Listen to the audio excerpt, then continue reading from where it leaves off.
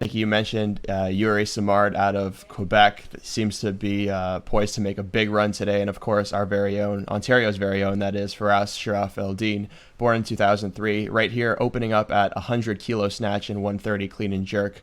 That's what he's indicated, at least so far. And we're looking especially in the 67 weight class. Real close numbers here on the start list so far. I think it's going to come down to maybe that last lift to really determine a winner here in terms of the Canadian champion. What stands out to you, and who do you got in the 67 right now early on?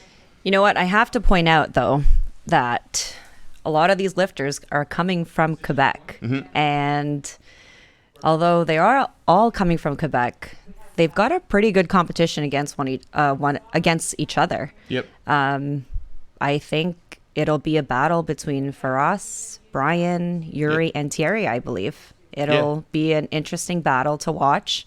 That's probably the sport of weightlifting. Yeah.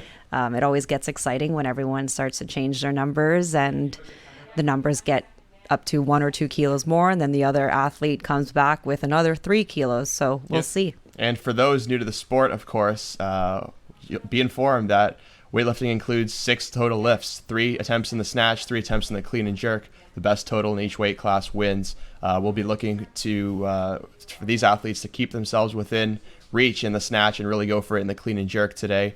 We're looking at Sharaf Eldin with a big clean and jerk opening up at 130. See if he can really break the deadlock there and take home the Canadian championship this year.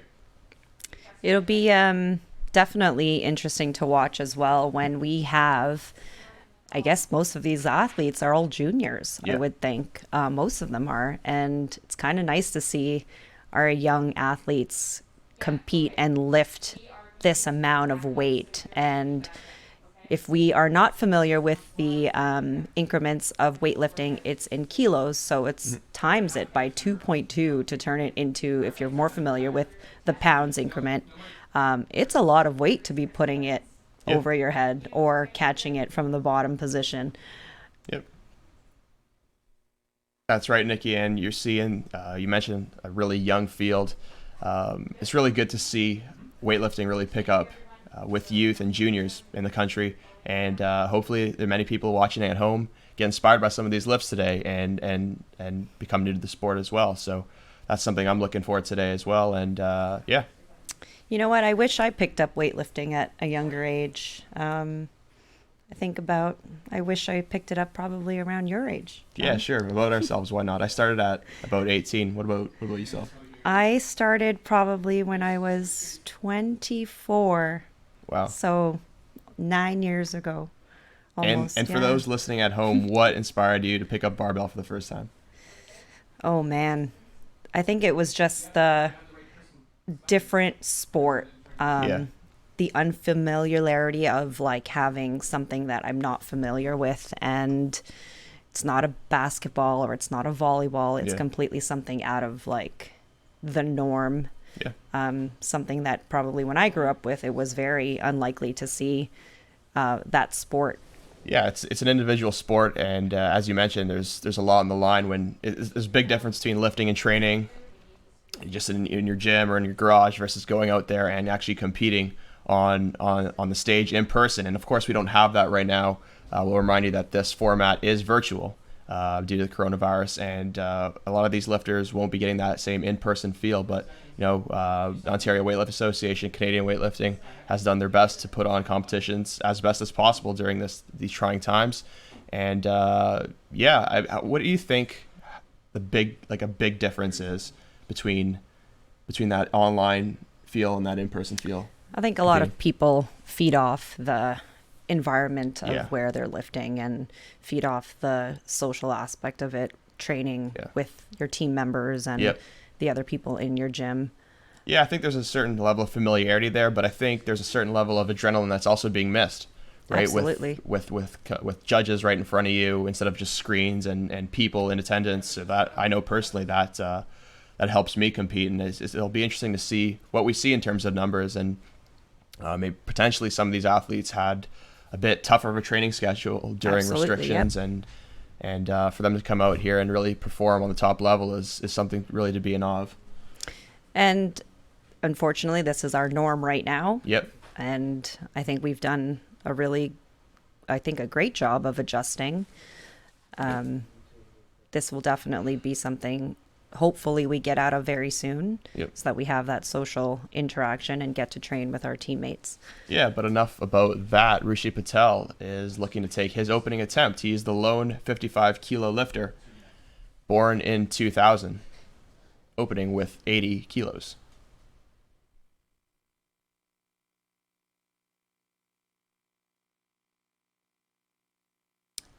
And the lift is good for Rishi Patel out of Quebec. What did you see there, Nikki? I think it's a solid opener. He looks pretty confident to me, actually. Yeah. Sometimes, usually, the first lift tends to be the one that gets us a little either overly excited or nervous.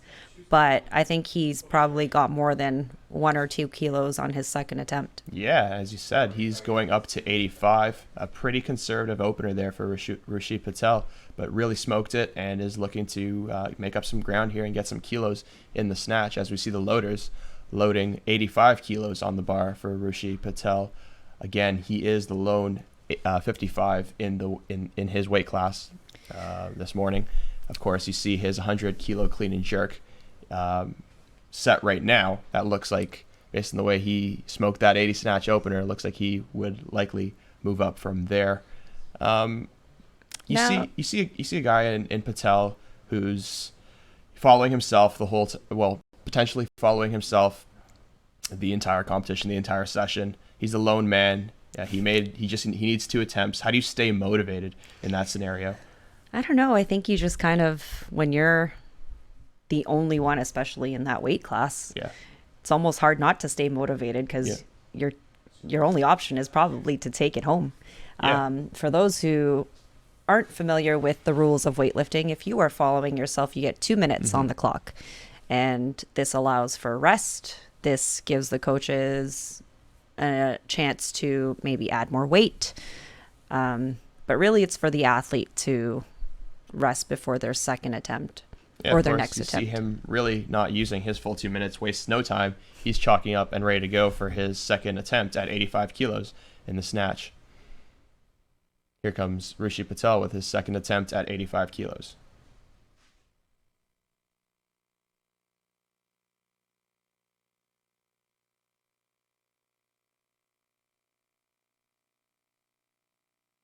That's another solid lift from Patel. Yep, the lift is good for Rishi Patel. As we see on screen above, 85 kilos is good. The next increment would be 86. We expect him to go a little bit higher than that. Pretty good, impressive opening attempt and second attempt following there. What did you see there? I don't know. Was it just me, or did you see that the second attempt looked a lot more solid than the first attempt? Yeah, he looks. I think, especially in the snatch, you're really getting that first lift out of the way, and the snatch is the most technical lift out of the two, right? So to get the most technical lift out of the way as your first lift can be a little bit of a hurdle, right? And once you get over that, I think it's just, the way I see it is just time to have some fun now, right? You hit your openers, now you can have some fun and get some kilos on the board. Absolutely. And once you're on the board, sometimes that's all you need, and that's all you look forward to, just getting that, like you said earlier, that motivation or that extra confidence to potentially, for Rashid, he has potential to have 3 for 3 snatch. Yep. Yeah, a 3 for 3 would be a great start to his career as a senior national competitor out of Quebec. Many lifters out of Quebec in this session in particular, we've seen Quebec be one of the juggernauts in Canada for weightlifting. Why do you think that is? I'm not sure. There's so many different factors that could lead to that, and it really depends as to what where they see themselves in the future, I think. And some people might just be doing this as a extracurricular activity. Might not just be where some of the athletes in our later sessions see it as their future, like those are competing that are in the Olympics. Okay. And we see again Rishi not wasting much time to take his third attempt, really comporting himself with a lot of confidence going into his third and final attempt in the snatch at 90 kilos, a 5 kilo increase.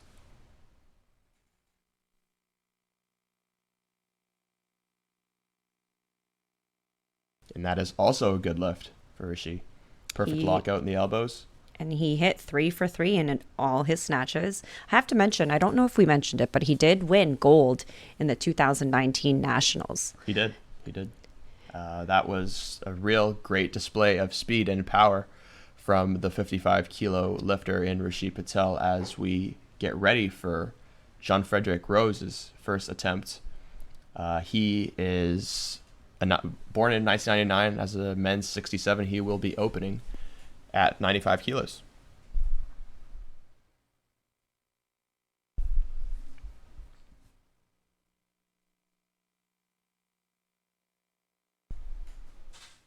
And that lift is good. Solid opener. Great opener there. Another great display of power and speed and stability coming out of the hole there for Jean-Frederic Rose. What do you think he'll go up to? I think he'll go up more than 3 kilos for his second I think attempt. anything between 98 and 100 is well within his range based on what that opener looked like. We'll see what his coach indicates in the Zoom chat. And for those who aren't familiar with the weight changes and all the changes being made during the coronavirus, the pandemic, and this online format, the coach is to indicate his or her weight change in a Zoom chat, right? So a little bit of an added hurdle there, but I think for many of these guys, they've been into this competition format for one or two at least competitions before this one, so kind of in the rhythm of that already. Definitely can't mimic the real in-person feeling, but many are probably used to this by now. Just like you called, he went up 100 kilos. This will bring out a new athlete, Brian Ibanez. This will be his first attempt at 100 kilos.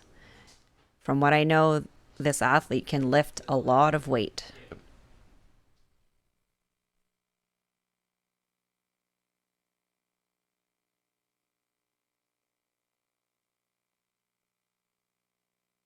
Impressive opening attempt there That's a great lift. for Ibanez, a 67 lifter at 100 kilos. And, we should have mentioned this earlier, but Ibanez stands out to me as a standout athlete. He is born in 2006, by far the youngest in the field, and more than competitive here, right? In the 67 kilo weight class out of Quebec. Born in 2006, definitely a lot of potential. 100 kilo snatch as a youth, 67, is really no easy feat. He has indicated he will go up to 105 as we bring up Jean-Frederic Rose for his second attempt at 100 kilos.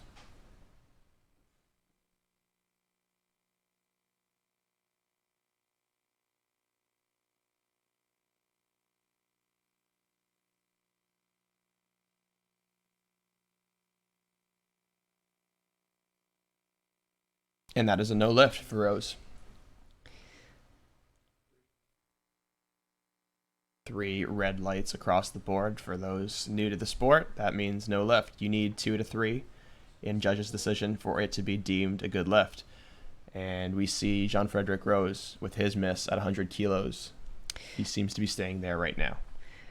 It could just have been maybe a slight of a big jump in terms of his second attempt, but I have no doubt that he could hit this on his third attempt. Yeah, I think it's definitely there for Rose. Just got to get that head through and explode on the way and really push up into the bar there with his shoulders. That should be. I think this is definitely well within his range for Rose. And we see Faraz Sharaf Eldin as the next lifter ready to go at 102, unless Rose, of course, moves up. As we see around a minute 20 on the clock for Jean-Frederic Rose following himself. He looks right now to be staying at 100 kilos. Opening, of course, at 112 in the clean and jerk as of right now. Now, would you take your full 2 minutes to rest if you were Jean-Frederic? Tough one. I think it really depends on the athlete. I don't think there's a right answer to that. He seems antsy and ready to go. I think he knows he's capable of hitting this weight. He definitely isn't pleased with himself, and he's ready to go here for his third attempt at 100 kilos.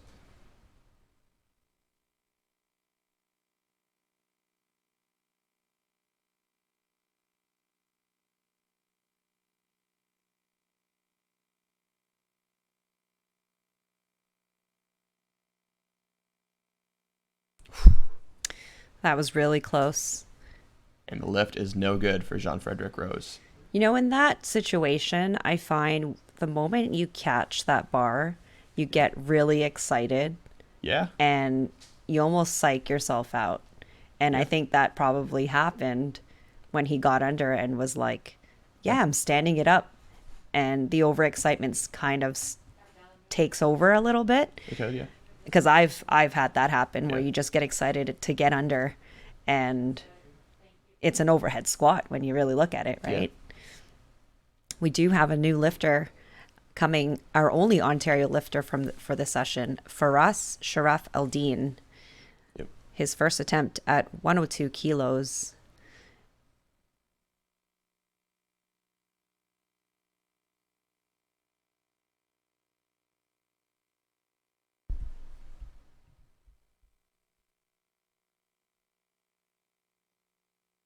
That is a solid opener for Firas. That's an impressive lift for Firas Sharaf Eldin there, born in 2003. We've seen him come up the ranks.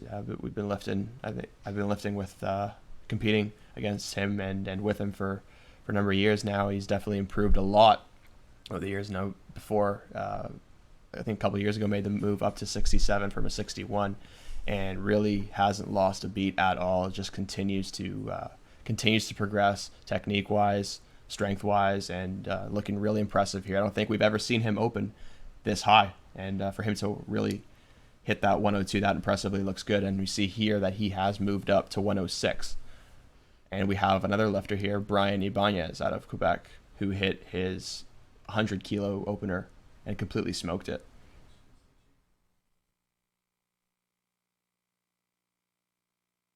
The bar is set and Ibanez looks ready to go.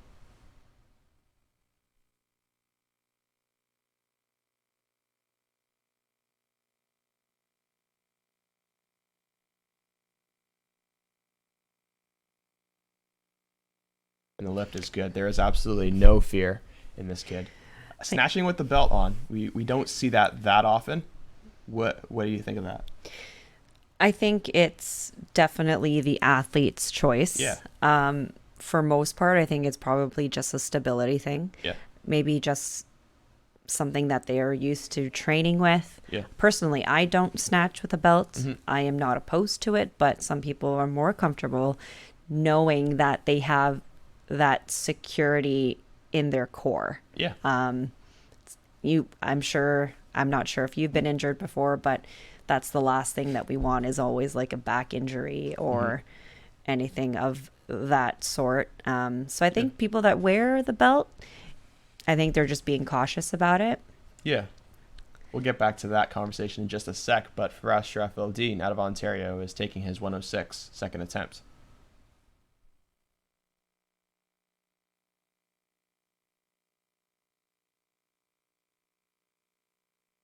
Waiting for the judge's decision here. And the lift is good by majority decision. Yep. Yeah, really impressive lift there as well for Firas Sharaf Eldin. I think that's by far the most I don't know about by far, but I think, to my knowledge, that's the most he has hit in competition. We look to see what he attempts next. It's the automatic increase of 107, but we expect him to go up from there. And back to our conversation. We've seen some real world-class weightlifters snatch with the belts on. We've seen Mohamed Ihab out of Egypt really put up some crazy numbers, I believe, in the 160s. Yeah, snatching that's 160s right. as an 81-kilo lifter. A lot of U.S. athletes, like female athletes, like Kate Nye, Maddie Rogers, they all snatch with a belt. So I'm not opposed to it. Yeah. This brings out a new athlete, Yuri Samard from Quebec, opening attempt at 107. Mm-hmm. He's quite the athlete from what I remember, and it's nice to see these guys, again, the young generation of weightlifting, lift the amount of weight that they do. Yeah. Samard absolutely smokes that opening attempt at 107, and as he's indicated here, he's won a gold medal at every Canadian championship he's ever participated in. So definitely a lot of confidence on this young kid born in 2001. A bright future ahead for sure for many of these athletes, but Yuri especially here. I think that first attempt looked more like a warm-up to me. I'm not sure. Yeah. He almost powered that snatch. I mean, I think he really could have. He really could have, yeah. He looked quite confident leading up to the platform. Yeah, and he's, as we mentioned, he's definitely been a winner on this stage before, so he is not at all new to this level of competition. As we bring up Brian Ibanez for his third and final attempt in the snatch at 108 kilos. This would definitely be impressive.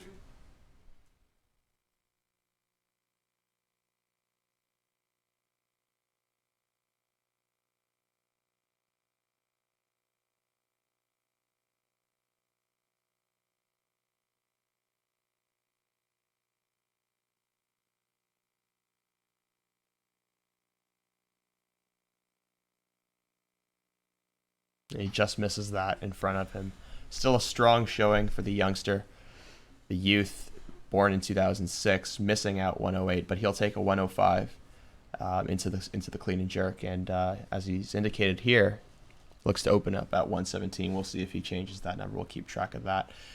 And Firas Sharaf El-Din looking to make his 108 kilo snatch, as we see 55 seconds on the clock here for Sharaf El-Din.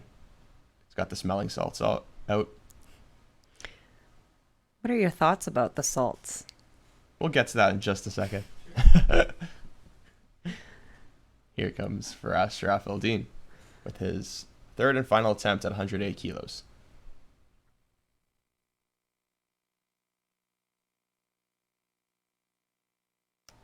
And he pulls that to the hip and bails on it at 108 kilos. What do you, before we get to the smelling salts, what do you think? Do you think having the shoulders kind of buckle at the 106 does something to your confidence in the snatch? Going up to 108 there? I mean, we all, for those who are familiar with the sport, the snatch is one of those lifts that you don't exceed. I think maybe even 5 kilos is like a lot for for another attempt. So the 2 kilos, I think it might have been, I don't know. I think he's done that weight before. I think he's more than capable of it. I think we'll get to Thierry's first attempt here at 109. Wow. Just misses that behind the ears in the snatch on his opener. Great display of speed from Thierry. Just couldn't hold that overhead position. And back to Sharaf El-Din. I think we've all been there. Snatch is definitely a lift that is, at least for me, very mental, right? Definitely rely a lot on rhythm, feel, timing, patience, that kind of thing, right? Can't really grip and rip it as much as you can in the clean and jerk. It's a lot of control, I find, with the snatch. And I think for those that are watching our session this morning, if you notice, a lot of the athletes that walk up to the barbell, it's pretty routine. It's almost the same. They approach the barbell pretty spot on every attempt. So one little thing that changes could change how you lift the bar. That could have been an issue. Maybe not. It might have just been exhaustion. Who knows? I mean, no, not everyone lifts at 10 o'clock in the morning and puts 250 pounds over their head, like 67 kilo body. Let's not forget that these guys are young. These guys probably wanted to sleep in and, maybe for another hour, but lifting weights at this time it's a big deal. It's quite the deal indeed, as we bring up Thierry for his second attempt at 109 after missing his opener.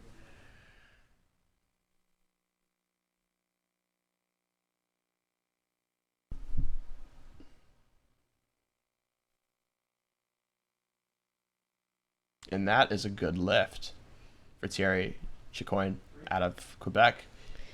Now, can we go back to his first attempt? Sure. For those who are not familiar with the sport, if he had saved that lift and the barbell drops behind his head, that would be also considered a no lift. Mm-hmm. The bar must be dropped in front of them, controlled. So if he stood it up and he was able to complete the lift but drops it behind him, it would have been a no lift. And here comes Maxime out of Quebec, born 1998, for his first attempt. That's an impressive demonstration of strength there out of Maxime Coet, I believe his name is, out of Quebec. Yeah. You know, And- I love seeing the confidence in everyone's first lift. It just shows that they're so experienced and they walk up to the barbell like, you know what, I'm owning this barbell today. And he walked up to that barbell like it was 20 pounds. Yep. And it looked like a joke. It was so easy. Again, another warm-up lift on his first attempt. And here we see Yuri Simard, who has been sitting for a little while following his impressive 107 attempt. He has taken a 4-kilo jump up to 111. What do you, in your experience, what has waiting around in the snatch felt like for you for a couple minutes, waiting for a couple lifters to finish up? At this point, I don't think it's mainly the athlete. I think the coach is well experienced and to keep them either to do a pull in the back or maybe another lighter lift. Yep. Few jump squats here and there, but we'll see on his second attempt. Yeah, Yuri Simard's not fazed by that. He's been here, done that. 111, really impressive snatch there. We'll see if he takes an even more aggressive jump. I think he's got a lot left in the tank there. Really impressive technique, really keeps that bar close, explodes upwards vertically on the way up. That's textbook for our new viewers at home. That's everything you want in a snatch. Like, again, he could have powered that snatch. I think so too. And yeah, to me, it would have definitely been a solid lift either way. And potentially, coach elects to go to 111 to secure the first place. Well, for his first place standing so far. Could be first in the snatch, though. Yep. And of course, his clean and jerk right now set to open up at 137, which is well ahead of the rest of the pack. So my gut feeling is he's well within range to really destroy his competition here in the Canadian Nationals. And well, like I said earlier, sometimes they put a lower weight there just to play with our mind a little bit. These guys have been around for quite some time in this sport, and their coaches know, especially those coaches in Quebec. They're very familiar with this game. Yep. And we see Thierry, who is actually the oldest in the field, attempt his 113 kilo final attempt in the snatch.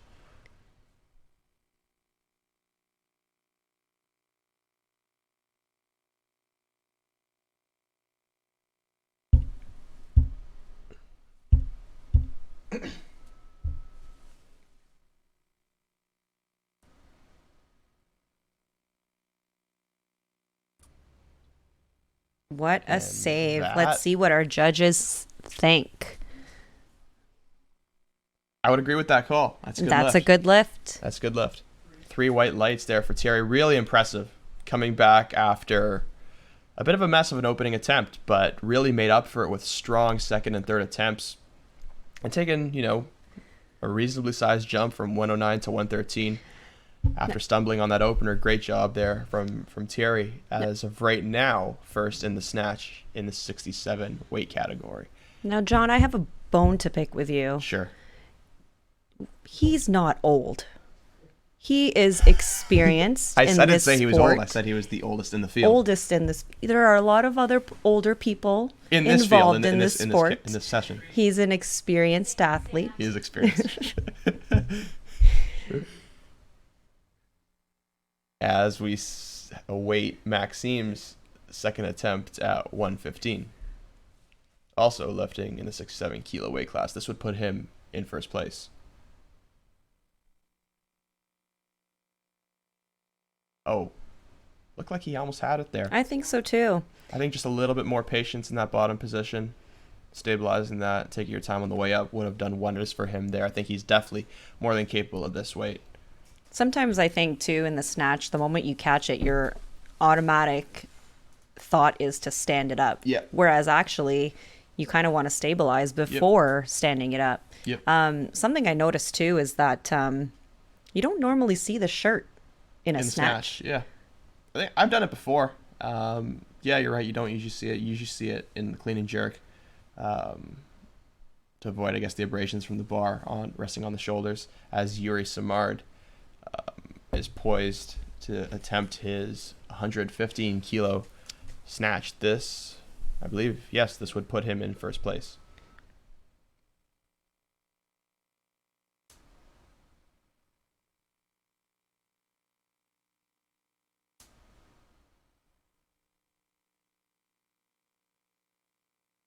And that is also a great lift for Yuri Samard. No doubts there from the judges. That is a good lift at 115 kilos. I think he could have had more in him. Me too. And he definitely puts the pressure on Maxime Coet to make this 115 kilo snatch. If Coet makes this, be advised that Yuri Samard would still be the first place lifter in the snatch as he completed the lift first. So a little bit of change in weightlifting. I believe a few years ago they made the change from the lightest weightlifter would be deemed upon weigh-in, lightest weightlifter would get the edge there. Now it is the first lifter to attempt and successfully make the lift who receives first place in the snatch. So not going up to 116 here. I'm a little surprised Maxime didn't elect to do that, but his 115 kilo snatch is also no good. So that wraps up our snatch session. Yuri Samard, I think, between you and I really the favorite there in that 67 kilo category, and definitely seems to be miles ahead of the competition into the clean and jerk. So I think he's really sitting comfortable right now. Yeah, I noticed too that you were wondering as to why that Maxime didn't go up 1 kilo. I think if I were him, I think I'd be happy with coming to third in the snatch, considering if I didn't hit that weight in my second attempt. So yep. He might not get the first place that he wanted or attempted, but yep. Personally, that would just be my opinion.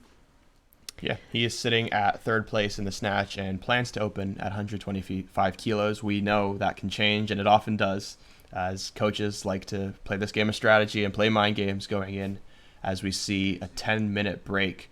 I think you mentioned smelling salts as we saw for Ashraf Eldin. Yeah, what's the deal with that? Please enlighten me about this smelling salts. Like, what does it smell like?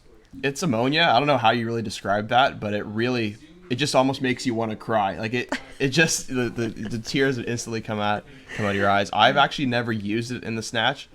I like to use it on the clean and jerks and the squats, in training and stuff, but never used it in the snatch. But I do want to give a quick shout out if you're out there. I know you're watching. Keenan Beaumont, the strongest smelling salts in OWA, some wild stuff in his ammonia bottle. Make sure you get some.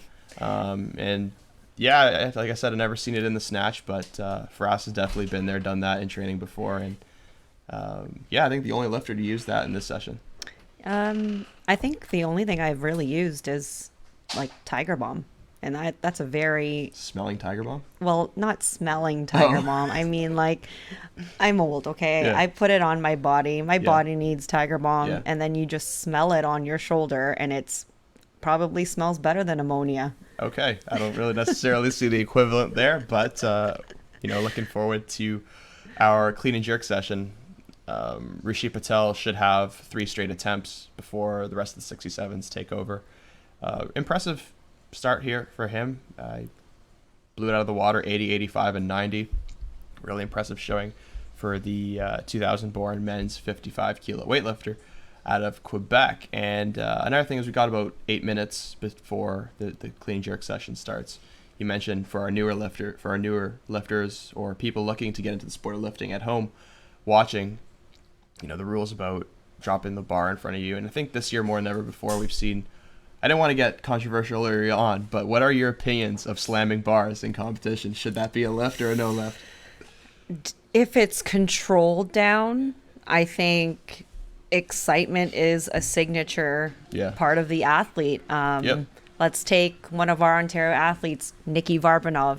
Yep. He probably jumps higher than the height of his dad, and that's a great photo moment, and it's iconic. Mm-hmm. Now, when someone else does something else, it's totally, it's like I said, it's a signature thing. Yep. Now, the whole thing of maybe missing a lift and then slamming it might be different because there's a negative connotation towards it. Now, I think in celebration, totally acceptable. Yeah. But let's not be dramatic. You know, there's a difference between being excited and being overly trying to attract the attention elsewhere. But have you done a celebration lift? Yeah, in training for sure. A little hesitant to slam bars in competition. Look, I see absolutely no problem with it. I think if you make a lift, you're excited. It's a big lift for you, like especially if we're online. Absolutely. Right now, it's the lifter's own bar. I see absolutely no reason as a judge to give a red light for slamming a bar.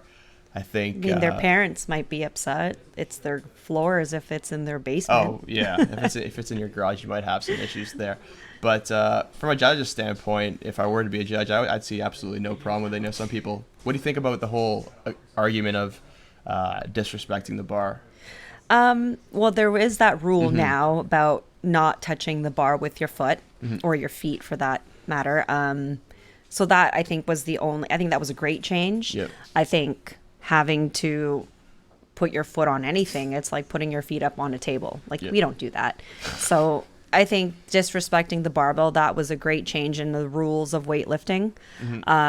In terms of other things, there's not really anything I would change or recommend for those because I am an official, so I have I know of the rules fairly well. I would say, I'm not tooting my own horn, but I've done a few years of volunteer work, and it's very common to see people touch the barbell with their feet. And with that being said, we have just over 5 minutes before our clean and jerk session resumes. So we will take a break and be right back to bring you through the clean and jerks for the men's 55 and men's 67 here at the Senior Canadian Weightlifting Championships.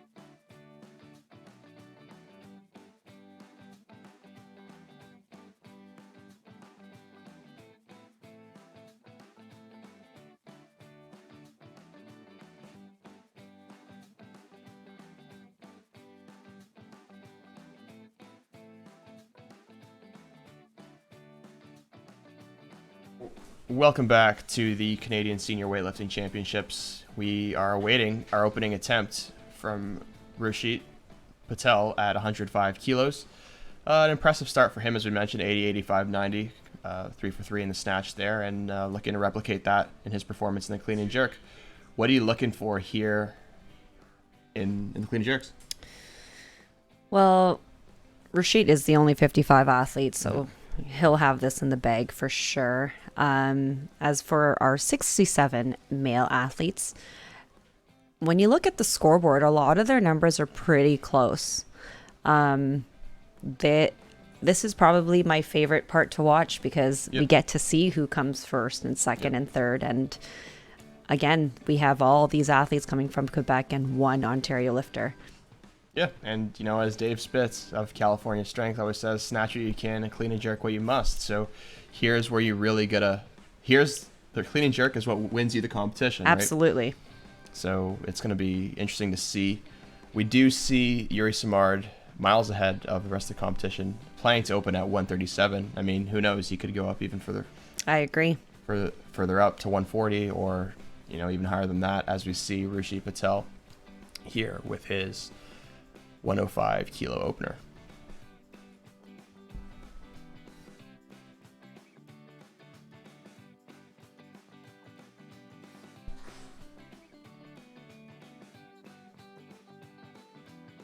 And the lift is good. Feet together for Rushit Patel. Now, notice the starting position of Rushit. You don't normally see the narrow stance as you approach the barbell, especially in a clean and jerk. I don't think he did it in his snatch. So it's interesting to see a lot of these athletes and their technique in both lifts. But like you said, when he was bringing his feet together, and the rules of this sport of weightlifting, your feet must meet together before the lift is complete, or the judges will turn your lift down, unfortunately. Yeah, and you see, this is the beauty of weightlifting. A lot of people have different anatomies, and you mentioned the feet together versus the feet apart, and the difference between this clean and jerk and snatch. You don't see that all the time, but different athletes have different comfort levels, and I guess whatever works for them. And Rushit Patel has been great and confident in his first 4 lifts so far. He looks to carry that forward to his 110, as he's indicated on his clean and jerk. Following himself, only man in the competition. He's got first place in the bag right now. Probably want to open him up at something that he knows he can hit there at 105. That's why they did that, and now you can have a little bit of fun. Absolutely, and I think he's at that point where he's probably going to have a little bit of fun because he declared 110 kilos. He still has 3 changes to make if his coach decides to change his weight, which looks like he probably won't. But 5 kilos is usually what we would normally see in your, moving up in a weight, especially in your second attempt. Maybe his third attempt might be something more significant. As Rushit Patel approaches the bar with less than a minute left on the clock.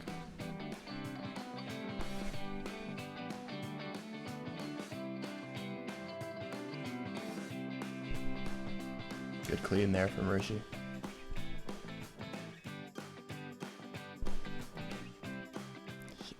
And that should also be deemed a good lift by the judges. He has a solid lockout in his jerk. I've noticed. And for those new lifters or people not as familiar with the sport, you can walk around with that thing as long as you want. As long as your elbows are locked out, your feet eventually come together. That is a good lift for Rushit Patel. And he will not follow himself here, as we see Jean-Frederic Rose, the men's 67, the first to go out of the 67s. He will open at 112 kilos. The bar is loaded and ready for Jean-Frederic Rose. So we will see more of these athletes now. Usually we see them with the belt. Yep. As we said during the snatches, we saw maybe 1 or 2 athletes with the belt. But in the clean and jerk, it's more than common to see athletes lift with the belt on. Yep. And really impressive, strong clean there from Jean-Frederic Rose. The jerk is also good. And to no surprise there. It's a solid opener. Judges deem that lift a good lift. 3 whites for Jean-Frederic Rose out of Quebec. great lift there. Expect to see Rushi Patel take his 113 kilo lift here.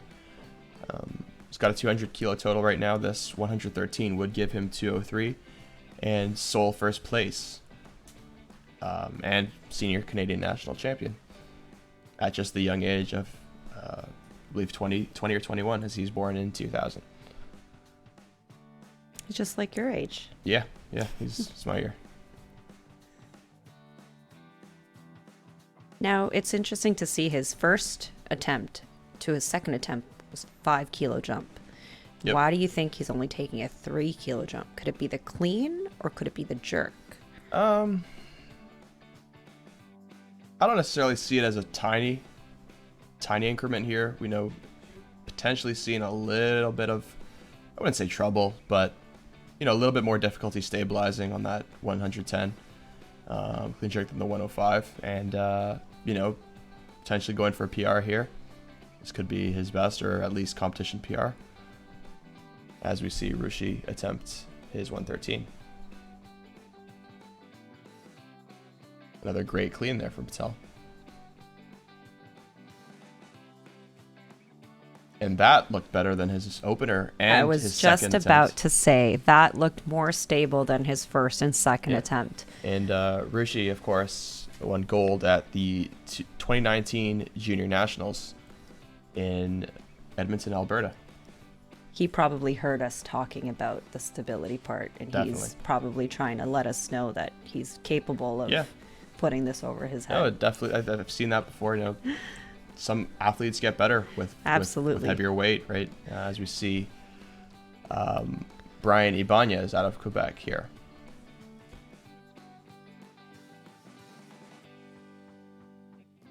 Opening up at 115 kilos.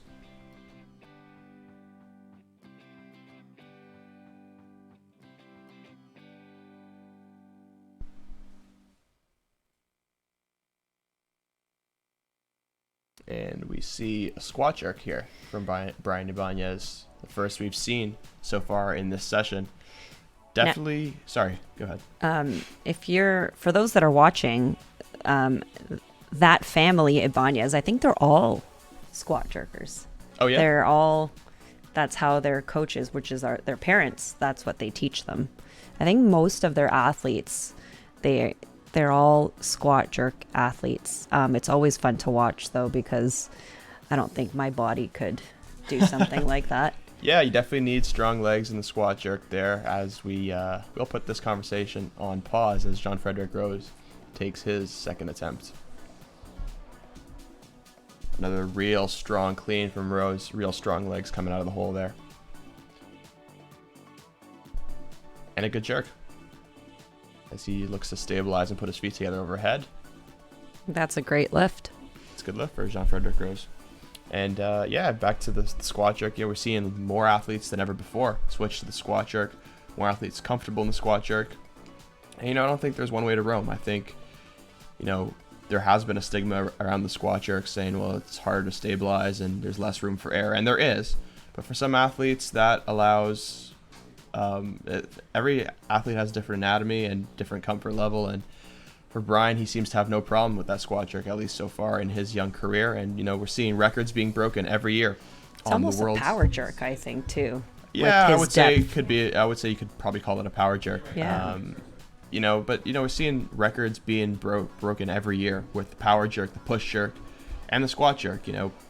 On weightlifting's biggest stage. So I don't see how you can really hold anything against the squat jerk. Right now, it's you're seeing some of the best weightlifts in the world, like Tian Tao, setting records and clean and jerking 230 kilos. Absolutely. I was just going to mention that. The Chinese lifters are very well known for that. Yeah. And it looks like our athlete, Brian Ibanez, withdrew from the rest of his clean and jerk attempts. Potential injury watch there for Brian Ibanez. We didn't see a very big discrepancy between his snatch and his clean and jerk, just 10 kilos. I'm sure had he been okay to go, or we're not going to really suspect what the reason is for his removal from the rest of this competition is, but potentially could have went up to 118, 120 at least from what we were looking at there. Sometimes those athletes come into this competition to just also put a total up. And I've known in the past, and I've seen it, I've witnessed it, that people just come in just to put a snatch number and a clean and jerk number, and that's good enough for them. Or just weigh in. Absolutely. Yep. And we see a minute 30 on the clock for Jean-Frederic Gros as he straps up his belt and gets ready to go. Yeah, we're not going to speculate as to what the reason is for his decision not to take his remaining clean and jerk attempts. Obviously, being in a virtual setting, we're not at competition site right now, so we don't know as much as we would had we been there. It's just speculation right now. But here comes Jean-Frederic Gros, the men's 67 kilo lifter born in 1999 out of Quebec.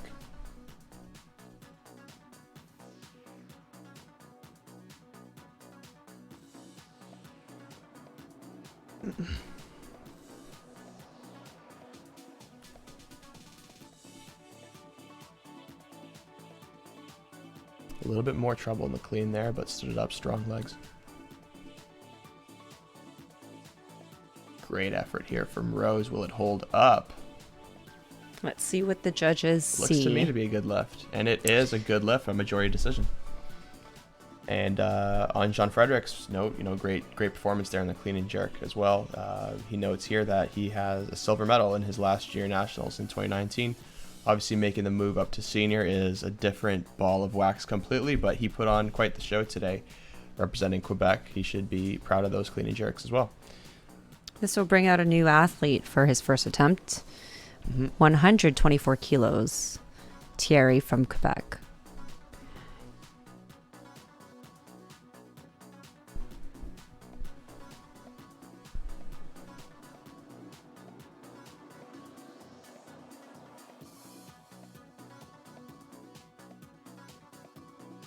Great clean there.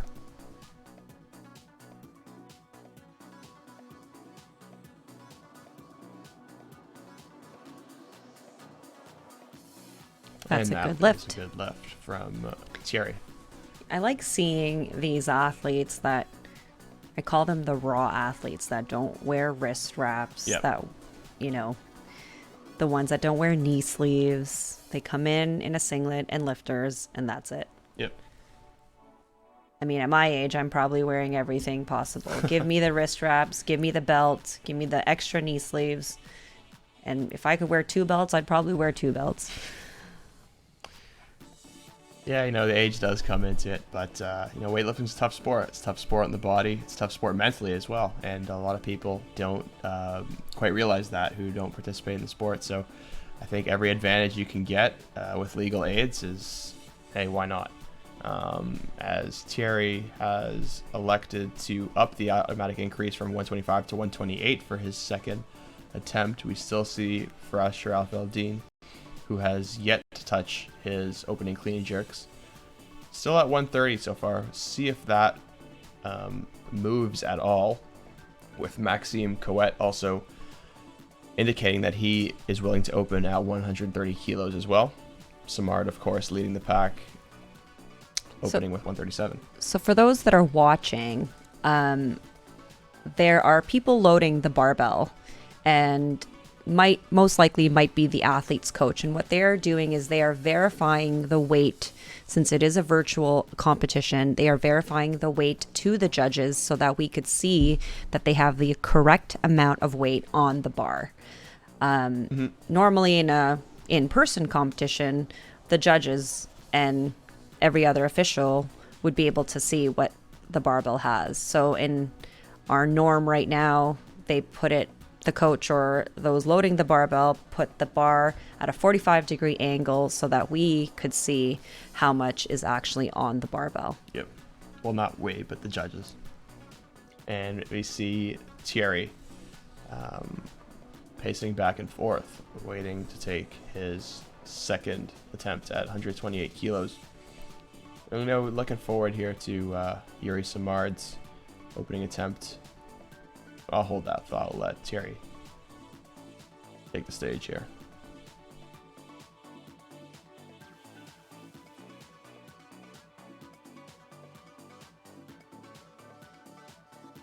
It's a solid clean.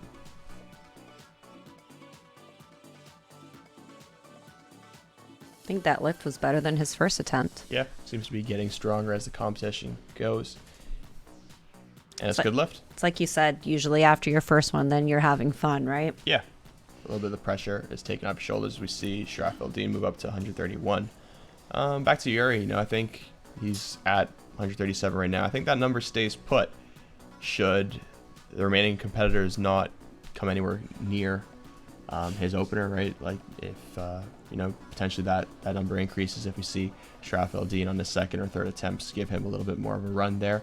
Might see some changes later on, but Yuri wants to secure his national championship, and he's never lost, and he's not willing to do that today either. So Maxime Couette here will be opening at 130 kilos, as he indicated.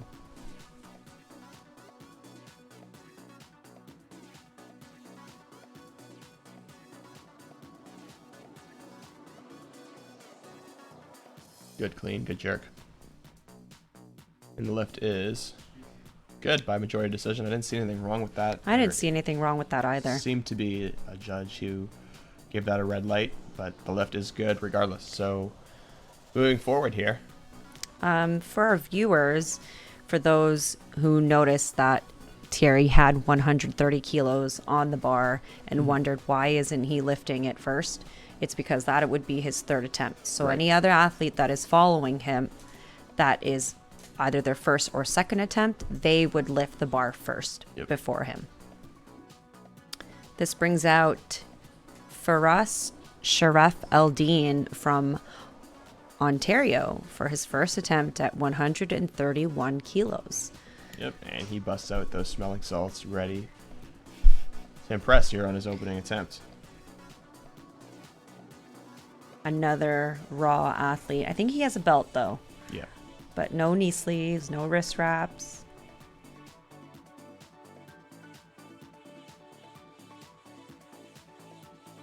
Great clean there. And that looks to be a good, impressive opener. This is really, we've seen over the years Firas really dominate in this lift. He looks good again today. He does look to be wearing a belt there. And on that note, I think a lot of, myself included, a lot of people don't, some folks, especially in the snatch and even in the clean, don't like to wear the knee sleeves or the knee wraps.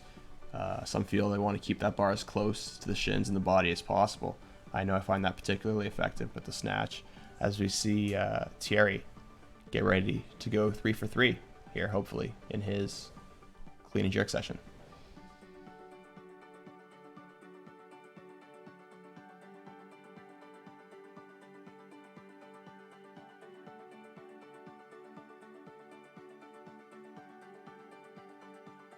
A little bit of a pause in the hole there for Thierry, but strong legs gets it up. And the lift is no good. I think that clean just took a little too much out of him. That might be a scenario where, a little bit better of a clean gets you that jerk. Just standing it up at that point, I think, trying to get under the bar and standing it up and not sitting at the bottom definitely takes a bit more of energy hanging out there. And, like you said, strong legs gets that lift. Mm-hmm.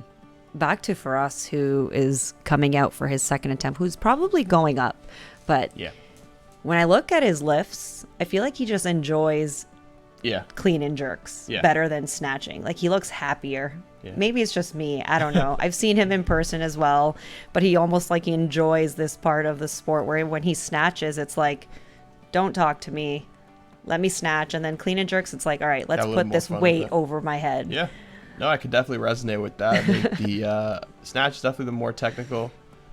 Definitely the more technical lift here. The clean and jerks can have, especially a guy like Firas, who really dominates in this lift, can really have some more fun here. And he's got 10 seconds left on the clock, but it seems they're having some issues intending to make a change. 5 seconds left on the clock, down to 4, 3, and 2. So I think what happened there, from what I'm just gathering here, the coach looked like he was trying to make a change. Yep. And it looks like they're giving him a no lift. It would be a no lift, I said in the beginning part of our session.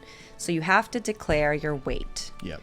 that is not included in the amount of changes that you are willing to make after that. Yep. Now you have to declare that weight, and then you have the last 30 seconds of your 2 minutes to make a final change, which from what it looks like, they didn't get that chance. So it looks like he had 136 on the bar, and that number now changed to 136. It's unfortunate, this is part of the learning curve in taking these competitions online, and it's definitely something that you wouldn't have seen in an in-person competition. It's unfortunate, but it's sometimes it's part you of it do see it though in person, where the athlete or the coach misses that window and you see them running to the platform. But we'll come back to that. Here's Maxime with his 135 kilo attempt. Good clean. And impressive jerk. Impressive lockout there. Great power on that clean and jerk as well. It's a solid second attempt. Yeah, definitely frustrating for Ashraf Eldin and his team that works tirelessly and works really hard, to get your athlete ready. And it's a shame that you have to throw away attempts like that because of technical difficulties, communication errors. For sure. But, that's the norm that we live in right now, right? Yeah. Like thankfully right now we haven't had any other technical issues like in terms of Wi-Fi and connections. So because that would also be a lift that would be turned down if mid-lift the judges don't see the complete lift. They would have to turn the lift down. Hopefully this motivates Firas and gets him angrier than ever to make this 136 kilo lift. And that's a really strong clean from Firas. I believe this is the most we've seen from him in competition. And misses the jerk there. There was absolutely no issues with that clean. Definitely frustrating for Firas. Could have potentially had 2 cracks at 136 if everything went according to plan, or maybe had a 134 and then a 136 and a 137 attempt. I think in that moment, it might have also changed his mentality a little bit, because I think we could see him in the camera and he's trying to figure out why he didn't get that second attempt. So it definitely probably all emotions involved in that lift as well. Sometimes people lift better when they get angry at the bar, but sometimes it does the complete opposite for us. And it's unfortunate, but right now it looks like he is sitting 3rd place. Definitely room for more there for Ashraf Eldin. He knows he's capable of more, and he'll be looking for more in his next competition. And Yuri Samard, no changes to his opening attempt at 137 as he approaches the bar.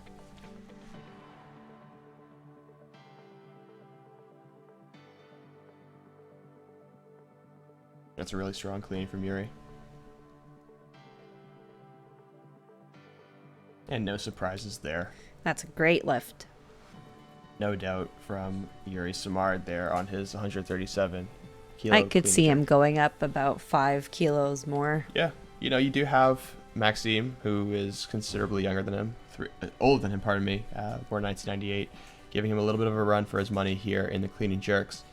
Maxime currently sitting at 245 kilo total.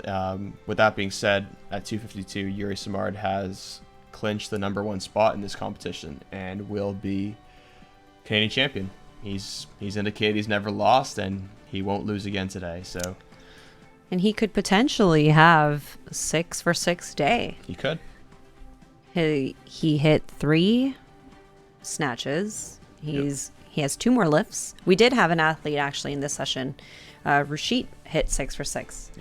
Which is absolutely amazing. I actually have never hit 6 for 6 in any competition. I hit 6 for 6 in my warm up, and it's absolutely fantastic. And on that note, Yuri is back from Junior Worlds in Uzbekistan. Here comes Maxime with 140 on the bar. Looking to push Yuri a little here. And that will be a no lift. So with that being said, Yuri Samard has clinched first in the snatch, first in the clean and jerk, and first in the total. Now it's time to have some fun. Do you think he'll stay at 141? I think he'll stay at 141. I think he wants to get that extra. Nope, they're going up. It looks like they might be potentially I going think up. they're ready. I think he could potentially go to hit this 141. Oh, you're right. Hit this 141 and then have a little bit more fun on that third attempt, and really go for something big. Knowing Yuri, though, he might play safe a little bit. Oh yeah? I think so. I don't think so. I think he's going to hit this I think he's going to take this 141 and then have a little bit more. I mean, fun, 4 be more kilos is aggressive. still. Yeah, it's still considerable. Yeah.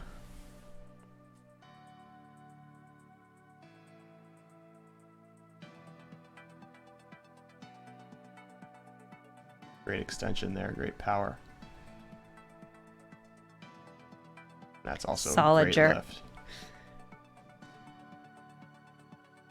That's a great lift. 5 for 5 so far for Yuri Simard. I don't know if those that are watching, but from what we can see, when Yuri walks up to the platform, his hands are covered in chalk. Yep. Why do you think athletes use an excessive amount of chalk on their hands? What are your thoughts about that? I don't know. I mean, from a practical standpoint, obviously the grip, but I mean, from a mental standpoint, just that level of comfort, having know that bar is not going anywhere and that hook grip's keeping that bar tight. Are you a chalk monster? Yeah, of course. And, I think a lot of us are. Yeah. He will be moving up to 145. I see him taking this attempt here. I think so too. And yeah, I think he's definitely capable of this here. Now, if he hits this lift, he will have a 6 for 6 day. Yep. And right now he's sitting at a 256 total. Mm-hmm. This would give him a 260 kilo total, if my math is correct. Yes, that would give him a 260 kilo total and have him take, well, he's already taken sole first place in this session. He looks to do it with more authority. As we await the last attempt of the men's 55 kilo and 67 kilo senior Canadian weightlifting championships. It's been a great session. I think there's been some great competition from, the majority of this field from Quebec, and some great lifts there from Farash Rafaldine as well. A little bit of frustrating bad luck there towards the end for him, but some great potential on display there from these two provinces.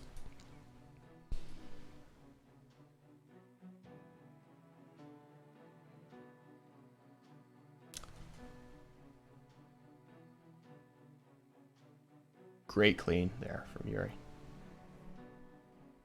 Doesn't look phased The at all. jerk I would actually is so easy for him, I think. say that 145 looked easier than his 141. I have to say, he didn't wave at the end. That's usually his, when we were talking about signature moves, he usually says, "Hey, Mom." There was no signature move. Potentially the virtual aspect of this competition changes that for Yuri Simard, but nonetheless, a great performance, going 6 for 6, 3 for 3 in the snatch, 3 for 3 in the clean and jerk, with a total of 260. And yeah, the overwhelming favorite to win this competition, and did so with authority. What do you look for, in competitions like this when you're seeing so many youngsters and youth and junior lifters competing? Well, from what we could see or what we saw, it's nice to see these young athletes with more lifts than missed lifts. Yep. There's definitely growth, I think, in their future in the sport of weightlifting. Maybe they tap out at some point. Maybe when they get to my age, they might not want to do it, right?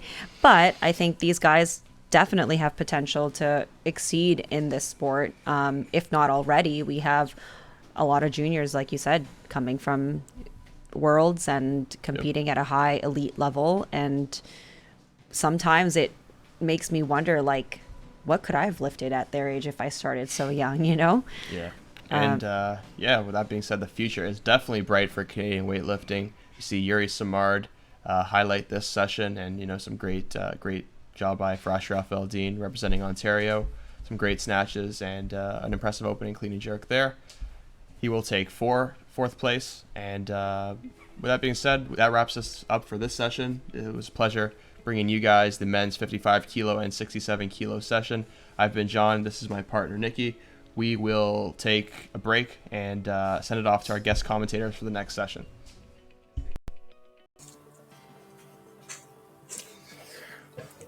How's it going, everyone? We're about 5 minutes away from getting started with our session today. I'm Greg Chin, and I'm with Jean-Patrick Millet today.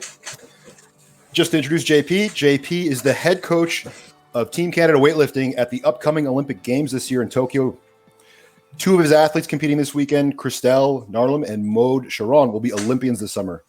JP has years of experience as an international coach at World Championships and the Pan Am Games. He's a full-time weightlifting coach at Le Club de Géant weightlifting club in Montreal with an academic background in kinesiology and neuroscience. We're excited to have JP on board to commentate our next session. Thank you, Greg. And Greg has been involved in Canadian weightlifting for over a decade. He is from Ontario, coaching competitive lifters through his club, Just Lift. He's been on many international teams. We've been roommates in many of those as well. We've got a nice session in front of us, the 49 kilos women, as well as the 55 kilos. We'll have a few good battles going on in the 49 as well as the 55. All right. Yeah, it's looking like it's going to be a competitive session. Looks like we're about to kick off shortly. Exactly. On the 49 kilo side, what's very interesting to me is that both girls have declared the same total. So we should expect a good battle. Whoever makes the most attempts should win. It's going to be a thing where the first to miss will have to make it up in the clean and jerk, I think. Yeah, I agree. But the 55 is looking pretty competitive too. Looks like there's a pretty tight spread between about four or five athletes. So we should see some pretty good fights here too, actually.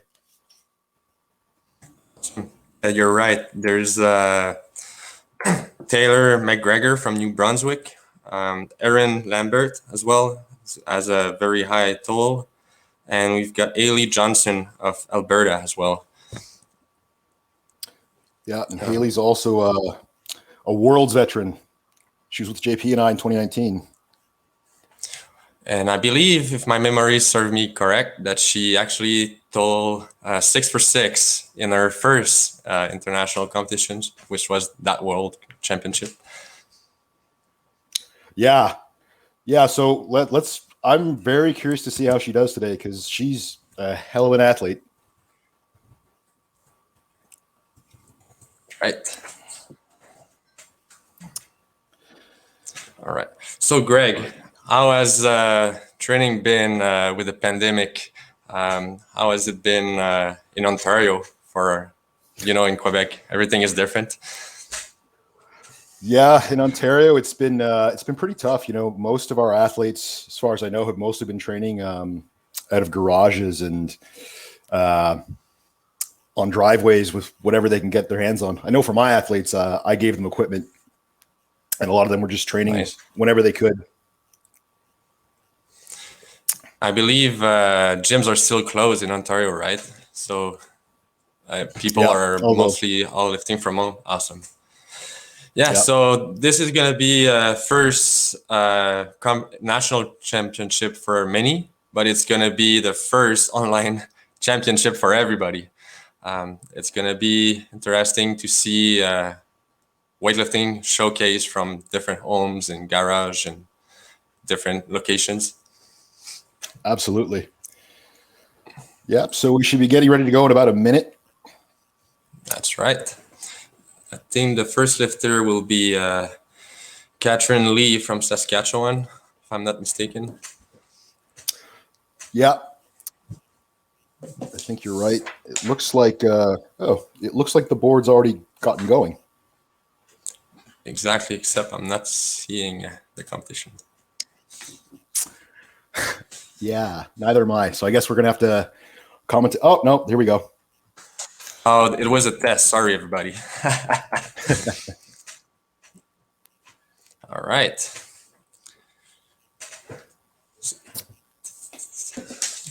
All All right. So first attempt should be going soon. Yeah. I think it's going to be somewhat of a quick session. Everybody's kind of in the same numbers. So it's going to be somewhat of a clutch fight, I think. It looks like every attempt is going to be above 60 kilos. So that's already very good. That means everybody is snatching above body weight. Yeah. It already looks, though, like we're going to have a jam. Seems we got a lot of attempts at like 66, 65, 67. So we should see a fight for kilos here. That's right.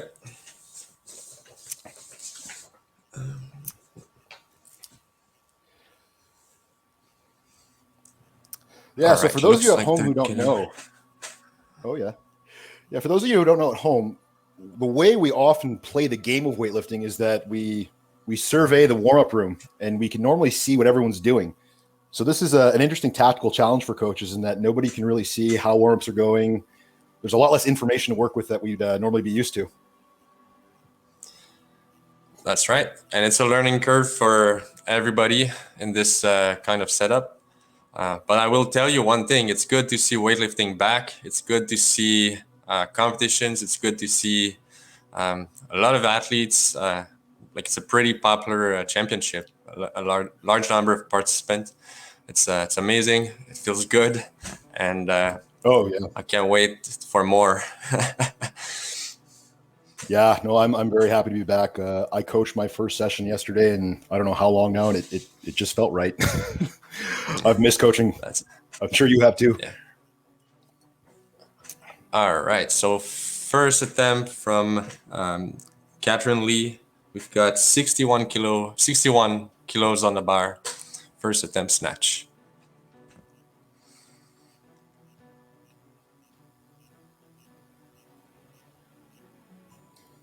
Oh, strong opener.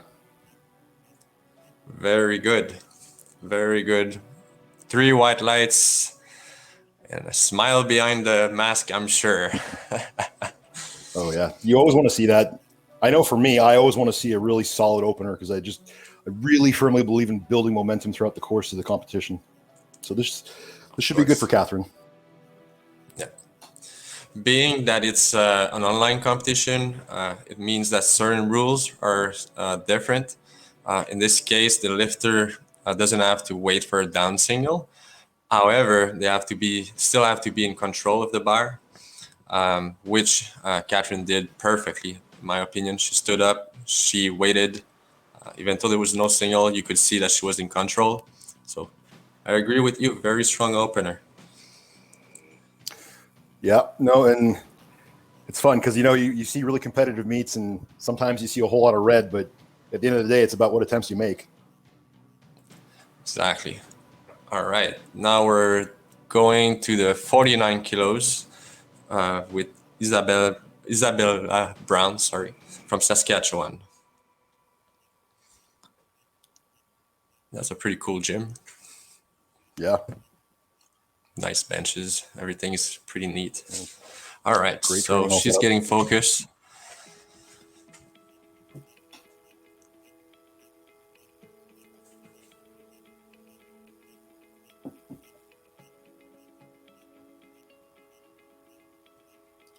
Oof. Oh, that was pretty high. Looped a little bit, maybe. I think she can make it in a second. It looks like maybe nerves. Now she knows how much it weighs. I believe she'll come back a little bit stronger the second. What do you think, Greg? I agree. I agree. I think she just rushed that attempt a little bit. I think if she just, sets up strong, takes her time on the next one, that should be a pretty solid make. Yeah, she almost powered it basically. So yeah, I mean, the strength is there. Yeah, absolutely. Yeah, no, if she can just keep her chest up on that next one, I think she's definitely got it. Awesome. All right. So there was a bit of a change here. So athletes are allowed to make jumps in weight. So Catherine Lee was at 63 kilos. It should have been her, but she bumped up to 64. So we're back to Isabella at 63 for a second attempt. All right.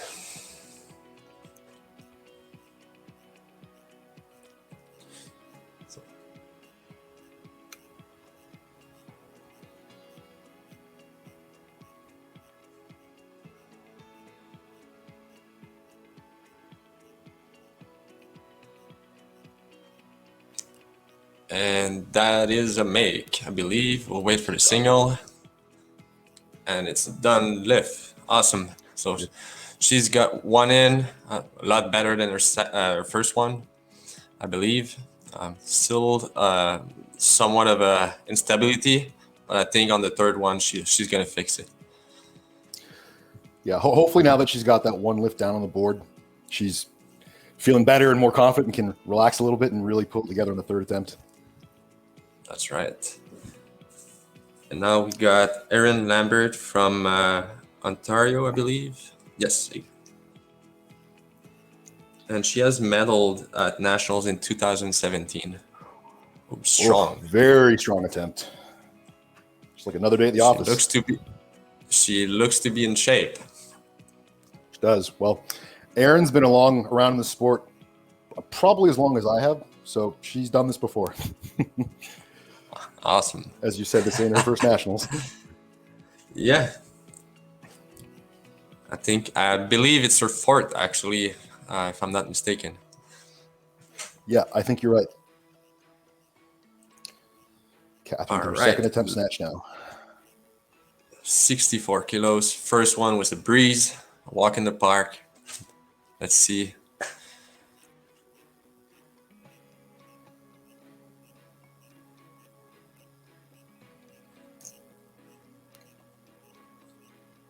Very good. Awesome. Very good lifting. Two on two so far. All right, now we're going to Quebec. Lila Molnar from Quebec, 65 kilos.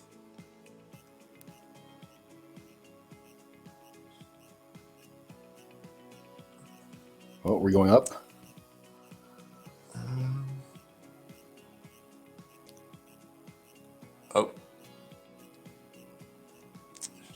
Yeah, it looks like we're going up. Oh, Layla's added 2 kilos to the bar, so this third goes back to Catherine now. Oh, Catherine with another change. Catherine made the change, so we're going to Marie-Pierre. Marie-Pierre is from Quebec. She is going to open with 66 kilos. And on the screen, we can see Pierre-Paul Bouffard as well. I believe they're in Montreal. Looks like, yeah, it's written on the floor. They're at Montreal. Yeah, and Marie is a 2-time junior champion. So let's see how she pulls it together as a senior now. Exactly. She's getting close to the marker for international competition as well. She's one to look out for. All right.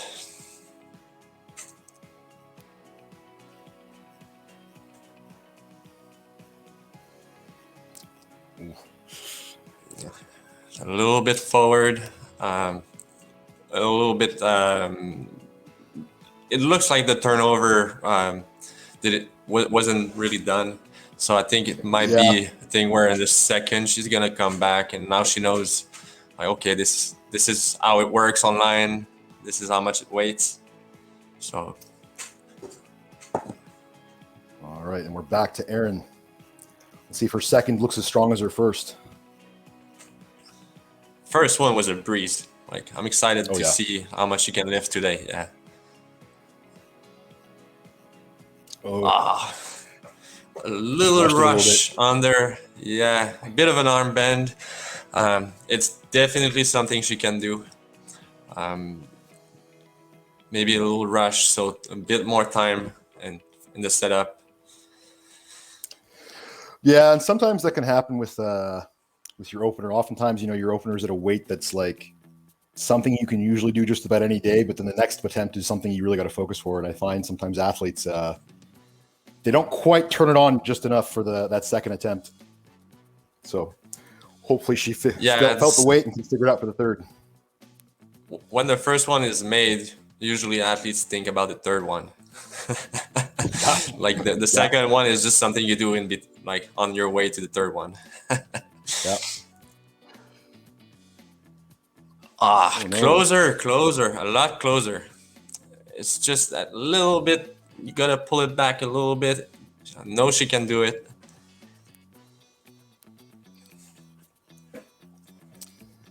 Yeah, this is a tough competition because nobody's really had consistent training going into it. That's true. And everybody is out of competition experience for about a year. That has to play a little bit today and tomorrow into the mindset and the absolutely. confidence. All right. All right, Isabella Brown with her third attempt. 66 kilos on the bar.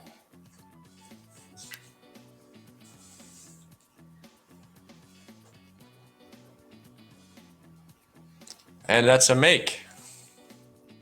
Go figure, her thirds are best.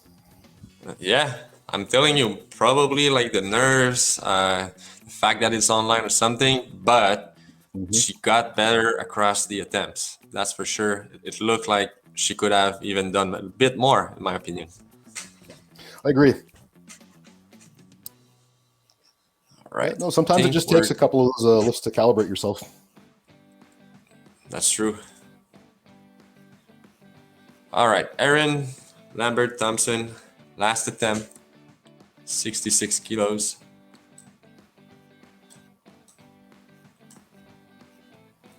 There we go. And it's a make. Awesome. Pretty good too. Very good, yeah. So yeah, for those of you who don't know, because I've actually coached Erin a couple times at nationals, and snatch is typically trouble for her, but her clean and jerk is very strong. So for her to be able to snatch what she did today puts her in a very good position. Awesome. And now we're going back to Marie-Pierre Gendron. She needs this lift to stay in the competition. Let's all cheer. Let's all wish and hope she makes this. She can. So let's see it. All right, here we go.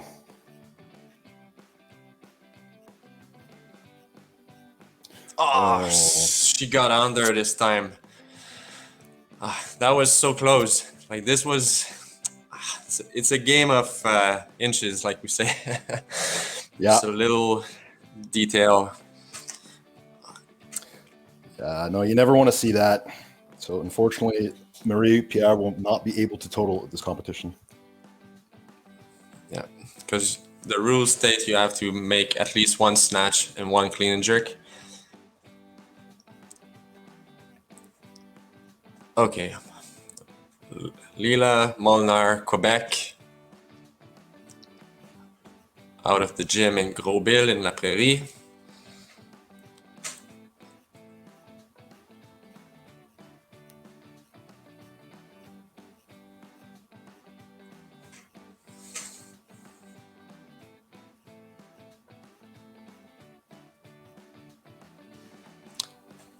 Bit of a side jump.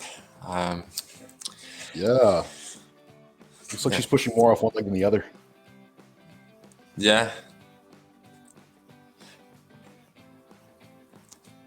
We are now going to New Brunswick with Taylor McGregor. 67 kilos on the bar. So the way I see it right now, we've got 4 67 kilo snatch to come. And there's also a 68 kilo. So as you can see, competition is very tight. And it's about handling the pressure. It's about making the lifts. Yeah, and actually, for those of you who have never, yeah, another change in attempts. Yeah, we're going to Jada Perkins of Alberta. I think that's in Evolve Gym in Alberta, if I'm not mistaken. I think you're right. Oh, strong lift. Very strong lift. All right. So she has one on the board. She is in. We are going back to Leila Molnar. Leila is a diving instructor, actually. She works with young divers in Quebec. And she's a weightlifter. Okay. Yeah. Slightly different sport, but. Yeah, but you gotta have that same kind of mindset of like having no fear. Like whether you jump True. or whether you throw weights off your head, you can't doubt. So on the mental side of things, it's similar. All right, let's see it.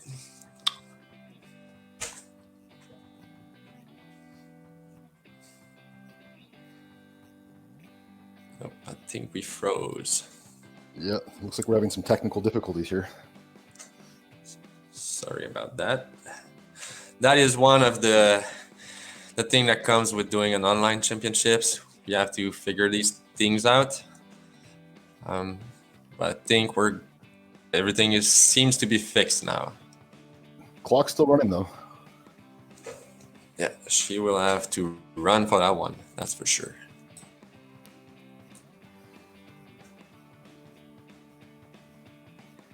Oh no. That's too bad. So being that it's an online competition, technical difficulties will happen, and unfortunately, if you cannot resolve it within that 1 minute, you will miss your attempt. It's one of the sad things of doing it online, but at the same time, it is good to see weightlifting back, and we have to figure things out so that it can be back. We have to find new rules, is what new ways of doing it. Catherine with her third right, attempt. 67.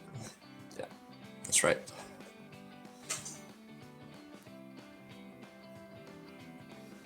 Oh. It looks like she almost had it. Yeah, she needed a little more height on that bar. Yeah. Yeah. Well, it's always the challenge with really heavy weights is 1 or 2 kilos can change your timing enough that you're just not quite in the right spot at the right time. It's one of the challenges of weightlifting. You have to learn every weight.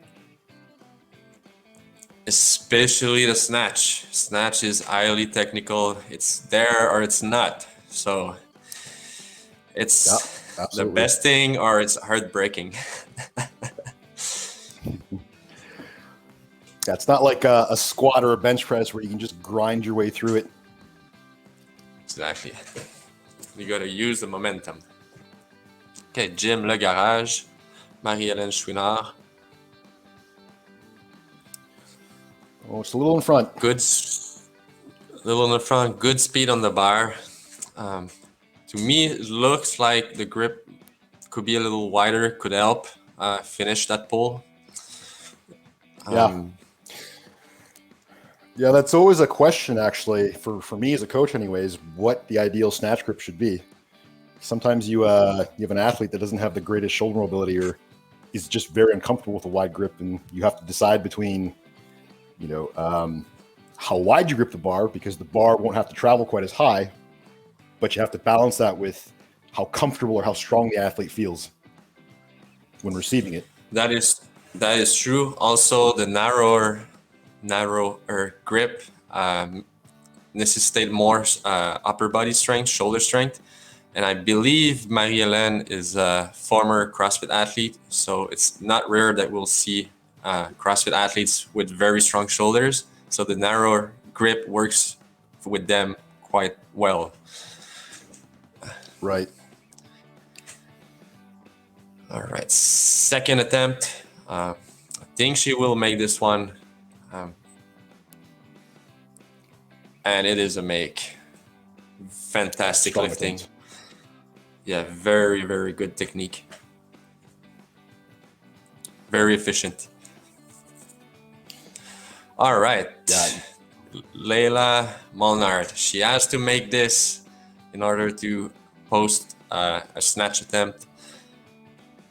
68 kilos.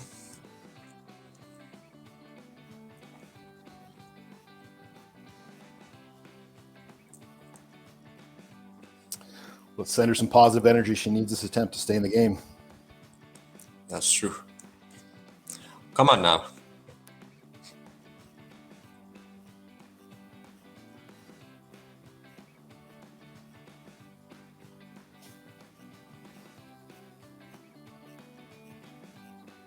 There we go. Awesome. She has it.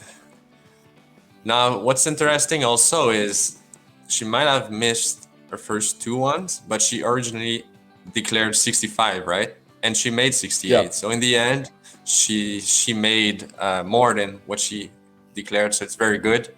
And I'm glad she has a snatch in. All right. Yeah, that's always a bit of a gamble when your athlete misses their first attempt. Do you stick with the plan and keep going up, or do you keep the weight and repeat it? Yeah, it's very context dependent. It is depends on the athlete and what you're playing for. Absolutely. Charlotte Sports all about risk reward. Charlotte Simonot of Quebec, first attempt, 70 kilos. Oh, very strong. That's very strong. Charlotte is a junior, which I'm pretty sure she might be the youngest lifter in the session. Oh yeah, she's definitely one of the up-and-comers to Yeah. watch out for. Yeah. So youngest, but very good technique. Good job, Charlotte.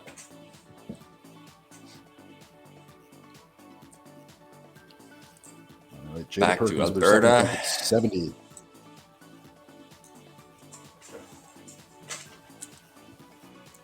First one was very solid. Let's see if she can maintain that same technical efficiency. Sure, she's had a long break between attempts.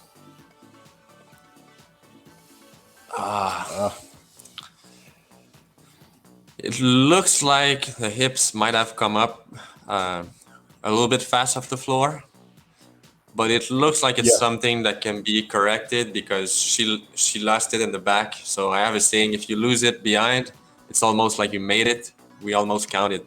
You got under. Yeah. So usually you just pull a little bit less back, and it ends up being in the middle. Yeah, and she might have just been a little cold on that attempt.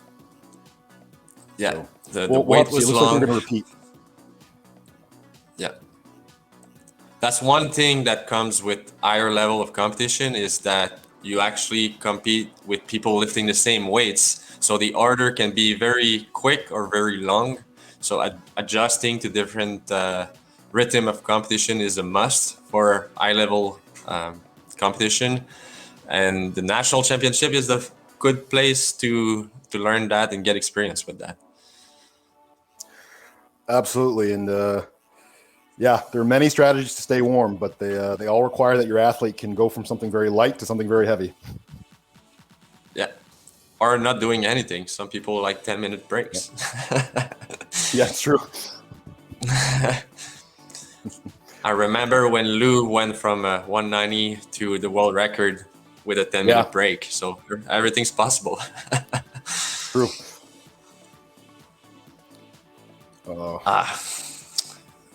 Second and behind, third one in the front. Either way, very close attempts. She will be credited with 67. Yeah, and we'll have to see how the rest of these attempts go. Yeah, we're 67 still might going be a good number. Going to New Brunswick with Taylor McGregor at 71 kilos. And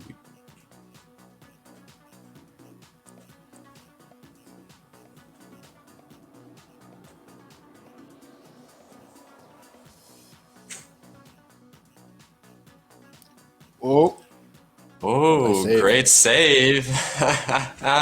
That's awesome. yeah, you always want to see an So- athlete fight like that. Yeah. Sometimes it's a technical flaw, but sometimes it's also the nerves of the first attempt. So we'll see on the second one. But it looks like she's pretty mobile. Didn't look like it was heavy, so I would assume it's the stress of the first attempt. Either way, so. the second one will have to be a bit more solid in the reception, the catch. All right, third attempt from Marie-Hélène Chouinard. 71 kilos. Oh. Another save. Awesome. Good lift. So as long as you stay within the platform, you're allowed to move with the bar. However, you need to gain control of the bar for it to be a good lift. So she did that. She ran, stabilized the weight, and then was ended a good lift. Yeah, and for those of you who noticed, she paused to put her feet together. Your feet must be parallel for you to finish the lift. You can't be like in a split. I've seen a number of athletes get caught that way, waiting for a down signal, wondering what they have to do. And it happened to us at a few competitions. It's always nerve-wracking. Always. When your athlete has like 102%, so they've got a PR over their head, and it's a thing where you need to bring your foot like half an inch forward. Yeah. Charlotte with her second Simoneau of Quebec. Yes, sir. 74. Another good lift. Another strong. Could have been a little more stable, maybe been a little more patient in coming back up with the weight, but otherwise, I think she's got more kilos in the tank. Yeah. The height for the snatch is very high, and in her snatch was very high. So it's a thing of balancing the pull and the going under. Third one, it's going to be a bit heavier, so she'll have to be maybe a bit faster under.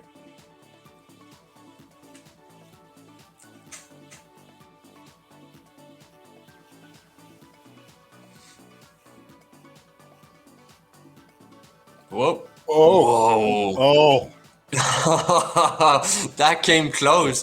That she came got close to that I'm dog amazed walk she though. stopped her knee from touching the platform. Yeah, for those of you who don't know, your knee cannot come into contact with the platform. So for her to do that I've actually never seen that before.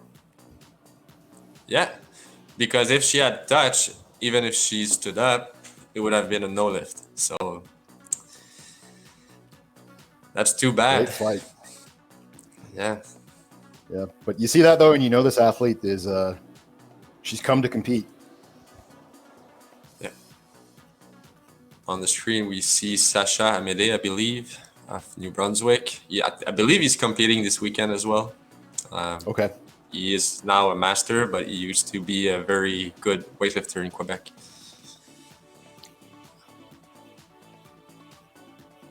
So now she has 2 minutes. When you follow yourself, it's always 2 minutes.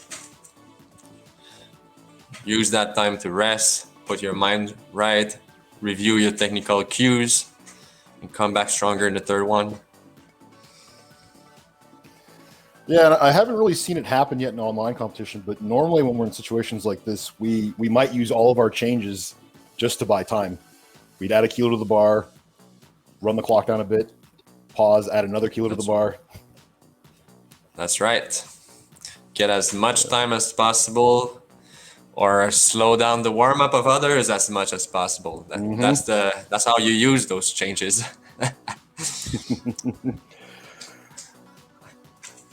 We have some good stories from competitions. Yeah, we do. Yeah. But nothing beats showing up to competition and two lifters just pulls out and you're first, like we had with Christelle in Rome.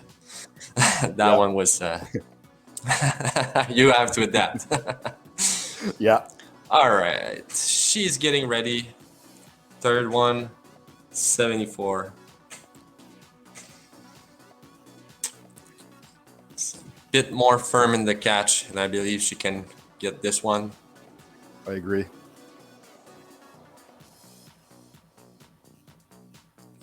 Too bad. Those were very close attempts. Yeah, but those are very close attempts. Very, yeah. Yeah, and when you see lifts like that, you never know. Like, she might have been able to do that yesterday, or she might be able to do it tomorrow, but sometimes it just, you don't quite have it on competition day. Yeah. Ailey Johnson of Alberta, 75 kilos.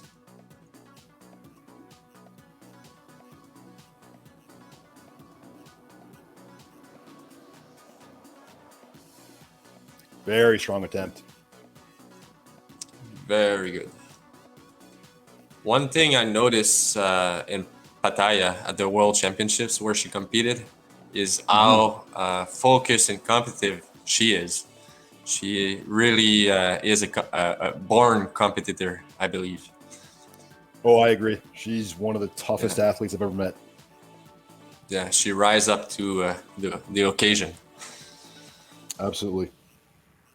All right, so 76 kilos for Charlotte. If she makes this, she's gonna be first, and the pressure will be on Ailey to take back the gold for snatch.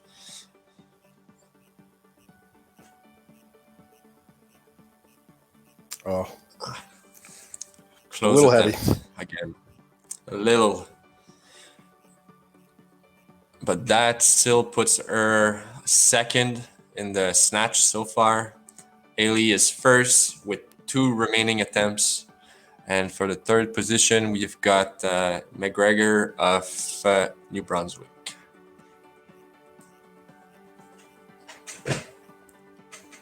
She wants to go already. Just what we were saying. Exactly. And again, easy lift. So focused. Exactly. You can see that experience coming in, Andy. What do you think she goes for in the third attempt? 80, 81? Yeah, maybe 80. I mean, if I were responsible for calls, I would call probably 79 or 80 just because, but I don't tend to push in the snatch as hard. They are going 81, so you're wrong. Oh. I probably would have gone 80, but I don't know Ailey enough. So her coach knows her best, of course. Exactly. And the first 2 attempts were fantastic. So she deserves, if let's say 80 is her best and 81 would be a PR, she deserves to try it. Absolutely. I'm not sure what her PR is. Let me see. To be fair, with an athlete like that, I probably would just ask what she wants. Oh, actually, her best snatch in competition is 78, which just match, and 83 in training. So 81 would be for a competition PR. So it looks like she's in shape. It's true. Yeah, it's been a while since we've seen her. So you never know. She might have been in her garage the whole time training real hard. She might have gotten even stronger when we last saw her. That's true.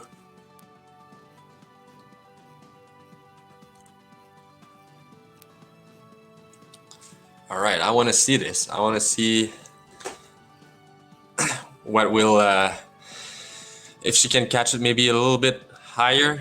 78 was a bit on the lower side, but other than that, I think she's got it in the bag.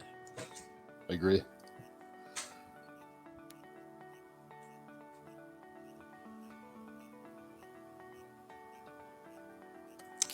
Too bad. One arm made it. Yeah.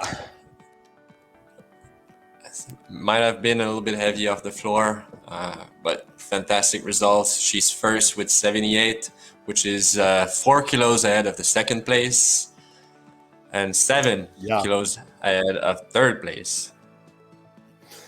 Yeah, she's entering the clean and jerk round now with a very strong support in snatch. Yes. So we are going to clean and jerk already. So there won't be any break. First attempt, Isabella Brown. Yeah. She makes this. She is national champion. Yeah. It's true. Yeah, let's see. I wonder how heavy this is relative to what she's used to. Maybe she goes for the easy win.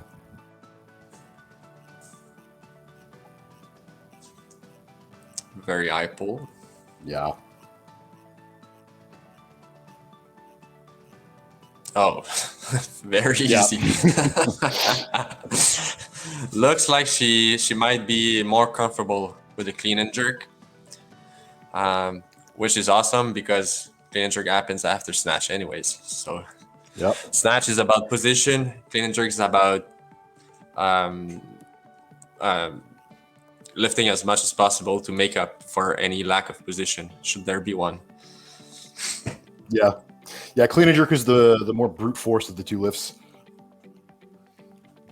Yeah. But as I like to say, the clean and jerk is what wins. Yeah. Clean and jerk wins, and also if you have the highest clean and jerk, you finish the competition. So all eyes are on you. The pressure is very high on the clean and jerk. Yeah. So if you're that kind of athlete where pressure makes you stronger, then clean and jerk's for you.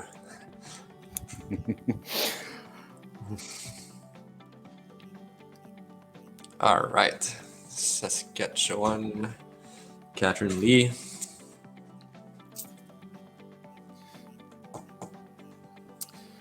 Yeah, and for those of you who haven't seen many weightlifting competitions, in the opening first few minutes of any session, or rather between the snatch and the clean and jerk, you're always going to see a lot of changes. A lot of athletes and coaches fighting for position.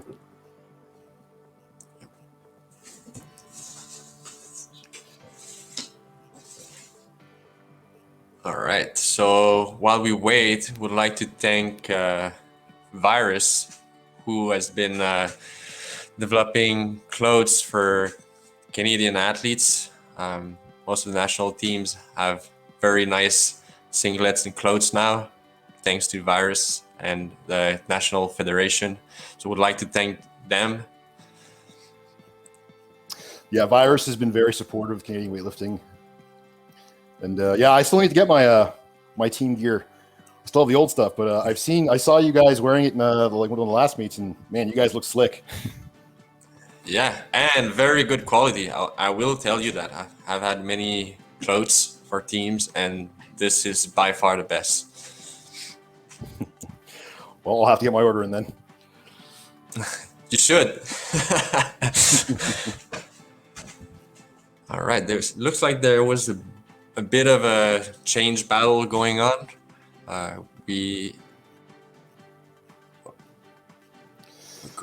not sure what's going on with the clock or the lifter order because I don't see Catherine lifting. Oh, there was a bit of a switches and then a bit of a technical thing because it was still showing first attempt. But let's reassure everybody, this is a second, and we've got 76 kilos.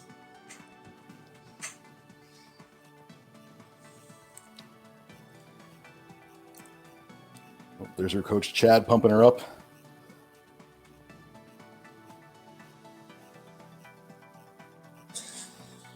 Right, she's sitting up, getting ready.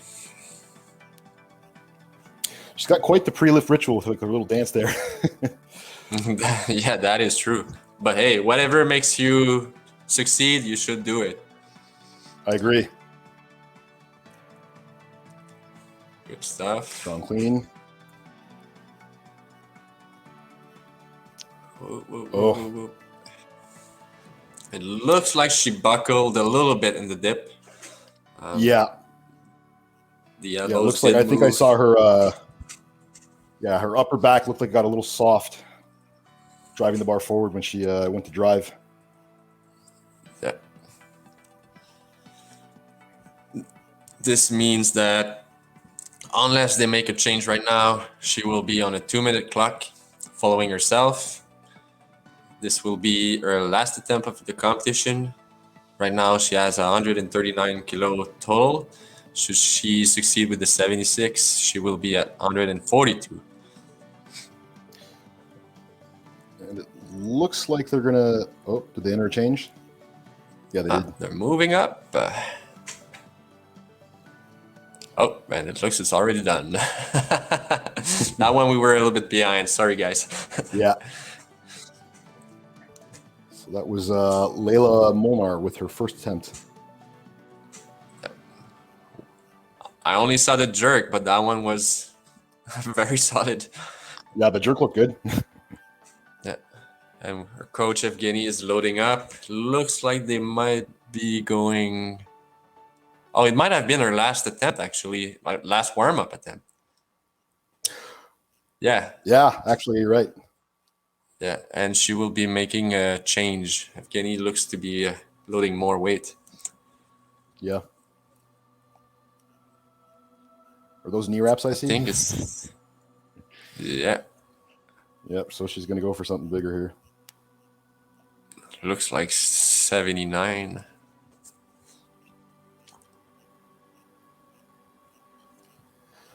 Yeah, so for those of you unfamiliar, when an athlete wraps their knees, they can get a little bit of extra elastic energy out of the band when they bounce out of the clean.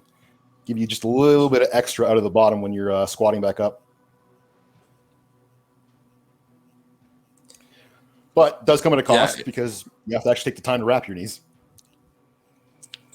Yes, that is the truth.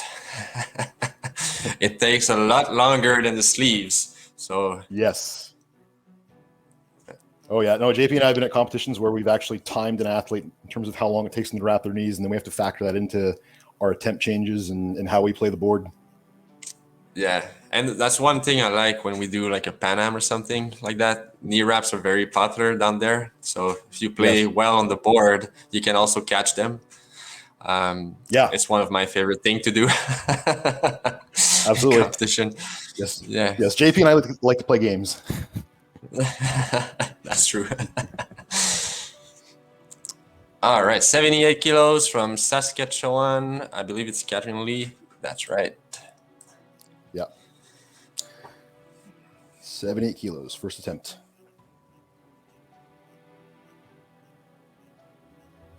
Good clean.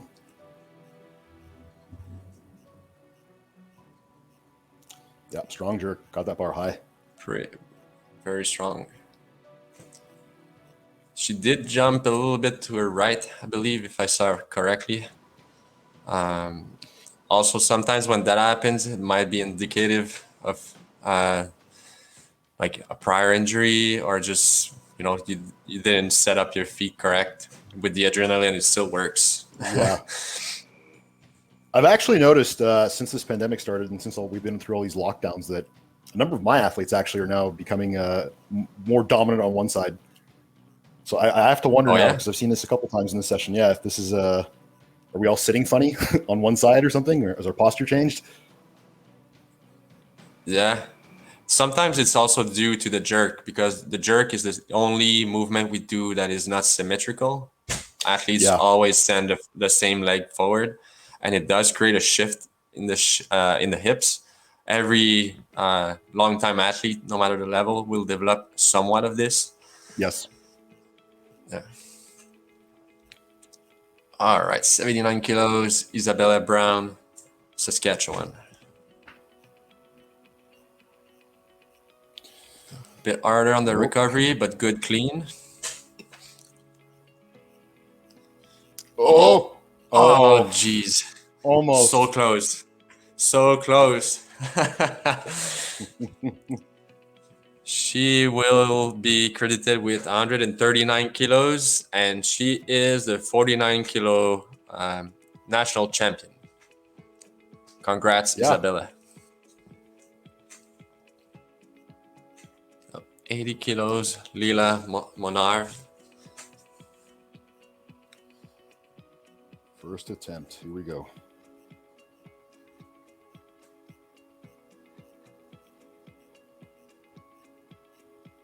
Okay, that was good. Strong Wow. jerk. Very strong jerk. You can see that this athlete is very, very natural in the split jerk. It looked effortless. So, yeah. Good I bet she usage jerks of... a good bit more than she cleans.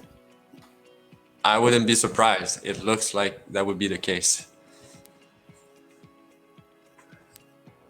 All right, so kind of like the snatch was very tight in terms of attempts. Clean and jerk is similar. Most of these athletes will be doing something between 81 and 90 kilos, so not a lot of margin for errors. It's a very tight competition. Okay, that was good. Good jerk.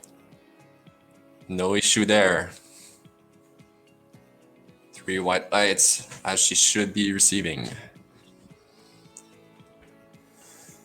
Yeah, this is a tough meet. Just because normally when you have everyone so close together, that's when it becomes a tactical battle amongst coaches.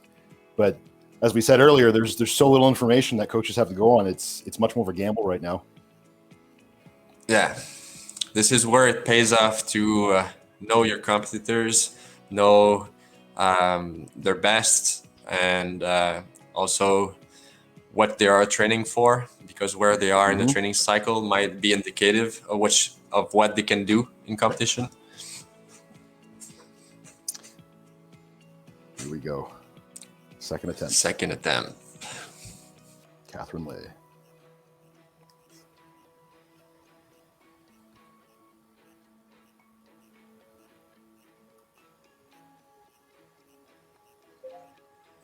Let's see. Oh, Yeah, that's what I thought. Looks like Two there might have reds. been a bit of a press out. So for those of you who don't know, in the jerk, you have to lock out essentially at the same time your feet hit the ground. There can't be any additional elbow bend after you remade contact. Yeah, it looks like the clean was very good. Strong pull. She stood up and she rushed the dip. The dip was very, very short and probably trying to get as much bend from the bar using the whip. Yeah. But you still need to use a bit more of your legs as well. Going down, like let's say a half an inch, would transform this in a make, I think. Yeah, you're right. If she split a little longer or she got the bar just a little higher, either would have worked. Yeah. Back to Monard of Quebec, I believe, 83 kilos. 45 seconds on the clock, and she's still got a knee to wrap. She's looking at a rush. This is what we're talking about. Yeah. And the thing with wraps too is, unlike sleeves, you just can't wear them 24/7, right? No, you'll lose you, feeling in your feet. you will lose feelings in your feet. Your knees are gonna feel like they're old, and you'll be missing blood in your legs. So you have to wrap and unwrap. It's a ritual that you have to time correct. 12 seconds to go. Oh.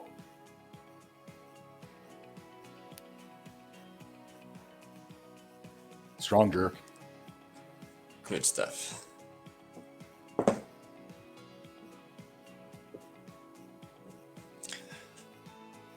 I'm impressed that she could just walk to the bar and no preparation, just go.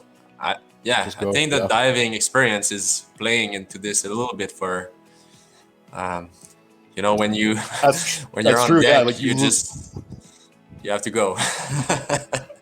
Yeah. Your sport is literally diving into the deep end. Yeah.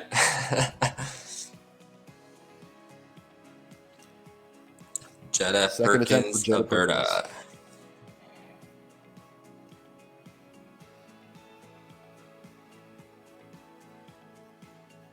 Quick clean. Oh, stuck the jerk, yeah. The jerk is a make. The clean and jerk is a make. I think it was a little bit. What's the word I'm looking for? She'll need to use a bit more force in the next one. Yeah. It was a bit. The word I'm looking for in French is a little bit the justesse. What the word is, narrowly made would be an English word. Sorry. Yeah, I think she has to just put a little more juice in the next one.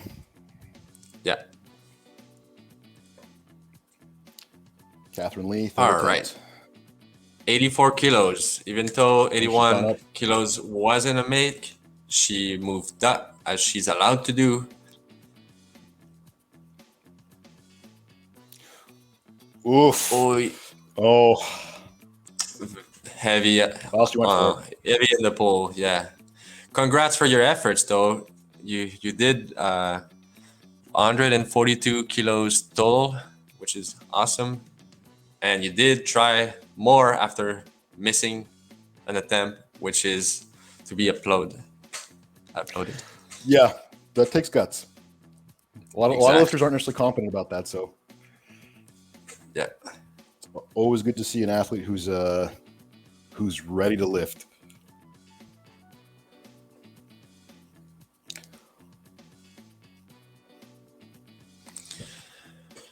All right, back to Lila Monard of Quebec, 85 kilos.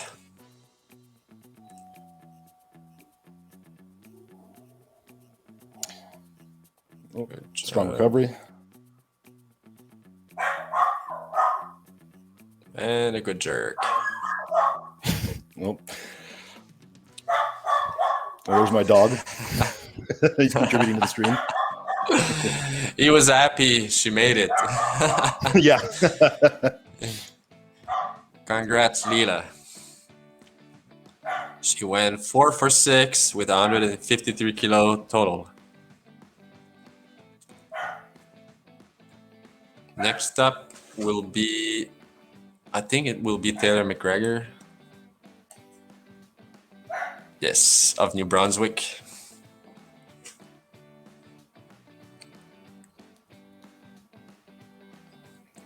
So 86 kilos. So the remaining attempts we've got is 86, 87, 88, 89, 88.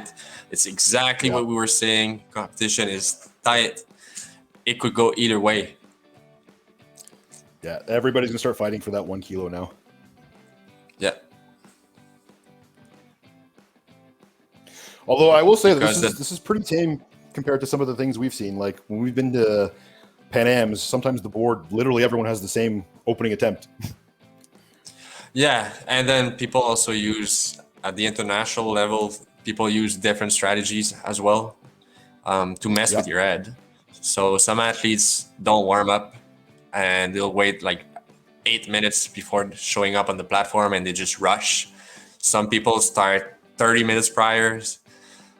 Some people load fake weights. There's a lot of things going on in higher level competition that you have to be aware of, but that's all on the coach side. The athletes, similar, you still have to make the lifts. Yeah, well, that's our game. Yeah. Marie-Hélène Chouinard, Quebec. Wow.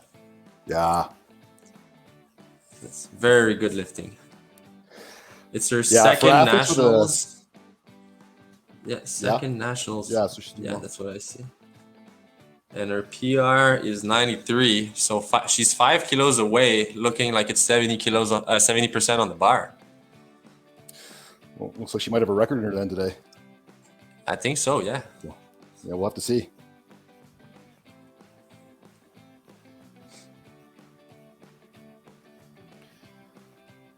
All right, Jada Perkins, third attempt, 88 kilos.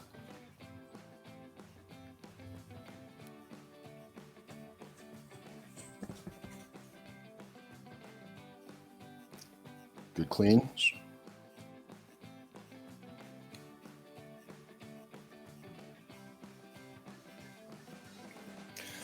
Too bad. Yeah, I couldn't quite see what happened there, but it looked like she might have lost her air or something, or I don't know. It looks like she drove the bar forward. That's true. Yeah, that is true.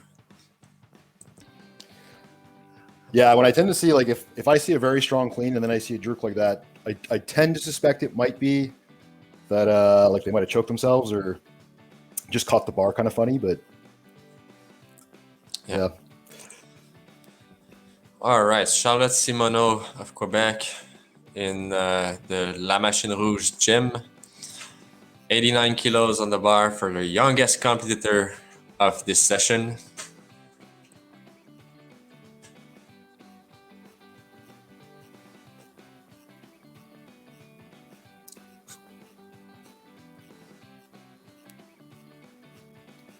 Wow. Good clean. Very And good clean. good jerk, 3 white lights. Great stuff. So everybody now is going to be doing above 90 kilos. Let's remind everybody that these athletes are 55 kilos body weight. So right now we're about 15 kilos away from double body weight clean and jerks. That's how strong these people are. Yeah, these are some amazingly heavy lifts for the size of these competitors.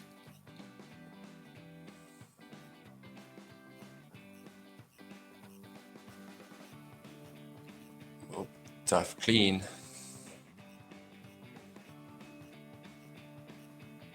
Strong jerk, though. Strong jerk. So she is one of those where if she stands up, she probably always jerk it. So good stuff. Strong attempt. I like those kinds of lifts where like you don't know that it's given once you stand up. Yeah. You have to work through the clean, and then second part starts, and it's a challenge because now you're doing it with a lot of fatigue. Yeah. Erin Lambert with her opener at 90 kilos. Yeah. And you said she is more comfortable in the clean and jerk, right? Yep. Yeah. You can see it here. Yeah. Very strong overhead. Nice. Nice. Good job. Very good. The level, it's crazy. The level is still pretty high, even though like the pandemic happened. Like these are, everybody's close to 100% numbers, you know, of their best numbers. Yeah. You're right, JP. Yeah. And you know what? The way this board is playing out, this is more or less what I would expect if we were doing this in person. Yeah. It's still a very competitive event. Yeah. Marie-Hélène, 91. She had 88. So my thought is if she makes this, they go 94 for a PR. That's what I think. So let's hope she makes this. I want to see PRs. Oh, yeah. Another easy clean. Whoa. Stabilize. Let's see what they do. Good stuff. 3 white lights. Clean was easy, jerk too, but it looks like the recovery was maybe a little bit rush or something created instability, but good lift. Yeah, I'm not sure, but her back leg might have been a little too straight, pushing her to lean forwards. That might have been the case. I'm not sure, but either way, you're right. Yeah, she needs to be a little straighter, a little more stable to fixate that next jerk more securely. Yeah. All right, so everybody's got an attempt on the board, except for Ailey Johnson, who's going to be coming in a bit. So I'm excited to see how it plays out. She has 95 91 kilos declared, but we don't know if she's really going to go for that one. The other girls are creeping to that number. It's true. 95 is pretty heavy, though. I think her third attempt at Worlds in 2019 was 100, and I'm not sure, but that might have actually been where she set that record. Yeah, she did 100 in Pattaya in 2019, and I believe her best in training is 103 kilos. Okay. Yeah. Yeah, so she's pushing some serious weights. Those are. Yeah. Simoneau, second attempt, 92 kilos.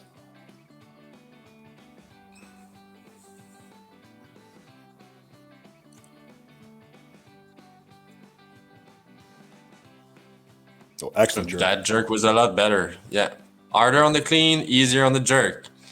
Yeah. So, but definitely a very strong attempt. Yeah, I know some coaches work to balance the clean and the jerk, but I actually tend to prefer one being stronger than the other.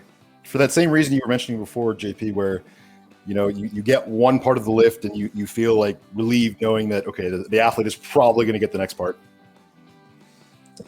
Yeah, yeah.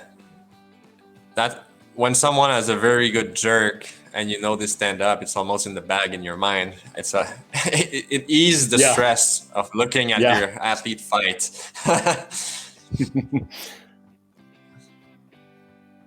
Although it does make me jump the same in the air. Yeah. Yeah. Oh, oh, oh. Well, good save. Good. Taylor McGregor of New Brunswick with a fantastic effort. And 94 for a PR temp, Marie-Hélène Chouinard.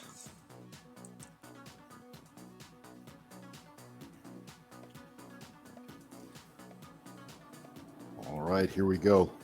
Let's keep Marie Chouinard in our thoughts and send her some good energy. Let's hope she makes this. Good clean. Good clean. Just tight torso. Oh. She had it. She actually had it. Yeah. So close. Jeez. And the thing is, the clean was very good and the jerk technique was good. The trouble was the recovery. So maybe some jerk recovery and then she'll be doing way past the 94, I believe.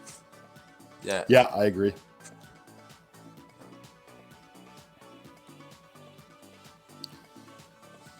Yeah, sometimes it's just because the athlete can get it above their head doesn't mean they're strong enough isometrically to stabilize and recover with it. That's true. All right, Simono, last attempt, 94 kilos.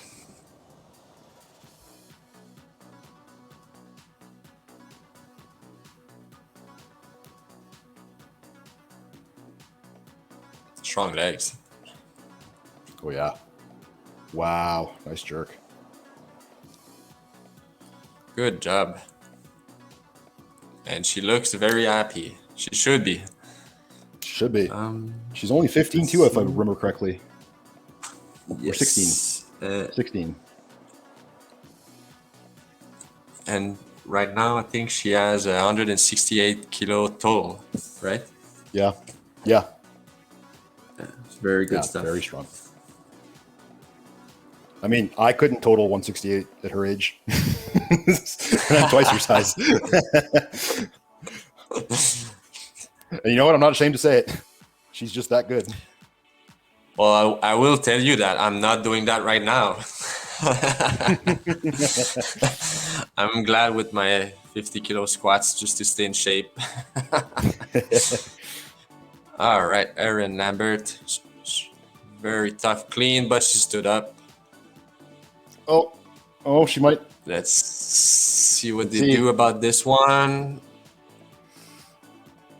Yeah, three reds. Yeah. It looks like it. I mean, it was close, but I think the clean did take a bit too much energy. If she cut it a little bit better, I think she would have saved. So I think she comes back and actually clean better, clean with a better rebound in order to save more energy for the jerk. I think so. I would agree. Yeah, sometimes it's very challenging to go from tight to sort of supple in the jump and then have to go tight again to catch the bar. Yeah. Sometimes it takes all your mental energy just to put it into the pull. That is true, especially if, let's say, you've never done this weight before and you're already happy with the clean PR. Sometimes you stand up and you still have to PR the jerk, right? Yeah. So it depends on where your mind is at and how hard it is. Just too heavy. Yeah. Good effort, though. So far, that places her second, with Ailey Johnson still having to post a toll, and Erin Lambert still having to go one attempt to go. Yep. Yeah, it looks like Haley's raising her her opener. Yeah, to 98. And, yeah.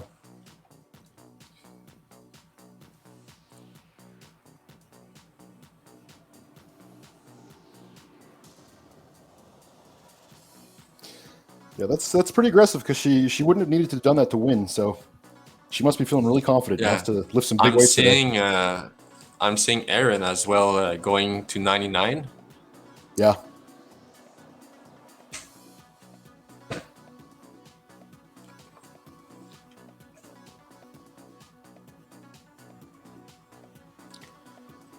Okay.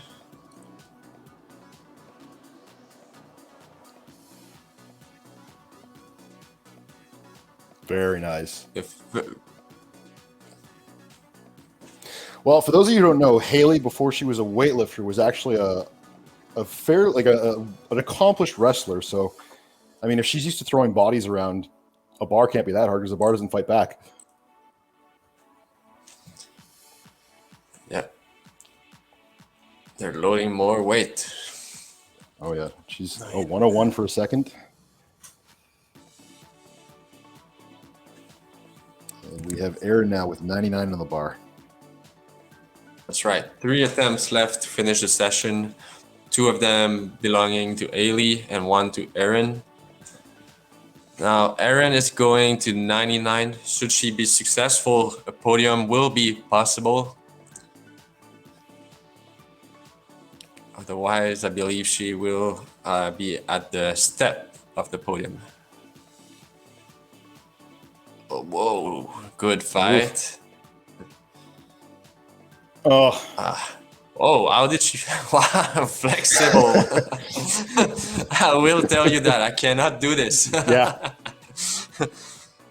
Oh, she went for it. All right. Yeah, very good effort on the clean. That one was very hard, but she still stood up with it. She finishes with 156 kilo total, ranking 5th. Ailey has already secured the gold. This is to add to her own achievements. This will be a kilo above her best in competition.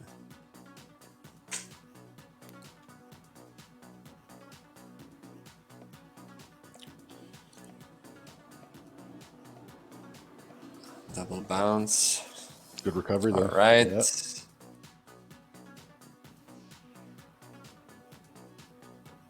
Excellent jerk. And that is the easiest competition PR I've seen in a while.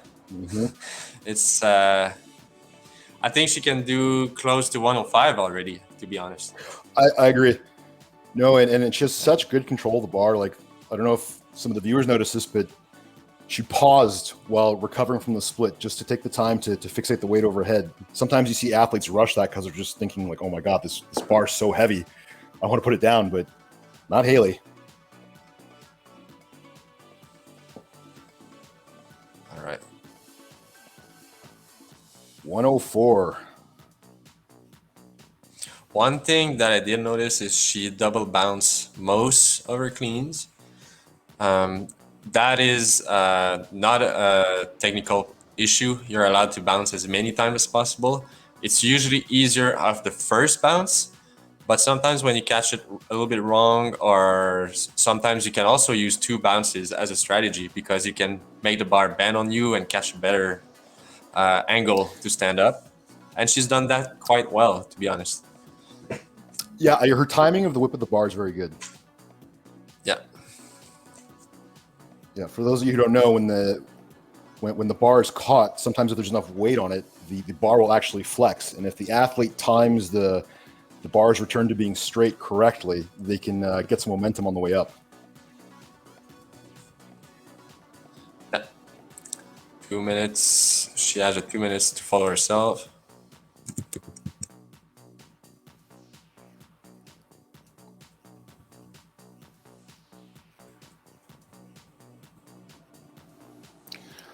$104. That is a big attempt.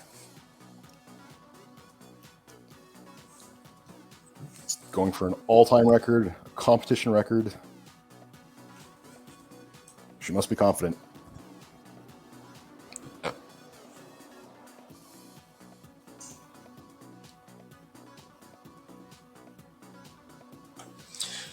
All right. This would be our training PR. I believe our training PR is 103. like I said earlier. So this breaks all the records for her.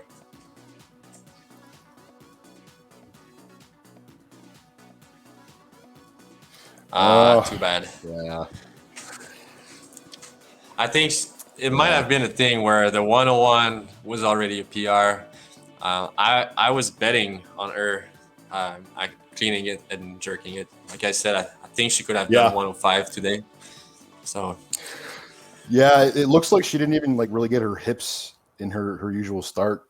It might have just been too heavy to pull correctly. But you never know with lifters this light, 1 kilo can be the difference between the bar, staying stuck to the floor and the bar moving. So, yeah.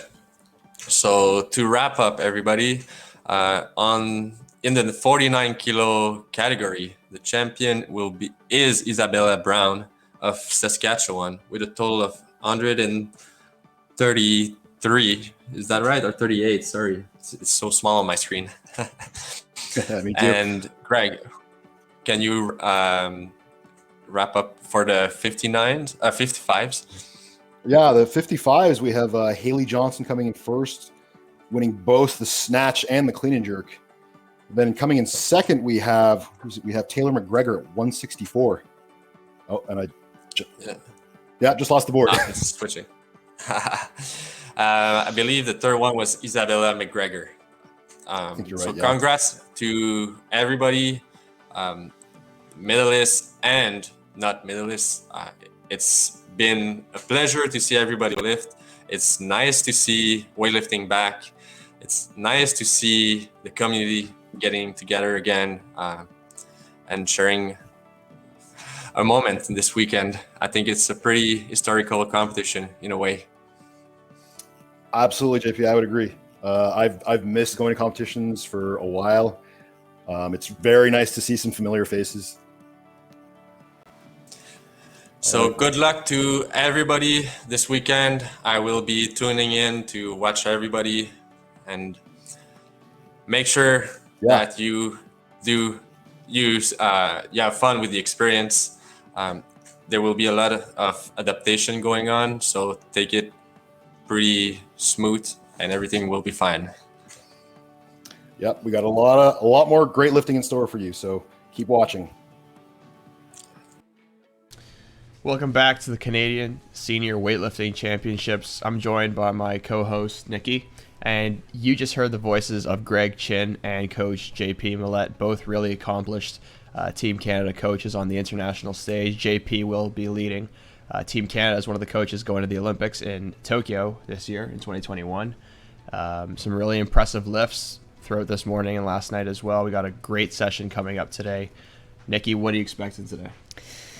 This session, I've been looking forward to the session. The 73 and the 81 weight class is always such a great, there's always a great competition with athletes that are competing against one another. I have to say I'm a little biased because I have some teammates competing in this session, and no pressure. There's one of them that this is their first nationals, so that's always exciting. And I like that we could see a lot of other provinces competing against one another. So it's nice to see that there's a variety of different where people are from. But I think as we look to see the numbers, there is a pretty good competition, I'd say. Yeah, I'd say so too. If you look at the names on the start list right now, the ones that stand out, of course, Matt Darsigny out of Quebec, listed at a 118 opening snatch and a 148 opening clean and jerk. He's definitely the favorite right now, and the favorite as an 01 coming in to this thing in his last year as a junior. So we're definitely looking to see some big lifts there. He never disappoints. And of course, out of Ontario, you got Cody Taylor opening at 110 and 133 in terms of what he's listed so far. It's definitely going to be really competitive, I say, for those 2, 3, 4, 5 spots in the 73. And of course, the 81 won't disappoint either. What are you looking for? I know you got some teammates in that 81 category. Yeah, I mean, it's nice to see that athletes made their first nationals. Yep. That's always usually the goal, I think, with most athletes. Some of them really fight for that spot, and I think For my teammate, I think he's been pumped. He's been training really well. I think we mentioned it earlier that some of the things that we thrive on is like team atmosphere. Yeah. So we always try to like engage, and even if it's like a group chat or something, we still try to engage and still try to motivate one another. So I am really rooting for my teammates. I hope everyone performs well. The sport is always something that always gives me excitement when I see everyone competing against one another. Yeah, you know, we got a few first-timers on the national stage. This time we have Maxim Gurchikov out of Alberta, and of course, Matthew Morey out of Ontario, Battlefield's very own. And, you know, Nikki, you mentioned the team aspect, and I think that really comes through here in this virtual format where everybody's with their own team and they're people and they're guys they feel really comfortable with in what would have been the back room, but, you know, in their home gyms. And, you know, it takes a little bit of the adrenaline rush away, but you know, that kind of, I guess, home turf in terms of lifting in your own home gym definitely does help some athletes. We'll see how that turns out today. If we're looking at our opening attempts, we're seeing Zach Lutit out of Manitoba, who is set to open up at 93 kilos. He should be the first to take his opening lift in the snatch. And yeah, definitely some impressive numbers that should be coming in here as well. We saw some great sessions this morning, a lot of green on the board. That's what we like to see, especially from our younger lifters, especially this morning in Yuri Samard and, you know, those guys in the morning. But this features a little bit more of a veteran presence, and we're looking forward to how they react today. And just like you said, the whole atmosphere of lifting with your teammates, some of us have adjusted to that lifting at home. And for myself, I'm one of those people. So to be in the gym, even with one or two other people, I think they're probably feeding off that energy, and maybe they are still at their home gym. They probably still have that extra 2-3 bodies helping them. And I always think that hype squad is almost like it's almost an extra push or for motivation to perform really well.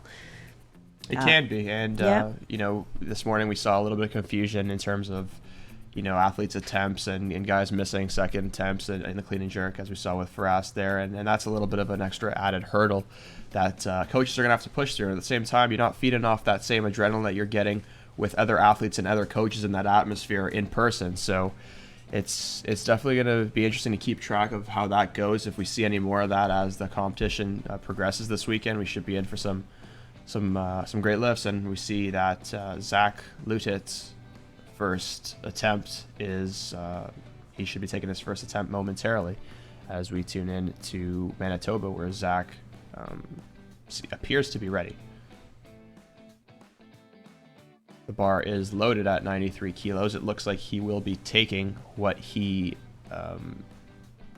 marked down coming into his weigh-ins today. And here comes Zach out of Manitoba to kick us off.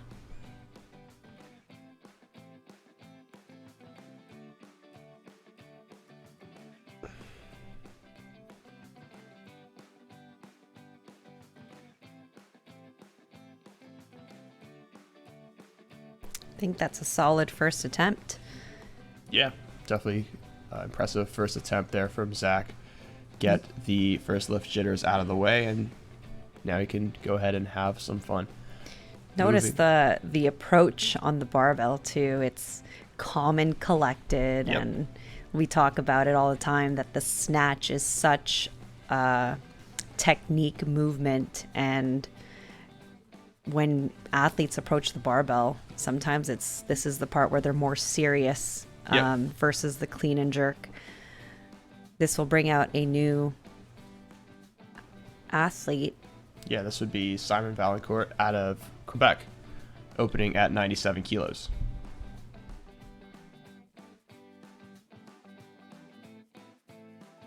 And that is also a good lift. Another great opener.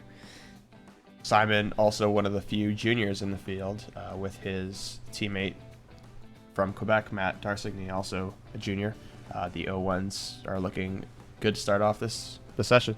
We send it back to Zach out of Manitoba, who is now bumped up to 97. And there's been another change it appear. Nope, he's still at 97 kilos. That would bring him up. Simon Valancourt would be next at 100 kilos.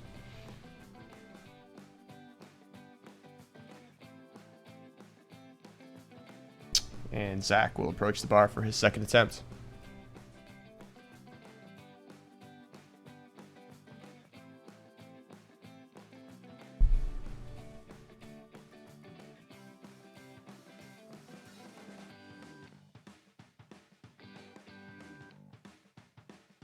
Another solid lift from Zach. Yep. And on Zach's note, this is not his first nationals. This is actually his third, as he's indicated below. Really impressive start there for Zach. Looks like he's got a lot more left in the tank. Do you ever wonder what other athletes think about right before they walk up to the barbell, especially in the snatch, or do you think they think about nothing? I don't know. I think that could be kind of personal. I think for myself, like not to think too much before a lift. The more I get in my own head, the worse it gets. Just lift it. Yeah, I like not to think about what's actually on the bar. I like to just think about just lifting the bar. So you're not thinking about like what you're eating the day of after the con. Oh heck no! When you're taking your opening snatches, no, hell no. So we think about that. Maybe your third clean and jerk attempt. You know. No, maybe. once that's done, definitely. Yeah, that would bring up. This will bring back Zach. As he's following himself. He had 2 minutes on the clock. Yep. Yeah, Zach's been kicking off his senior nationals as a junior with a bang. 2 great lifts there at 93 and 97. Looks like he's definitely got more in the tank. See if he can get over the 100 mark here on his third and final attempt. He's got some really great overhead stability. Yeah. Both lifts have looked exactly the same. For especially in a snatch, sometimes when you go up the few kilos, Yeah, as they should. That's the part where we struggle, is standing it up. Catching it's probably not the issue. Mm-hmm. Yeah, what have been your experiences? I guess being the first. I'm pretty sure at every point, somebody's probably especially earlier on in your weightlifting career, you've had those competitions where you're the first to go and just following yourself. Do you find you take the pressure off yourself in that scenario? To be honest, that's how I train. Okay. So it's always the 2 minutes regardless if Okay. someone is after me or if I'm Yep. just following myself. I try to train that way. Mm-hmm. I feel like after I pass the 2 minutes, Yep. That looks like a good attempt for Zach. We'll wait the judge's decision. that's a good lift. And that is 3 white lights for Zach. Great way to start the competition. 3 for 3 in the snatch. This brings back Simon for his second attempt in the snatch, and he is coming back with 102 kilos. Yep. Now, as we were talking about that part of 2 minute clock, I think I train that way on purpose. Yeah.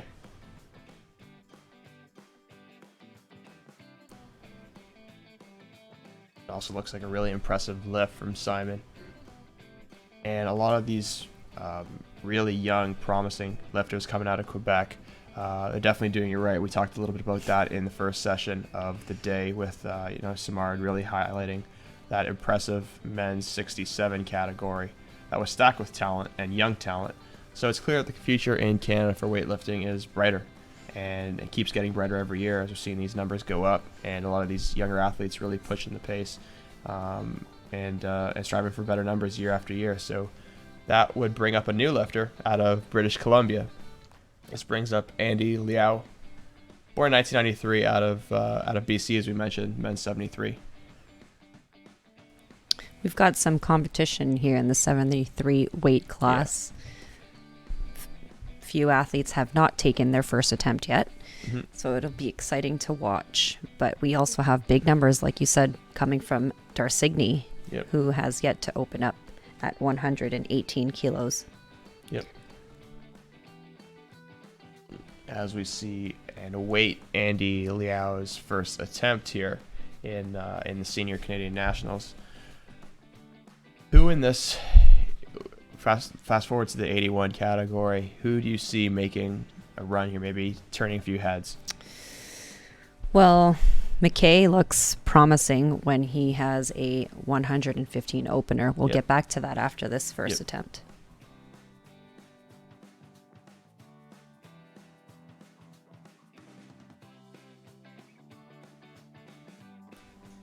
And that should be a good attempt from Andy Liao. A little bit of a struggle on the bottom position, but he, like we said, it's always that overhead squat stability and being able to just stand it up. Once you get under that bar, I feel like in your head, you should know you can stand up that lift. Yeah, great first pull though. Great speed off the ground, strong legs. And that brings up Pat Wu out of British Columbia, opening at 105 kilos.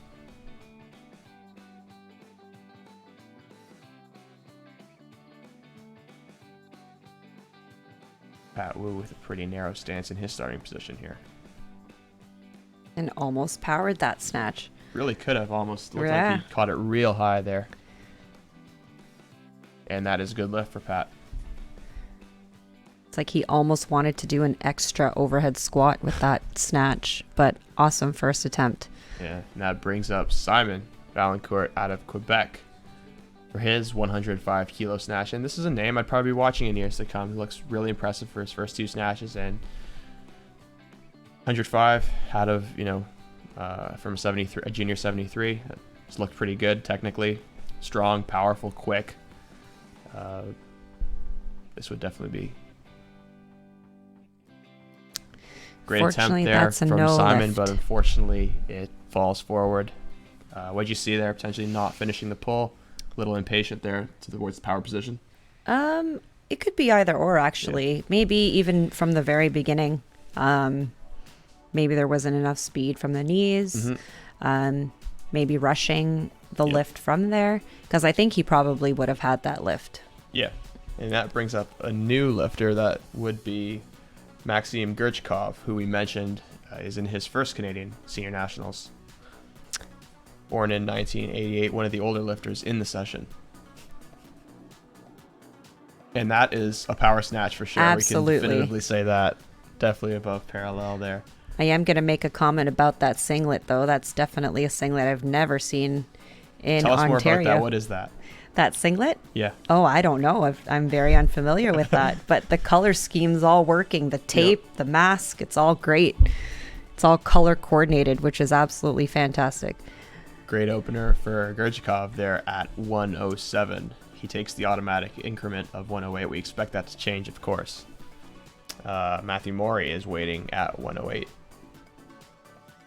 as well. And with the fact that we don't expect Gurchkov to take that automatic increment of 1 kilo, we expect Morey to be up on the clock soon. Andy Liao out of British Columbia is also in the mix to take his second attempt as well. As we're looking on the scoreboard here, there are a few athletes that are taking 110 as their first opener. Yep. That also could change. Yeah, definitely something we see. It's not that uncommon, especially in these kind of national level competitions. You want to really keep as close as you can to your competition, within a stone's throw from your competitors in the snatch, and really try to win it with that clean and jerk. As we mentioned, that's how you win competitions, right? You snatch what you can, you clean and jerk what you must in order to win. And that's what we saw earlier on today. And probably nothing changed here this afternoon. So he is taking the 1 kilo increase. Sometimes that's all you need. Mm-hmm.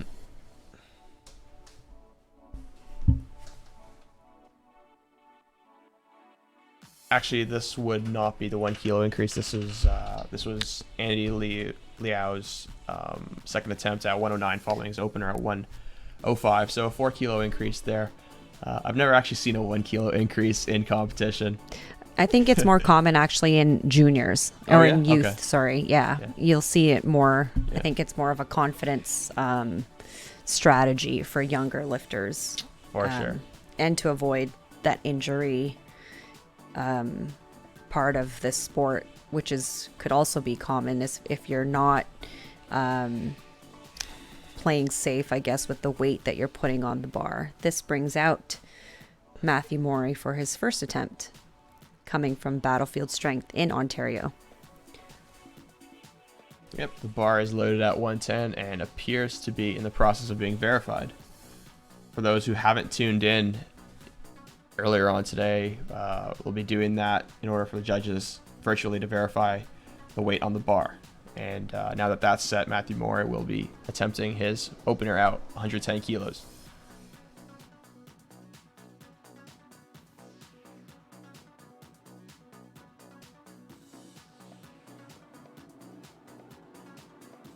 Good, strong opening lift for Matt. Nikki, you know a little bit more about Matt than I do. You've trained with him for a longer period of time. How's he looking today? I mean, if I were there in person, I'd probably have a stronger opinion, but he's quite the competitor. He's such a competitor. Like, you know how they say some are better in training and some are better in competition. Yep.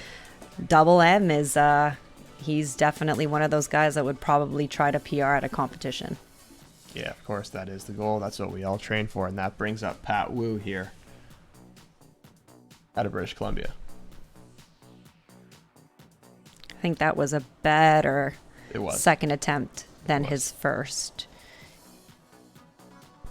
And at times, Pat appears to... he creates a lot of power, a lot of leg strength, but he appears to be a little bit... less stable, I would say, in the lower positions. Definitely looks like he's more comfortable with powering right now, but definitely an improved second attempt from Pat there over his opener. And, you know, we saw this morning. A lot of lifters seems to be getting better as the weight gets heavier. We saw that with Rushi Patel in the clean and jerks. Impressive 6-for-6 performance, just seemed to get better as he went on. And that brings up Maxim Gurchikov.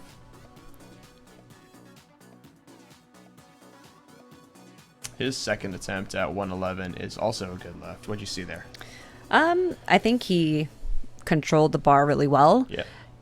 Got under it really quickly, but I think sometimes we tend to rush standing the snatch up from the lift. You could sit there as long as you want, really. Yep. As long as there's no press out or your knees don't touch the platform. So I think maybe that whole unstable part really just got to him because he probably just tried to stand it up right away. Yeah. Otherwise, it was a solid lift. And a good start to the competition so far. Only 2 missed lifts. One of them belonged to this man, Andy Liao, who will attempt 111 after missing 109.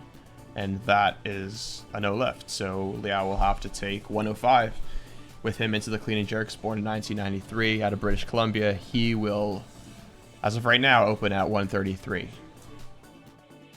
And that should bring up another one of Battlefield's very own, Cody Taylor.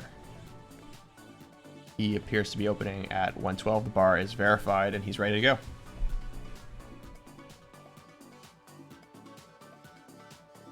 Quite a wide grip here on Cody. Impressive first attempt. He's very dynamic. Yep. And, you know, we were talking earlier before the session even started, you mentioned Cody's been lifting for quite a while. He's been here, done that numerous times.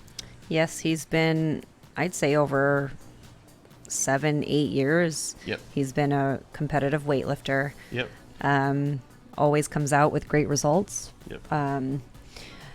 Usually, though, Battlefield, a lot of them have already been competing for so many years. Yep. But we mentioned earlier Matt Morey's first time competing here at Nationals. Yep. So it was a big deal for our team when he qualified.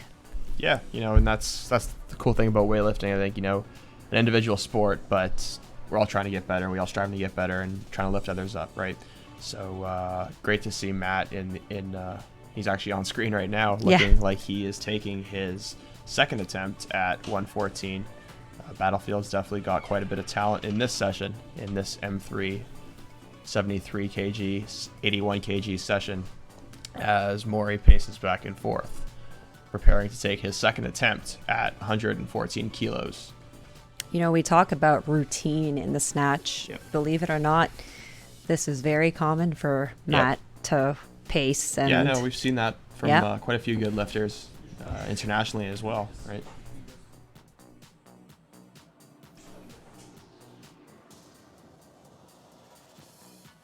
just 13 seconds left on the clock for Maury.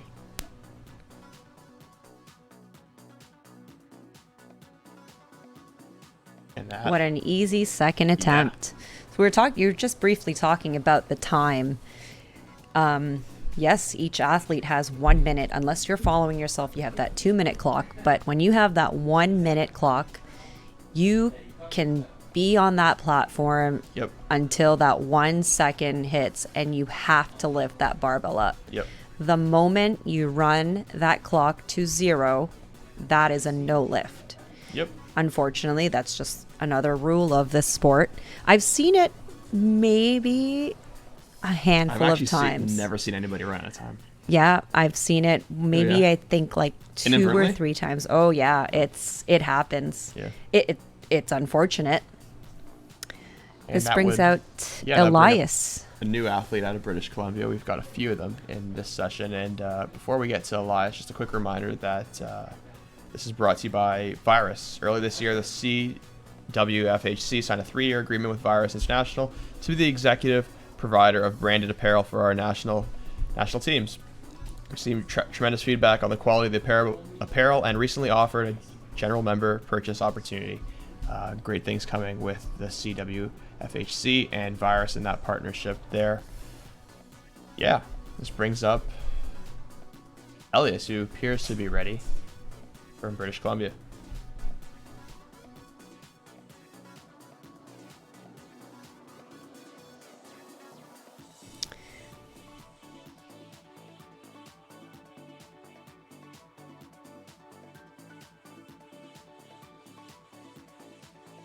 Let's see what the judges see in that lift. I see 3 whites there. Oh, and they disagree with me there. Now, overwhelmingly. Do you think it was an extension or was it the shoulder? The thing is, with the virtual nature of this, sometimes there are pauses in terms of frames.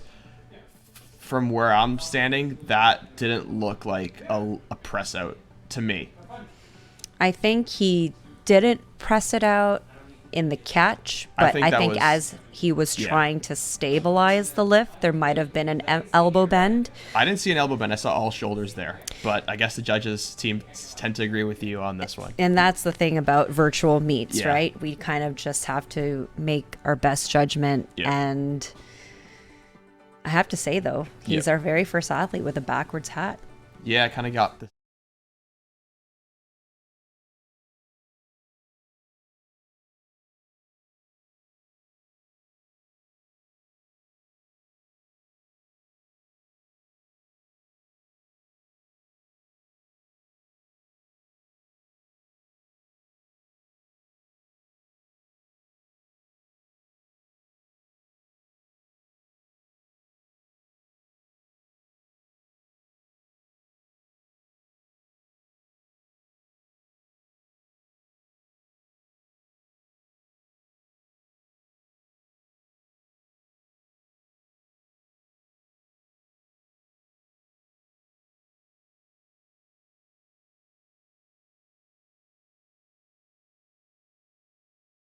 and I wasn't aware that there was no buzzer, right? So I just basically had my opening attempt overhead for about 5 seconds. We haven't seen that today, so I think a few of these guys have been in the virtual competition atmosphere for 1 or 2 competitions already. So we haven't seen that yet. That's good. We got a new lifter up here, I believe, Mackay Brown. Seen a lot of lifters lifting with a mask. Yeah, I wonder how that feels. I've done it in training. Yeah, I haven't. Several sessions. I mean, medical conditions are different, right? Yeah. As somebody with asthma, that doesn't sound like a lot of fun for me. But these guys seem to be doing just great with it on.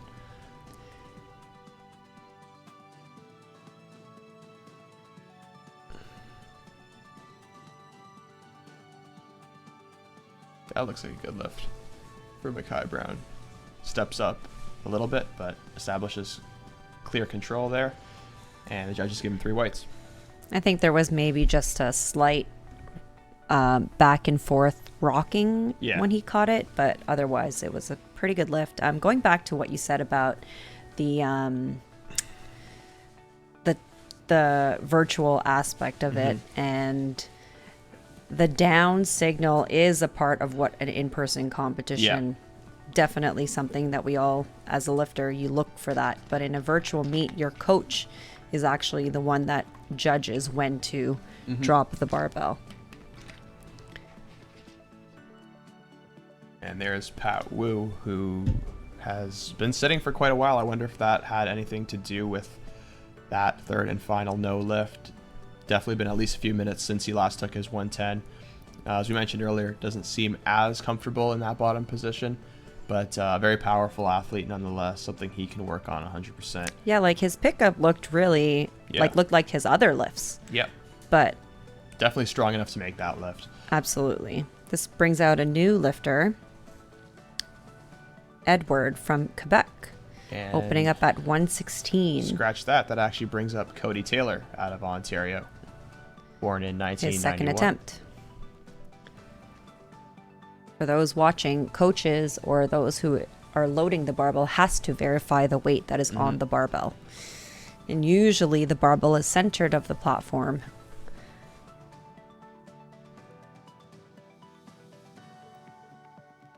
Cody Taylor setting up with the legend Piros Demos in the background. And that looks like a nice save. I think from Cody that's a Taylor. great, that is a good lift by majority decision. Yep. 2-1 in favor of a good lift for Cody Taylor. Not happen to agree with that decision. I'll tell you about that platform, though. Everyone wants that platform at the gym. Why is that? Because of Piros in the background. Okay. When we sign up for classes, that's the first one that everyone wants to lift on. This brings out Elias for his second attempt. He looks like he went up 1 kilo. Yep. Like we said earlier, sometimes maybe a little bit of heavier weight makes it a good lift.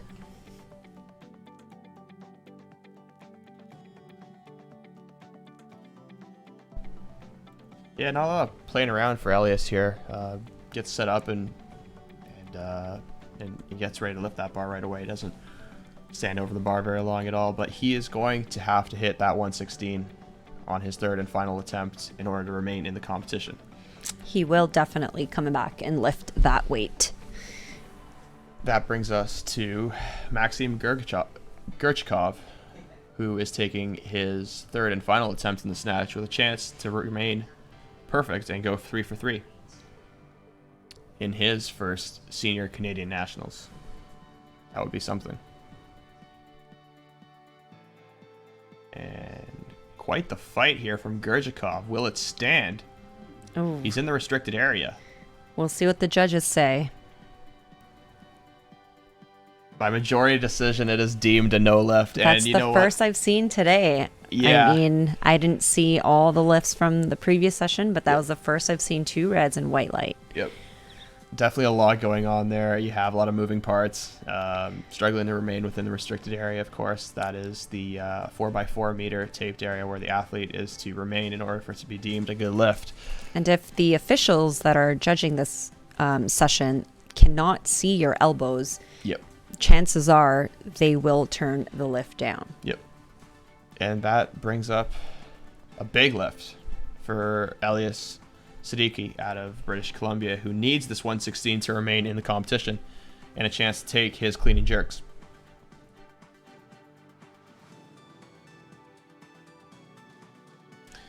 Elias has just over 35 seconds left on his clock. The adrenaline must be running right now.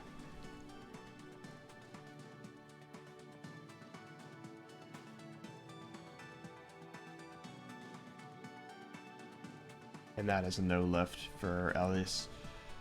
We hate to see that, but we know that will fuel him to become even stronger and train even harder for his next competition.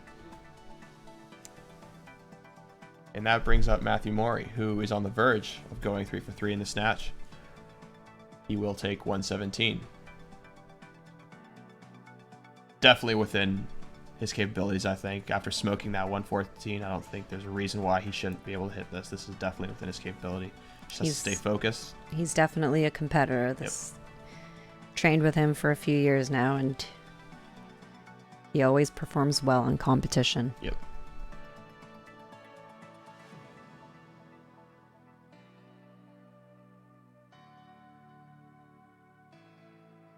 And that is a good lift. It appears for Matthew Morey. And that's a good lift. And you could see his coach and his teammates excited for him, hitting 3 for 3 in the snatch. And what's that like for him? I mean, in terms of his training numbers and what he's hit all time? Pretty close. That's good.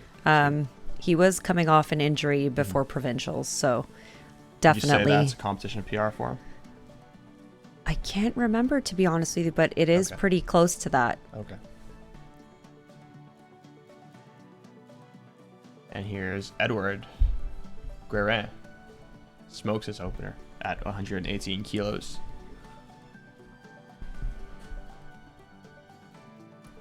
Yeah, so I think that was a PR for Matt Morey. I think his best snatch is probably like 115 Yeah. kilos, so I thought he would be a little more excited about that lift. Yeah, it's definitely one of the harder things about weightlifting. Obviously have the nerves in that first attempt, and then in that third attempt, you have to fight that urge to become complacent and really go for all the kilos you can later on. And Matt's talents were on full display there, going 3 for 3 in the snatch.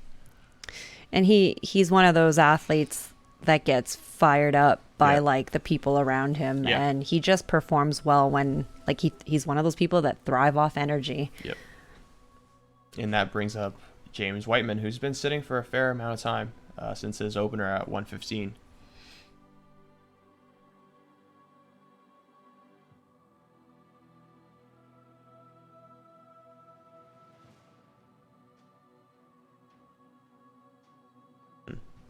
Misses And it that- behind. That is a no lift. Nikki, is that a miss? As a coach, is that a miss that you send your athletes to go up a kilo or two on after?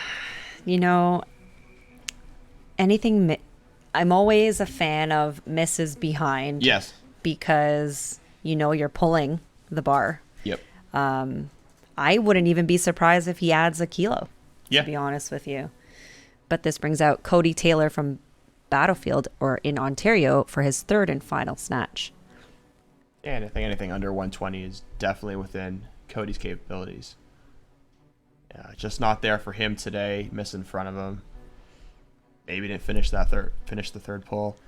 He'll definitely want to make up some kilos lost there in the snatch on his clean and jerk. Absolutely. Sometimes I feel like most athletes enjoy the clean and jerk portion. Mm-hmm. Personally, I like the snatch. Yep. We were talking about this earlier that you like the clean and jerk better. Yeah. But the snatch, when it's lifted the way it should be lifted, yeah. it's beautiful. It's a beautiful lift. That brings up James Whiteman, who will remain at 118 kilos as Darsigny lurks behind him. Set to attempt 120 as his opener, but first James Whiteman's 118. And that I think that's a good chance lift. to be a good lift. And that's 3 whites for James Whiteman. Great job there, bouncing back after a rough attempt at 118 to have him in second place currently in the snatch. Now, Darsigny actually moved up 2 kilos. So this is his first attempt at 120. He originally indicated his intentions to open up at 118, but as we know, those things change all the time. And Darsigny looks pretty poised right now as he approaches the bar for his opening 120.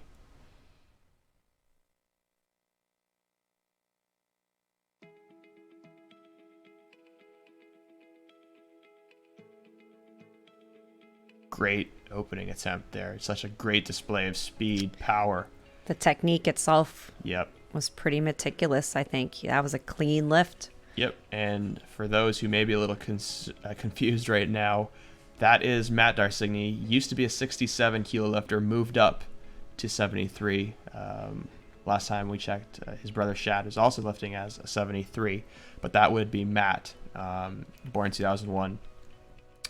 moved up weight class to 73. Looks a little bit more filled out. Looks like it's doing wonders for him right now. Great opening attempt there, and that will bring up Mackay Brown out of Saskatchewan. I believe this is the first lifter we've seen out of Saskatchewan today.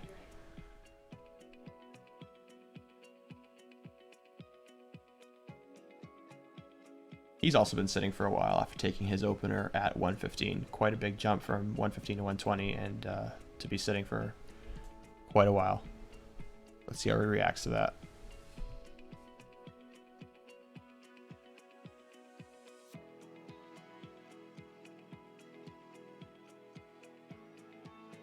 And that is a no lift for Mackay Brown. I don't know if you noticed, John, but for our viewers today, he lifted that bar right at 30 seconds. I'm not sure if you could hear the buzzer, if there is a buzzer, but if that were if this were an in-person competition, as myself as a lifter, I know that buzzer might throw me off just a little bit. That would definitely throw me off in the snatch, a lift that really relies on timing, rhythm, focus, complete focus, and yeah. Now, do you try to chase that 30 mark, or do you try to lift after the 30 mark?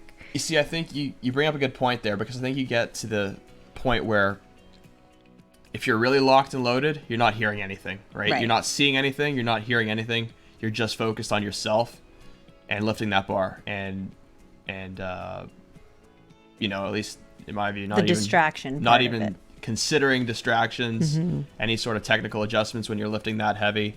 You're just doing it. And so I mean, in a perfect world, that shouldn't bother anybody, but you know, as you mentioned, it's definitely something that a lot of lifters do have issues with, and it can be a distraction if you're not completely locked in and focused, and that complete focus takes a long time to develop.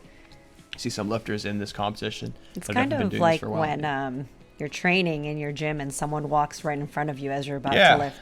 Tell me that's something that bothers you, or you don't mind? I think it bothers everybody, but I think if you were to complain to a coach about it, or at least if you were to complain to my coach about that, I mean, he'd tell you that you should be able to lift with somebody doing jumping jacks in front of you. Can you let our viewers know who your coach is? Yeah, my coach is Clarence Layler out of North York, Ontario, runs a great weightlifting program at LPS Athletic. Very well-known coach. Yeah.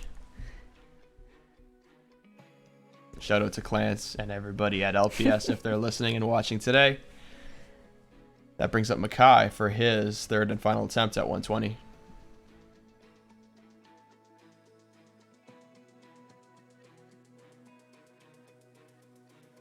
And that is a no lift for Mackay Brown. Just didn't quite get enough power and pull that bar quite as high as he would have liked to. Ultimately losing that forward. That brings up Matt Darcigny, who right now has got the 1 kilo automatic increase. Scratch that.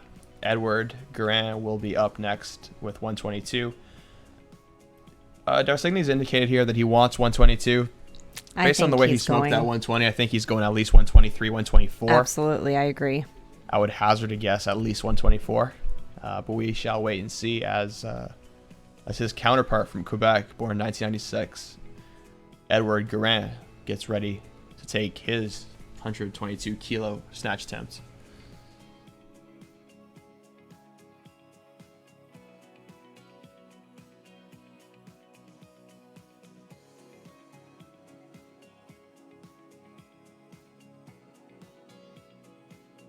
And that is a no lift for Edward. But yeah, you know, as you mentioned, if anything, there should be less distractions in a competition like this. You don't got buzzers. You don't even have a down signal. I mean, although that kind of helps. And, you know, you don't have judges right in front of you. So absolutely, there is, I would say, a little bit of a level of comfort here. But I would say it shouldn't matter. It shouldn't matter. And it kind of evens out when you think about the fact that that adrenaline that you usually get in in-person competitions isn't there. In fact, I would say for somebody like myself who kind of thrives off that adrenaline high, I would say that I definitely prefer the in-person competition. I don't know too many who actually prefer the virtual. Absolutely, yeah. I mean, that's what we've just had to adjust to, unfortunately, in the last year. Yep. But the in-person competition will always be something I think everyone favors more than the virtual aspect of what we have to deal with right now. Yeah. The other thing too is you're typing a lot. Yeah. You know, you're typing, like we don't type when we're in competition. You write down 2 numbers, 3 numbers, and that's it. Yeah. It's What if we're not good typers? It makes certain coaches' job really tough. You know, as somebody, I think you've competed virtually as well, right? I did, yes. Yeah. So both I of had us one job was to type numbers, and it was stressful. And you did it yourself Yes, that was Wow. my only job, Okay, was see. to type numbers and type everyone's numbers in. while competing. No. Okay, As that's in, a- like, the other athletes that were in Yeah. part of, like, throughout the day.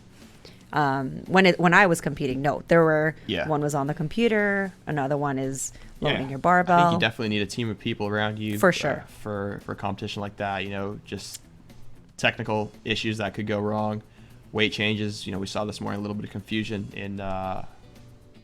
I'll wait for Edward to. That's a really impressive lift there from Edward, That's a great lift for his 3rd attempt. coming back after missing that 122 in front of him. Gets this one behind the ears and is able to finish off his snatch session. Currently ranked number 1. Although Matt Darsigny will try to have something to say about that as he looks to finish off the snatch session.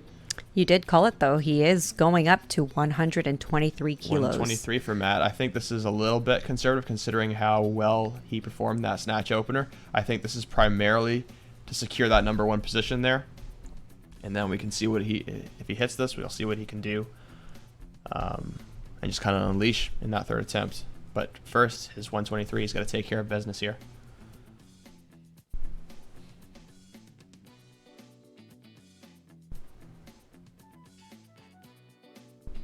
Wow.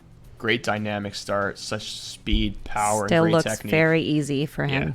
I think he's got another 3-4 kilos in the tank here. He definitely just took 1st place in the snatch after Yep. that lift. And I don't think not enough is really said about how much dedication, hard work it takes to be able to come out here and be the overwhelming favorite and win senior national championships as a junior. That's right. This is Matt's last year as a junior, and definitely many long hours in the gym every day, competing for moments like these, right? And to not just be in the mix for these kind of moments and these kind of competitions, but to dominate on the national stage and then eventually also take that onto the international stage and compete and make Canada proud. So, Well, that last name, Darsigny, comes a long way Yes. in Canadian weightlifting. yes. Correct me if I'm wrong, but his sister Yep. will be competing in the Olympics. Yep. One of 4 females. One of 4 to females. represent Team Canada in the Olympics this year. Team Canada will be taking 1 male, Bodhi Sanovi, and 4 females, including, as you mentioned, Tali Darsigny.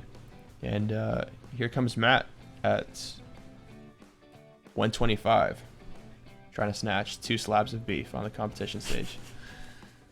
The Big Reds. Yep.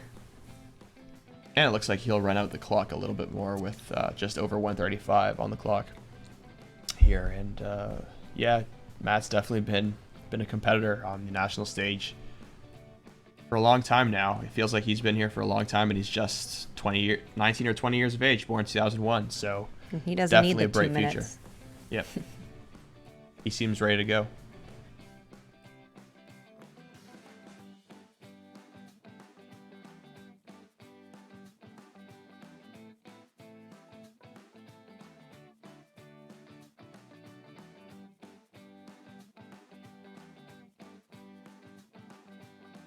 Great snatch there from Matt. Really impressive.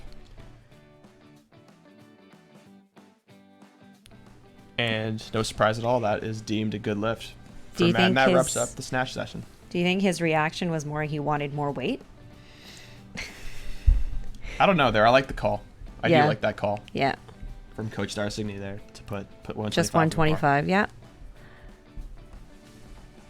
I like that. I like that a lot. I think he really secured the number 1 position, then everything after that, which is a little bit of gravy, and try to add some kilos to his total. Speaking of Darsigny, his intended opener as of right now is 148 kilos. That would far and away make him the leader, should he hit that. And yeah, I've competed against him before at junior nationals. Definitely a really strong competitor, great lifter, and I don't think I've ever seen him miss a lift in the times I've competed against him. Just a great, technically sound, efficient lifter, and strong as well. That brings up Zach Lutet out of Manitoba, who smokes his 120 opener. This is where athletes love to have fun, I think. Yeah. But going back to the Darsigny name, and you're right, a lot of athletes tend to play safe, usually in the snatch, I find. But I think he definitely had more in the tank. Yeah, for sure. That brings up Simon Valancourt out of Quebec.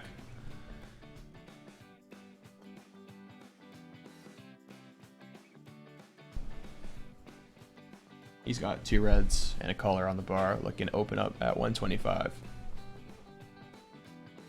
We definitely saw a strong pull from Simon in the snatch. Look to see how that carries over into the clean and jerk.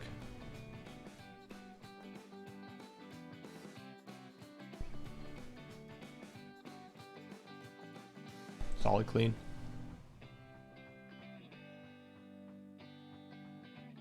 Looks like a power jerk coming from Simon.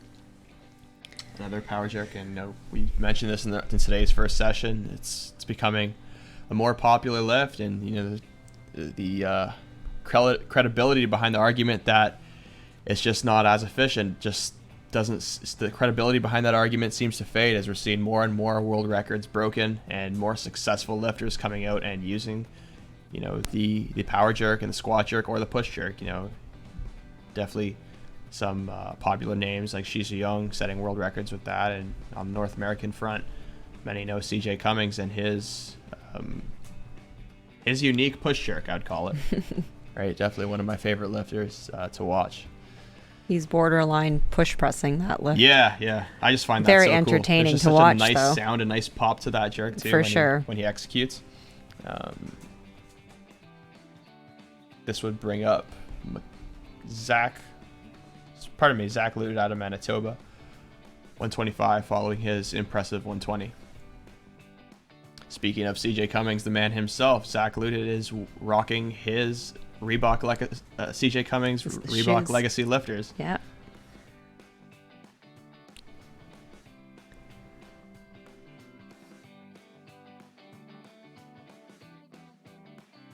What's your take on that? I call that a good lift. It's a good lift. Yep. Speaking of legacy lifter, Nikki, what's your favorite shoe? I just converted to the Romaleo 4s. Okay. How was that? Bit of a change, but again, it's a comfort thing. Yeah. I was getting comfortable with the Dewins for a little bit. The Rogue ones, right? I think Rogue Penlay. makes those. Oh, okay. Yeah. What shoes do you wear? Well, I tried the Romaleos a while ago, but they just didn't fit my foot properly, and I prefer the CJ Cummings Legacy lifters as well. He came out with a new shoe, I believe, the Legacy Lifter 2. Haven't tried that out yet. I'd be interested to see that. I've heard a lot of great things about the Velocipairs as well. But enough about that. Here comes Makai Brown with 126 on the bar.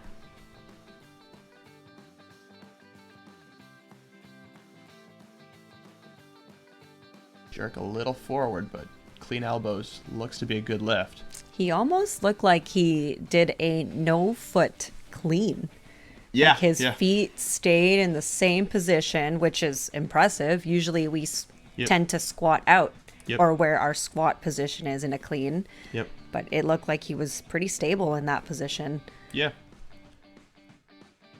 Definitely a little forward on the jerk there. Looks like in subsequent attempts he could stay on his heels a little bit more and really execute that jerk behind the ears. But he's got a few attempts to really figure that out and fix that. The Kai Brown, that this would be his first year as a senior out of Saskatchewan. And that brings up Pat Wu with his first attempt as a male 81, born 1996 out of British Columbia. Here comes Pat.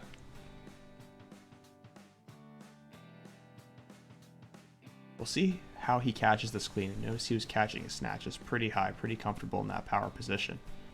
Same thing here. Same really thing with high the pull, clean, very right? strong kid.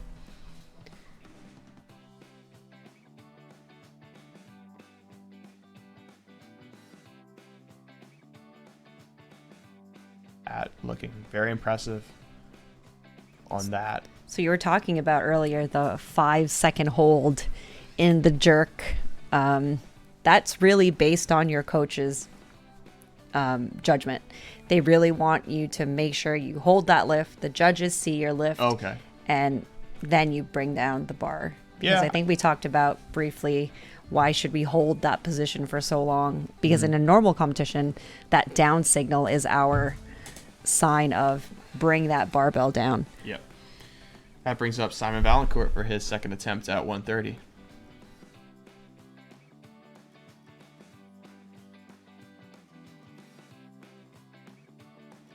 Good looking power jerk there. Sat a little bit lower into the squat there, but strong enough. Still legs looks strong, yep. to really hold that, and an impressive second lift there from Simon. Have you tried to squat jerk? I have. Probably as a joke when Coach Clance wasn't looking or a day he wasn't there. I hope he's not listening to this conversation. Yeah. I can see why people resort to that, though. I know a few of my, one or two of my teammates changed into a power jerk Yeah. for injury purposes. Yeah, I have one of those too. So it actually prevents pain in their lower back. Yep. I have a similar story to that. One of my teammates had that issue just in the split position, right? So moving a power jerk sometimes just suits somebody more comfortable in that position, stronger in that position, and at times just everybody's anatomy's different, right? And that's what makes weightlifting so unique, right? So, I mean, it looks beautiful. Yeah. Weightlifting is beautiful. It's a beautiful sport. It is, and it's always changing. I mean, years ago they were cleaning and snatching in the split position. So That's right. Look at how far we've Hey, come. there's still people that do that. There are, yep. Definitely some of the boomers that you see at competitions in the split position on the clean and snatch. That brings up Zach Lutit here. His last year as a junior, attempting 130 clean and jerk.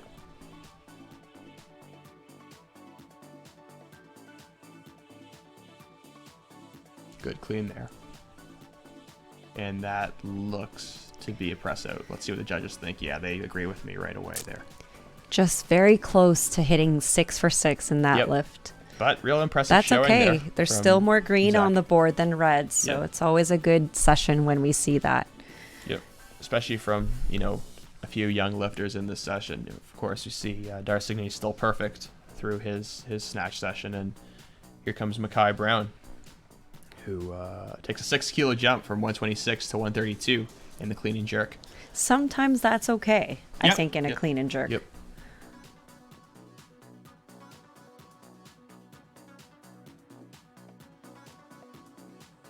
Let's see if he muscle or doesn't move his feet again in this clean. Yeah, a little bit more there. A little bit more power on that clean for sure. Much better Solid from Mackay lift. Brown. Still walking it out a little bit, but much better. And, that dip was much more It looked on a the lot heels. stronger. Yeah. So Looked for like he those was really strong in his positions there. for those watching, and it looks, if you're new to this sport, if you're walking that barbell Yep. off the platform, as long as you're within the perimeter Yep. and your feet are together and there was no press out, that's considered as a good lift. Yep. Now, if you step off the platform and you still didn't have a press out, that would be considered a no lift. Yep. And that brings up Cody Taylor from Ontario. With his first attempt there. Strong clean from Cody. Doesn't waste any time I was putting that just behind going the to ears. say, notice the outfit change too. We talked about Did. that. Yep. And we joke around with Cody sometimes about, like, do you breathe before your jerk, or he's like, and his response is always, I just need to get it over with. Yeah. Like, he's so, just let me lift and we'll talk about what happens afterwards. Yep. So he doesn't waste time, and maybe that's just how he is. Yeah. I think every athlete has their own rhythm. I think I take my time and I think about what the next movement is when I know it's a jerk, but I'm still thinking about how do I jerk this? How far do I dip? but I should know. I know what I'm not thinking on a competition platform. I'm just doing. But I mean, if you can think and do that, all credit to you. That I need to moves- stop thinking is basically what I'm trying to say. Yeah. Just lift the bar. Don't think about it after. Moving on to Simon Valancourt, another promising looking lifter out of Quebec.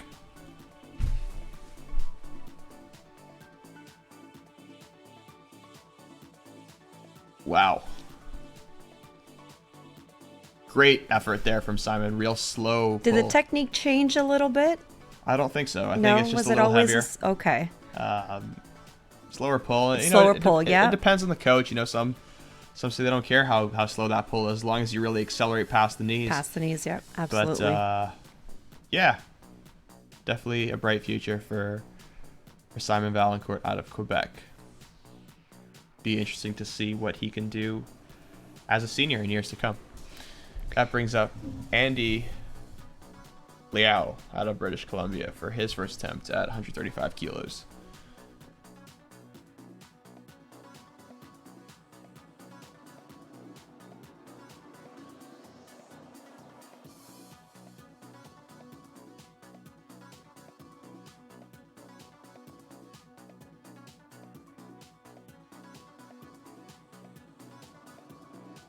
Liao stands that clean up.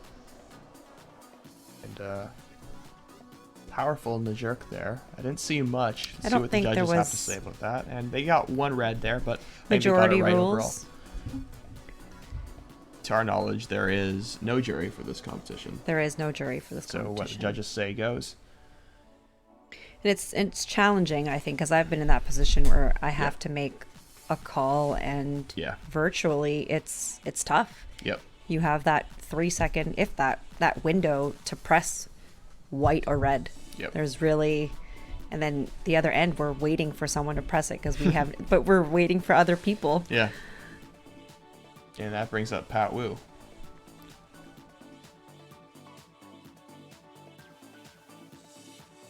Seems to be a little bit more comfortable in the bottom position of his clean than he did in the snatch.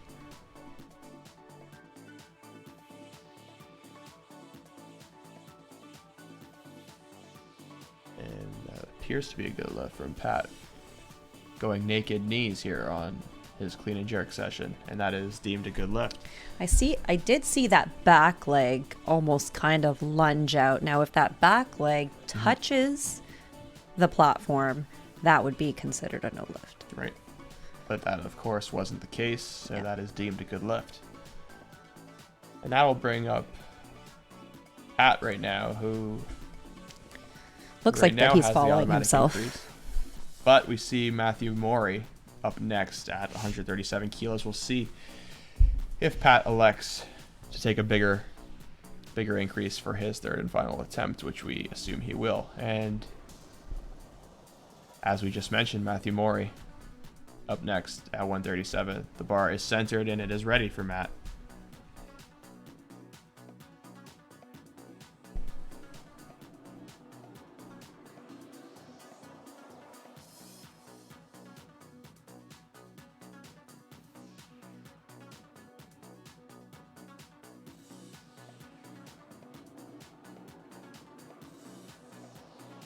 Strong clean.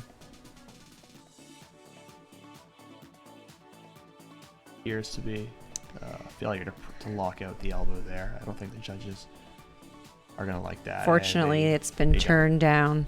He's another one, though, that has the very slow pull, Yep. very controlled, but the moment it passes the knees, it's fast. Yeah, and we see that with some lifters. Some of it comes down to anatomy, and yeah, Cody Taylor will come up after sitting for a while.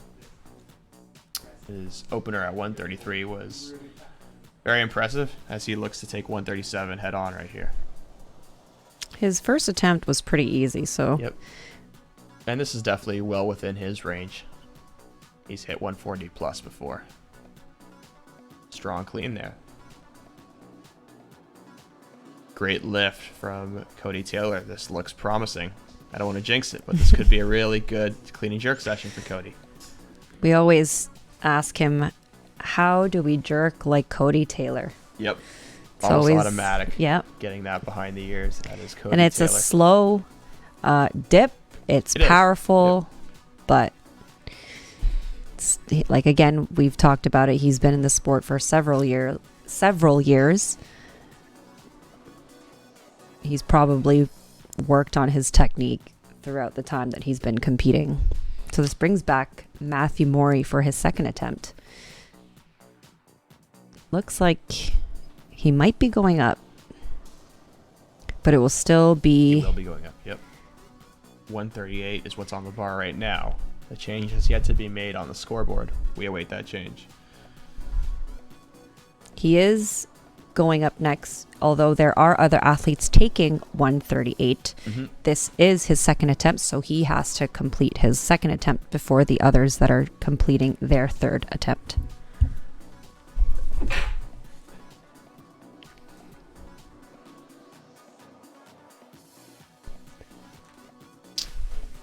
Here comes Matthew Morey from Ontario, following his teammate at Battlefield Strength. You can bet they're definitely pushing each other right now.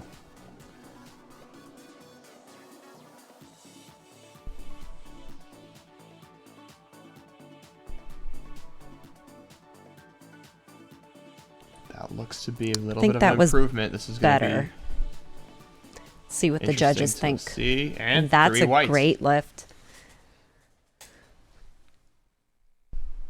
Good lift for Matthew Morey, as he is 4 for 5 currently. That brings up Mackay Brown with another 6 kilo jump, and if this looks anything like the last one, this should be quite the clean and jerk session for him. If I'm not mistaken, that looks like the new Velosa shoes. That is a popular shoe, I think.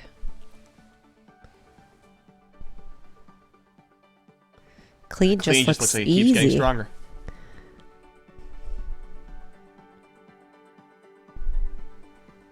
Oh.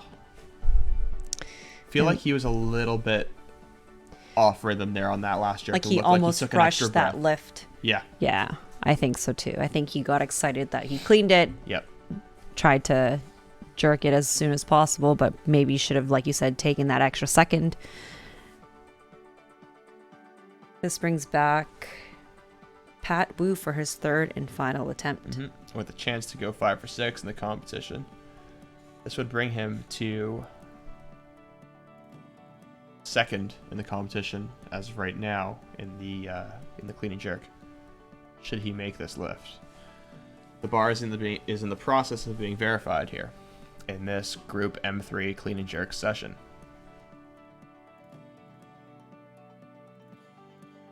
He is one of few athletes we've seen today that comes out with no knee sleeves, Yep. no wrist wraps.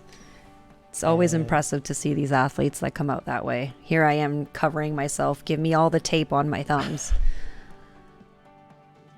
Here comes Elias, who seems to be ready to take his first attempt at 140 kilograms. Of course, unfortunately, Elias will not total today as he missed his first 3 snatch attempts, but a chance to really put that behind him and get some solid clean and jerks in here and take something positive out of this Canadian Nationals for Elias. In this situation, though, if I were him, I'd probably just try to hit my best clean and jerk at this point. Yeah. And as we mentioned earlier, not much nonsense going on. Doesn't stay over the bar very long when he's setting up, and an impressive clean and jerk there. I mean, that's the way you're going to start off. Yeah, that's the way I think he should start off his clean and jerks after the snatch session he had. Really impressive there. Takes quite a bit of mental strength, I'd say, to come back after that and still be able to put together, pardon me, some strong numbers in the clean and jerk. Right now we're looking at Andy Liao out of British Columbia with a 5 kilo increase. Usually that's the number we see in an increase for clean and jerk, between the Yeah. 5 kilo Yeah. mark sometimes a little bit more. Mm-hmm.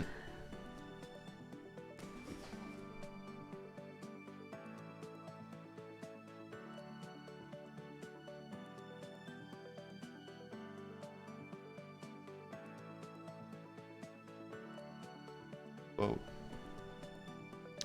Fortunately, that's a no lift. Yep. Just couldn't really pull that high enough and get the elbows up. But that of course, mobility. if those elbows touch the knees, that is deemed a no lift. I think he's able to hit that, though, on his final attempt. Here comes Pat Wu, who is on the verge of going 5 for 6 if he can make this. And this would give him a 250 total, which would currently leave him in 3rd place in the competition. Quite the narrow stance here from Pat. Oh. I think he didn't land on both of his feet at the same time. Yeah. Maybe he was attempting a PR for that lift. Could be, yeah. And back to Battlefield we go, where Cody Taylor waits to take his 3rd and final attempt, trying to go 5 for 6 in this competition to leave him in 2nd place. Currently has a 253 total. This lift at 140 would give him 256. But we might be seeing some mind games being played by the coach here, as Andy Liao still has one final attempt at 140. This is the sport, though, right? Yep. The moment these changes come into play, goes from one athlete to another athlete, and then it'll come back to the same athlete. So this is where it gets really exciting. And of course, Andy and Cody Taylor going head for head in this clean and jerk, but Cody currently maintains the upper hand because of a strong snatch. And that's a little bit better of a clean here. Quite the fight from Andy Liao. And wow, that's impressive. That's a great save. Let's see what the judges think. Wow, I think that lift has been turned down, unfortunately. I tend to really side with the athletes, but I think they're a little harsh there. Could we have maybe not seen something that they saw? Could have. Because in his 2nd attempt, I noticed his mobility is spectacular. Yeah. Maybe there was a part of his body that touched the platform. I'm not sure. I didn't see that. I think they're calling on the lockout. On the lockout. But everything I saw there was shoulders. I didn't see any elbow bend, but the judges overwhelmingly disagree with me there and give him 3 red lights. That brings up Cody Taylor out of Ontario. Strong, impressive clean there. Chance to put this behind the ears. And that's a no lift for Cody Taylor. Doesn't quite get it behind the ears there. He'll have to settle for a 253, 116, 137 for Cody Taylor.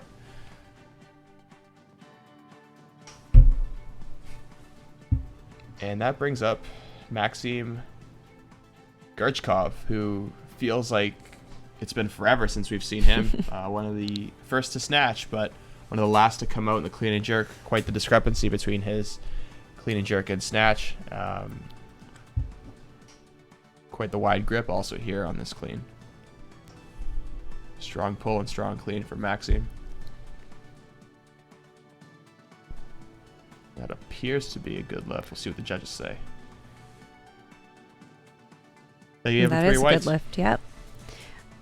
Well, you mentioned the numbers between his snatch and clean and jerk. Sometimes I think we talk about it all the time with the snatch. It's such a technical movement, not so much a strength thing.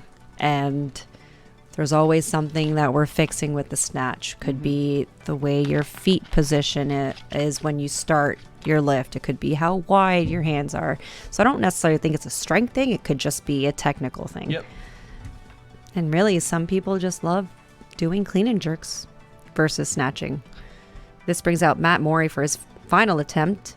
This is, I think, 1 kilo under his best clean and jerk, but it would put him 2nd if he hits this. Yeah, quite the jump from 138 to 143, but I like it.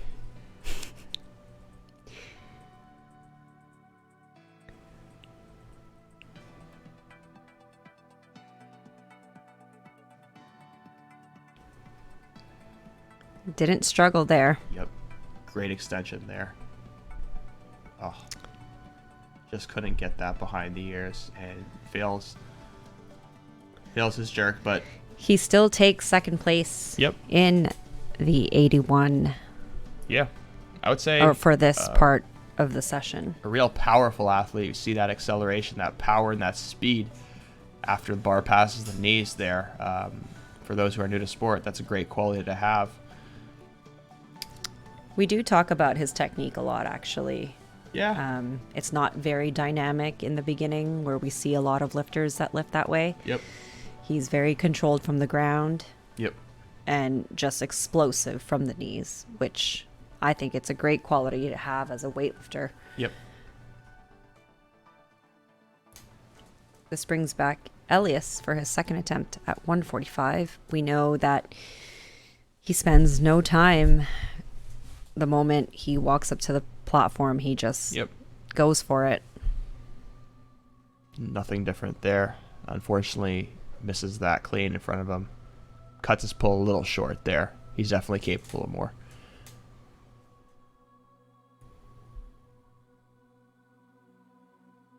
But, you know,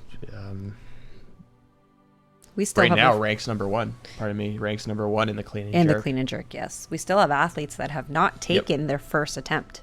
The most notable of which would be Matt Darsigny out of Quebec, who we've talked a lot about in this session, but that discussion is clearly warranted with the skill and strength that's on display every time he takes the platform. But the athletes remaining are opening either the same number or 1 kilo under. Mm-hmm. So it should be an interesting battle between the next few athletes. So I think Elias will be taking 145 again. It appears you're right, and don't count out James Whiteman. He looks to be giving or wanting to give Matt Darsigny a bit of a run for his money in the clean and jerk here, and obviously Matt has a 7 kilo upper hand from the snatch. He'll look to use that and outduel Whiteman here in this battle for clean and jerks. But first, we got to finish up with Elias Siddiqui and his third and final attempt at 145. Really no surprises here for me. You know, after the snatch session he had, I expected him to come out aggressive after that opening clean and jerk at 140. I expected nothing less than a 5 kilo increase here.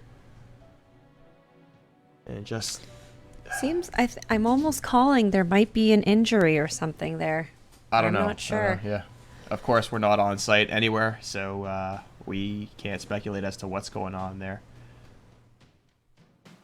We do have a first attempt from James Whiteman at 147.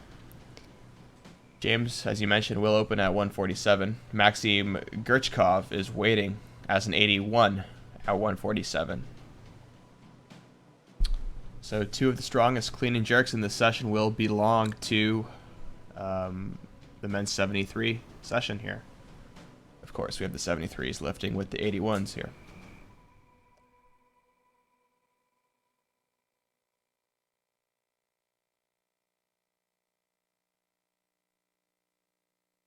Strong clean from Whiteman.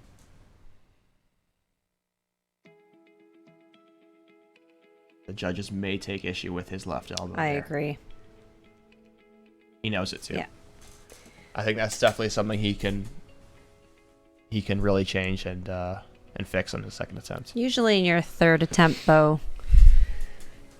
Sorry, that was his first attempt. Yeah. Usually in your next attempt, you tend to fix that. Yeah.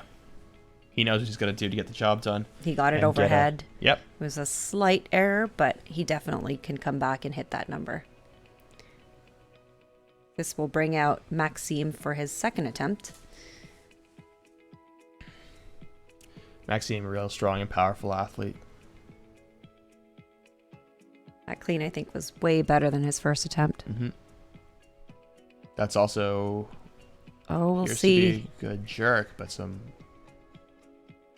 questionable elbows, but 2 out of 3 officials have no problem with it.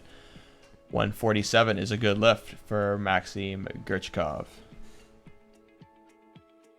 I usually tend to side with the athlete if there's any doubt in mind.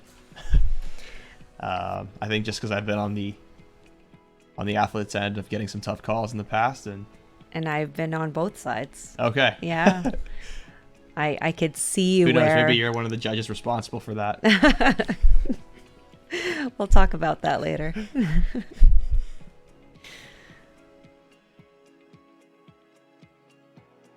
It's almost a power clean, I think. Yeah, it seems just a little... That was a seems better much better jerk. Even though with the little step out in the Yeah, clean so- standing up, that jerk, he looked like he was... Yeah. Let's see if Coming we can out put it all with- together for his third attempt here. He came out with purpose on that Yep. lift for sure. Sometimes when they miss their first lift and they're like, why did I miss that lift? They come Yeah. out even more angry Yeah. and they just want to hit that same number and then move up. Yeah. And we have quite the battle going on in this, in the later stages of this clean and jerk. We've got a couple opening up in the high 140s and the 150s. Gurchikov, pardon me, is set to take his third and final attempt at 150, while Whiteman's automatic increase takes him to 148. That has now changed to 150. That brings up Matt Darsigny, who's indicated he wants 148 on the bar to open up. This is where we start to see the screen going back and forth to Yeah. athletes. And you see, here's the thing that does bother me about online competitions. There's a delay. There is, and the coaches also... You got to kind of walk that tightrope, I guess, as a coach. You got to know who your athlete is, right? For sure. You have to... What I'm trying to say is, there's some athletes you have that they're okay with knowing what the other... and they really feed off what their competitors are doing, and there's some that really need to be in their own space, their own head, just to go about their own business, right? And I don't know. I think for somebody like myself, I like knowing what the other athletes are doing, and I think that pushes me more, and that adds to the adrenaline thing. I When think your I'm the coach- complete opposite. Yeah. Yeah. When your coach is the sole person that knows what's going on. Like, I wonder if Matt knows what's going on right now, what he needs to hit, right? Right. You know what? Coming from their history of this sport, Yeah. chances are he probably doesn't know. Okay. But I think they almost missed that window. Yep. Really strong jerk there. Automatic from Matt. We So- can't say enough good things about him on this session. But this is coming from an elite athlete. Yep. And one of those things that he almost ran out of time. Yeah. I think from what it looks like, maybe they were trying to make a change. And Yeah, there looked to be some confusion there. There Right. still does. I think that's Yuri in there. and he lifted it almost at 2 seconds, I think, that we saw. Complete lift, great lift. But unfortunately, he was probably trying to make a change and didn't get that change because the way we're looking at the board, everyone wants 150. Yep. Everyone is fighting for this gold medal because we still have an athlete that has not taken their first attempt. Yep. And there's a little bit less pressure on Darsigny here because he has that advantage from the snatch and really set himself up really well here going to the clean and jerks to finish off the job. But that does bring up Edward Guerin, who snatched 122, only 3 kilos behind Matt. This is going to make for quite the competition. If he makes this lift, this will take his total to just a kilo below Matt. So this is far from over, folks. You're going to want to stick around for this. The bar appears to be in the process of being verified for Guerin as he paces back and forth. Seems there might be some sort of delay. Yeah. Really building the suspense of this one. Well, as an athlete, I think they're just ready. Yeah. They just want to, well, especially for him, it's his first attempt. Yep.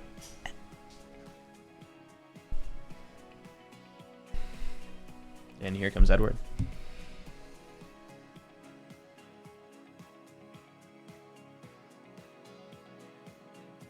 It's an easy clean. Yep. Yeah. He's not messing around. He's coming in for that. Yep. I don't know. I think he's probably going to go up. few kilos here. Yeah, so as you mentioned, his total currently stands at 272, while Darcy stands at 273. So just 1 kilo behind. Great competition on the elite level in terms of what Canada has to offer here. And this may be the session of the weekend, folks. We're really enjoying watching this one. And James Whiteman's very much in the upper echelon of talent here. Coming in, looking to put it together here for a 150 clean and jerk. We saw a real strong clean in his opener. Couldn't quite lock out the elbows there on his first attempt. And then great demonstration of power there on the second attempt. Kind of steps out on his clean. Threw his timing off a little.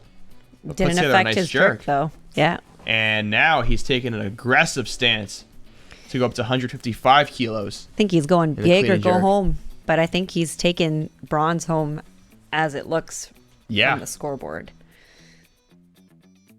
This will bring out Matt Darcigny for his second attempt, and I could probably see him going up a little bit. Yep, Guerin has actually moved up to 156, and I totally get this. This is, I don't know, for especially people like that, this is what you train for. This isn't training anymore. There's no sense in being conservative once you've hit your totals. You're on the board, right? It's a great confidence booster for sure. This is where you really want to put your training and your hard work on display and give the most you have. And here comes Matt.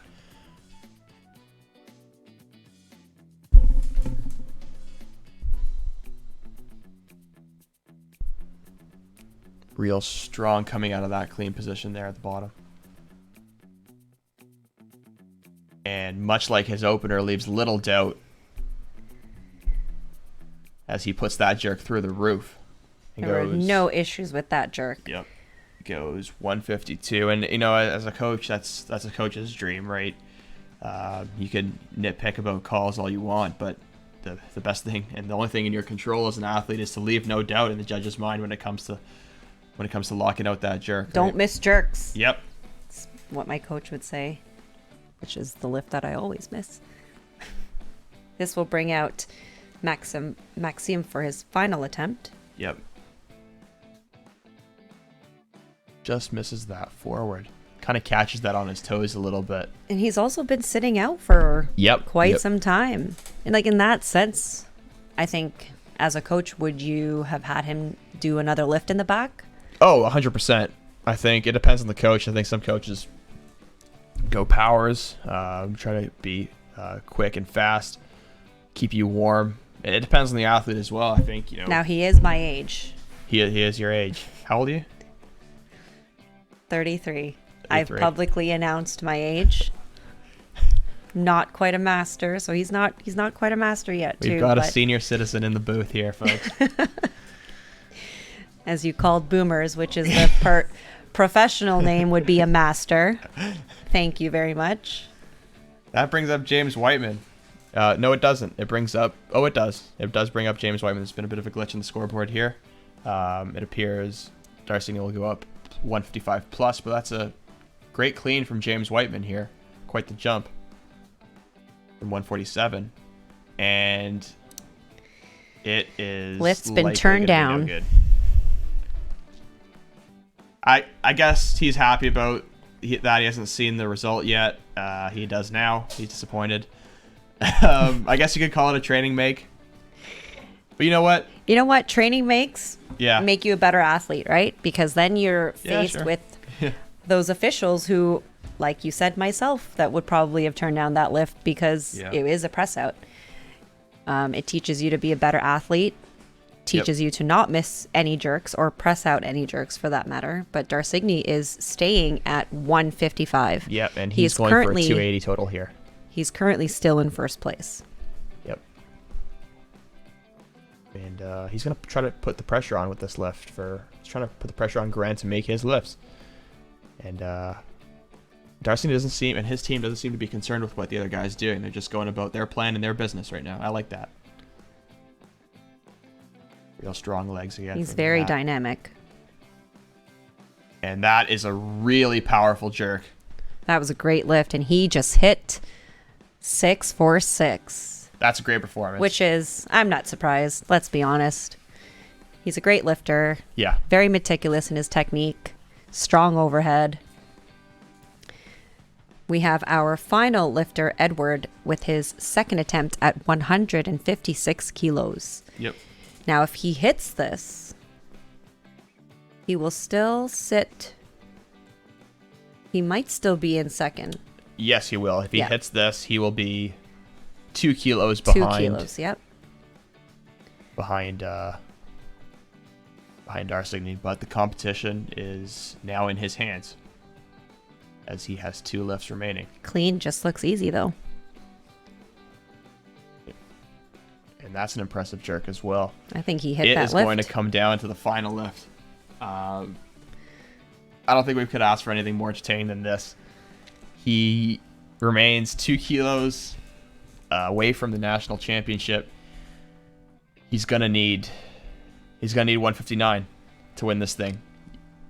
I don't think there's any doubt what's coming on the bar at this point. They're gonna wind the clock down, get him a few more seconds. And Give get him some rest. That's the whole sport, right? You go until the last, I'd say even 20 seconds. But since we have a few minutes, we'd like to thank our sponsors. Yep. Dotmar for the fitness equipment supplying in Ontario with the quality weightlifting equipment since 2017. Please check out dotmarfitness.com for any great deals, bars, plates, or other gym equipment that you may need. We'd like to thank 646 Weightlifting for supplying graphics, the logos for this event. Virus Apparel, which I think many weightlifters are familiar with. Thank you for your partnership with Canadian Weightlifting to provide exclusive Canadian weightlifting apparel.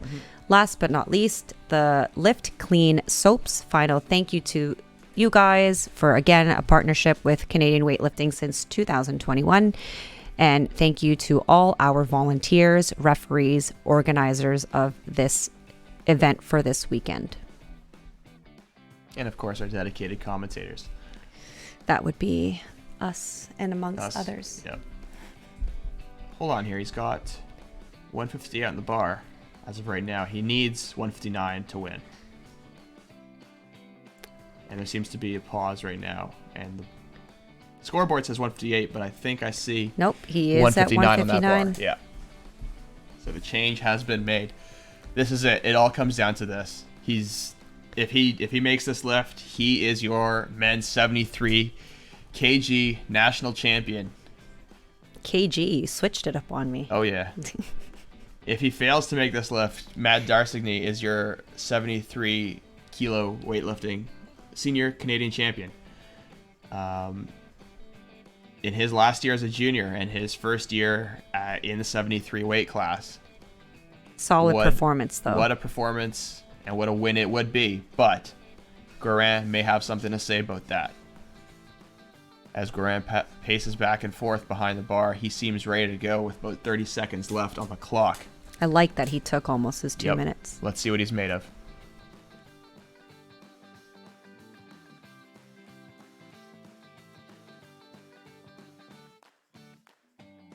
Really impressive pull off the floor. Oh my goodness.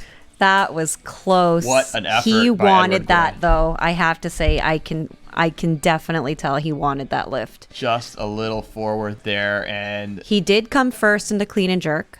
he did. He did. He did win the clean and jerk. Overall, one of the, I don't even know what to say about that. Probably one of the best Canadian weightlifting sessions I've ever seen, and wow, that's just a really motivating performance there from Darsigny, and the effort there from Guerin. Just a little forward on that final jerk could have sent him to the number 1 spot as Canadian champion, but ultimately it's the junior Matt Darsigny that comes through and wins in his first year of the 73 weight class. Nikki, what do you say about that? I'm always going to come back to the scoreboard because it always fascinates me when I see more green than red. And when you look at the scoreboard and all the final attempts are red, they're definitely fighting for a lift. Yeah. I think. And I think it was a successful session. Definitely very entertaining when the 2 or 4 athletes start to battle it out. I love seeing that competition amongst athletes. we see it very often, I think, in elite lifters, right? But very entertaining to watch. I can't wait to see what our next sessions tonight and tomorrow, to see what they can perform and how we all come about this whole weekend. Yeah, and if any session is half as exciting as this one, we'll be in for one heck of a treat. Obviously a great performance by all the athletes here, and it was great to see them go all out on their final attempt, going for kilo there. I'm sure these athletes knew what they were in for. They knew the kind of competition they were facing, and just incredible to see that kind of adrenaline and that kind of excitement in a virtual format. Big shout out to OWA and everybody at the Canadian Weightlifting Association for making something like this possible in times like this. And you'll be hearing from Greg Chin and JP Millette, two really well-accomplished Canadian coaches on the international stage. JP will be taking Team Canada. He'll be one of two coaches, along with Dallas Anavi, taking Team Canada to Tokyo for the 2021 much-anticipated Olympics.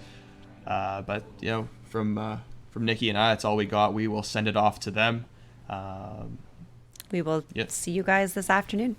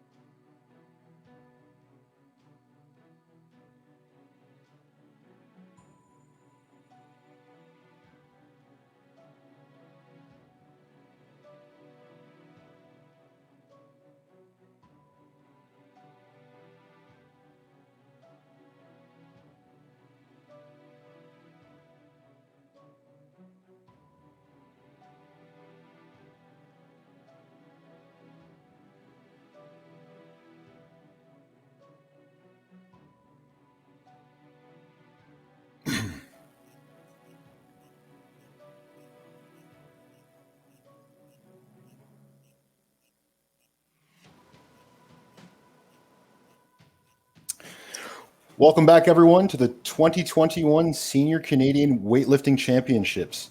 We've got another exciting session of lifting for you, featuring some of Canada's best female lifters in the 59 kilo and 64 kilo classes. My name is Greg Chin, and I'm joined by my partner, Mike Bensick, today. Now, for those of you who don't know, Mike Bensick himself is an athlete. Mike is a Canadian national team member and a multiple-time medalist at the Canadian Championships. He finished sixth in the 2018 Commonwealth Games in Australia, and he's been competing nationally for nearly a decade. And it looks like we've just gotten started. So, first lift is done, 63 kilos on the bar. Looks like a successful attempt for Maureen No.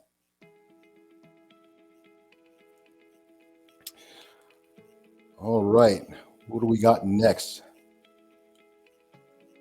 So, nobody's made a call yet. Now, Mike, what do you think about this session? Have you looked over the start list? How are you feeling about the 59s? It looks pretty tight to me. I think we're going to have a good battle here today.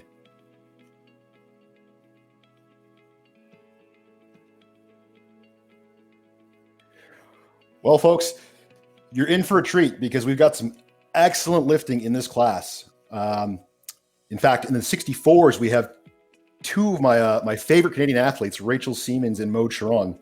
For those of you who don't know, Maude will be going to the Olympics this next month to compete in Tokyo. Meanwhile, Rachel Siemens has been a mainstay of the Canadian weightlifting scene. In fact, I believe this is her 10th, either her 9th or her 10th nationals. So she's been participating for Canada quite a number of years now.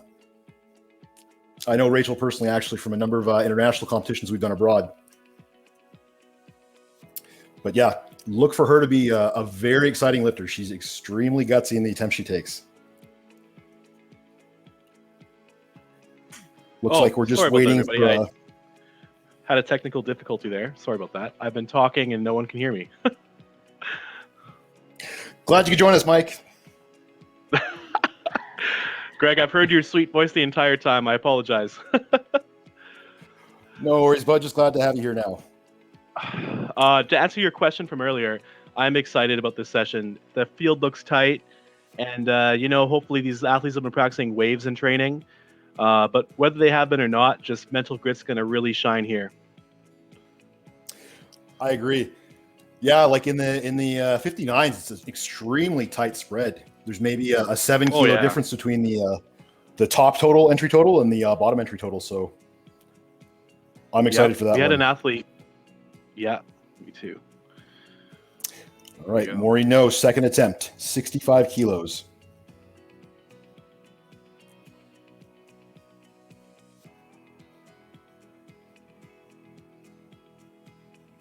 Oh, strong attempt. Looks good to me. Good lift. Oh, yeah, really crisp movement. Excellent transition from position to position. This probably has been said today, but it's interesting watching a competition from this view and like looking at lifts and saying good lift, because in person to a video is completely different. Absolutely. Yeah, actually, I was coaching just yesterday, and I have to say, it's taking a lot of getting used to coach via Zoom. It's a very different experience. Yeah, as I'm sure you're. Yeah. And like it's not even out of context when you say that or wrong. It's just part of the world right now. But hopefully this doesn't last too much longer. Yeah, hopefully. Actually, yeah. Speaking of not lasting too much longer, we have the Ogopogo coming up, and I think that'll be the first in-person competition we have this summer. Yes. How are things panning out westward? Yeah. It's looking good. It's looking good. Yeah, you yourself are a mainstay of the British Columbian weightlifting scene. How have clubs and teams adapted in your neck of the woods? I'd say that a lot of people have built home gyms. Gyms have let people take equipment home, and just the same thing. Like there's Zoom calls, and if you can stay mentally toughest the longest, you'll probably do well training at home. But it's not the same as training in a gym. Not even close. Oh, absolutely, Mike.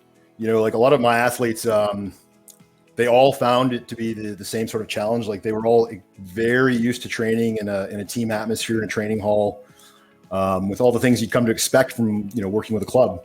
So it was for them. Yes. For many, that was quite a challenge.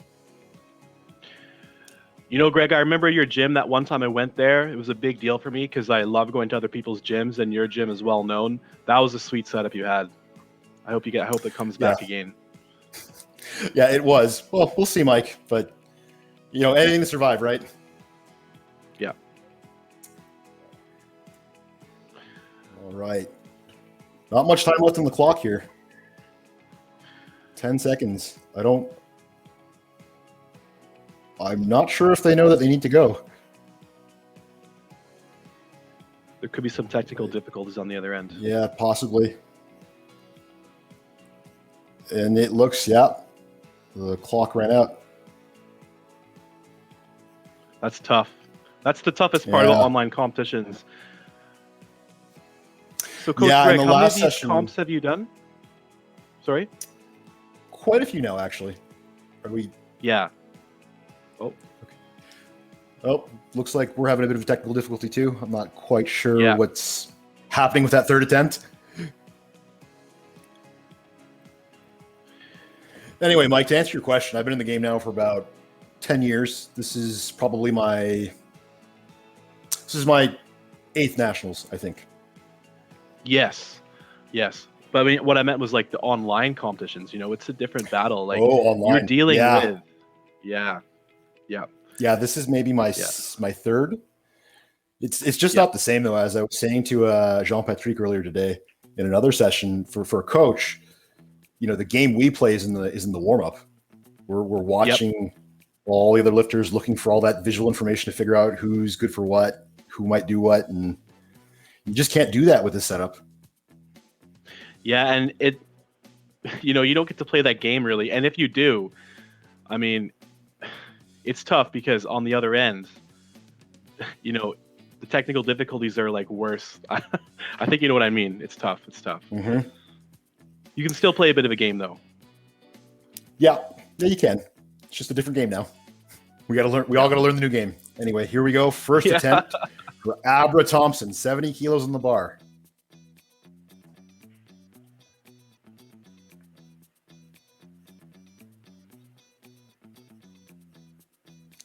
Strong Nice opener easy for opener. Abra Thompson. Yeah.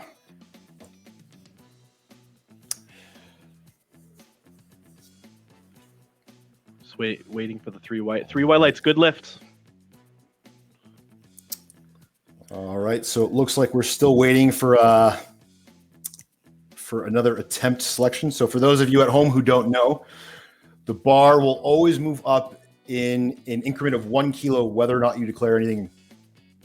Oh, and it looks like they've declared 73. So the bar goes to 72 now. And it looks like Jose Gallant is up. Jose Gallant's been doing this for, I'd say, 4 or 5 years now. This is her 3rd or 4th national, Greg. Yep, if I could. I think so, yeah. Yeah. Yeah, and Josie actually, she won in 2017 back when the women's 53 class still existed. Yes. Yes, this is her 3rd national. Yeah, so she's gone up a whole 6 kilos for this. Clock hasn't started. Yeah, it looks like maybe we're having more technical difficulties.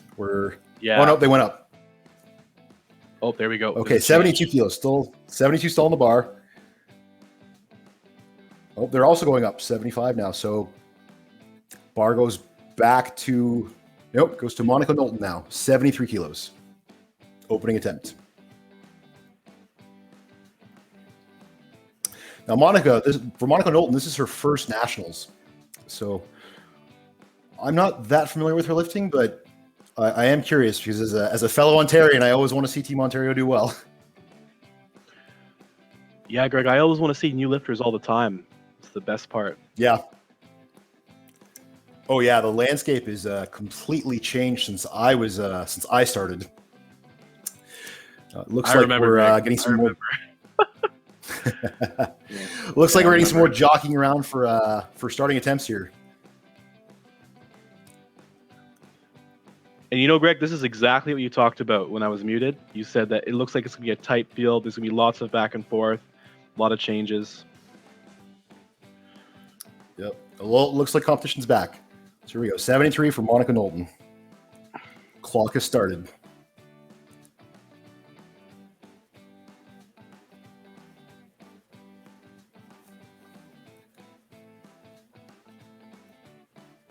Let me get to see the lift. I think there's been a technical stop. Ah, makes sense. The clock Yeah. is the clock is stopped now. Okay. Yeah. Now we've been told to stand by, so we're just gonna have to wait and see. So, what Greg, happens. what's your favorite lift? Snatch or clean and jerk? Snatch hurts less. Yes, it's less weight overall, right? It's just harder mentally. Yeah. Yeah. Yeah. No, I like the snatch just because it's the most difficult. Oh, here we go. Here we go. Almost. And almost, yeah, no lift there. That'll be a definite 3 reds. Well, there's a technical Looks difficulty like, in the. Yeah. Yeah.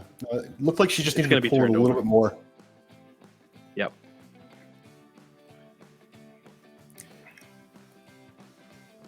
All right, 72 kilos still in the bar. Let's see. She can either repeat this or she could go up. Based on that lift, I would say it'd be a great idea to repeat the lift just because you want to get the first snatch in. It's the scariest lift. Of it. Like, the scariest thing in the competition is to not have one snatch. Yes. Yeah. No, for my athletes, it's I know when I coach rather, I'm always looking to get that first number on the board. I really believe strongly in building momentum, and you have to do that with your first snatch. And in that first lift, you know, the athlete and the coach, they build a real connection there because there's a lot of tension just in knowing that, you know. And sometimes, yeah, even the way the first lift goes can really sort of define your impression of how the athlete will move for the rest of the competition. So it's really, from my perspective, it's very, very important to get that first one in. Yes. All right. So Marie-Pierre Bonneau, second attempt, 72 kilos. Come on, you can do it.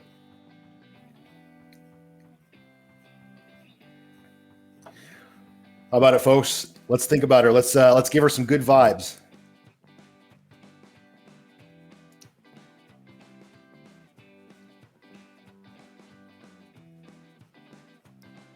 All right, here we go. Athlete stepping up to the bar. She's psyched up and ready.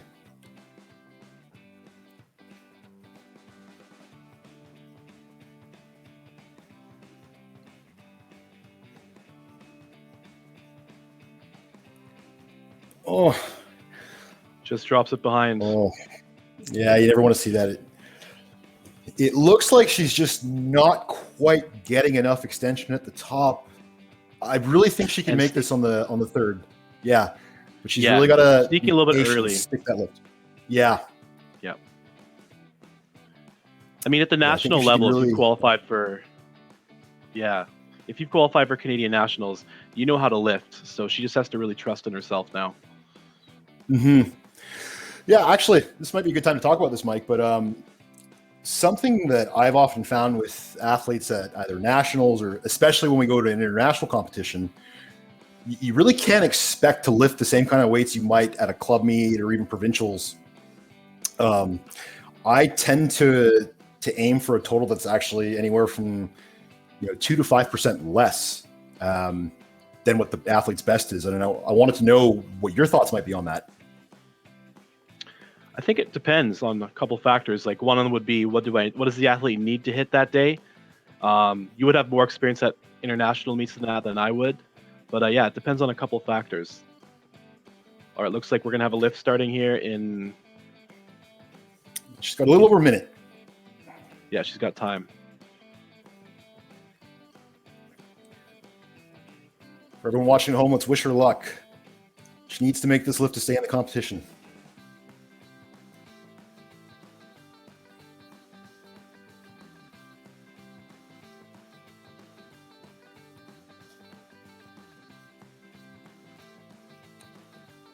Oh, I think she's got it. Yes, nice save. Looks good. She's gonna get 3 whites for that one, I believe. Yep, she's on the board. Still in the competition. All right.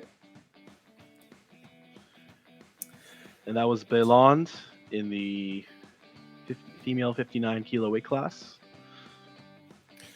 Yep. So it looks like we've got bars at 73 now. So we have Monica Knowlton with her starting attempt.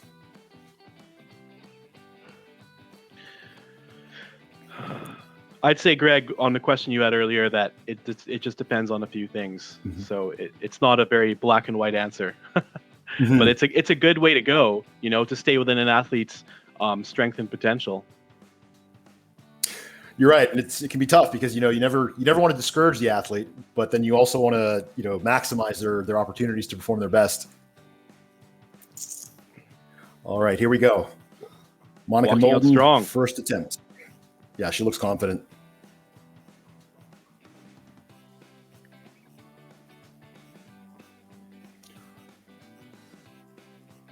Good recovery. That looked like a pretty strong first attempt. I think maybe 3 whites. a bit of nerves there, Yep. a little rushed, but I think now that she's got that one on the board, she should feel pretty happy because that's a solid lift. It says this is her first national, so usually you get those Yes. little nerves. Yep. Yeah, exactly. No, so making your first attempt at your first nationals that's a big deal. Yes, I remember my first national. Whew. Still sweating. All right, Abra Thompson's up now. Women 64, 73 kilos on the bar, second attempt.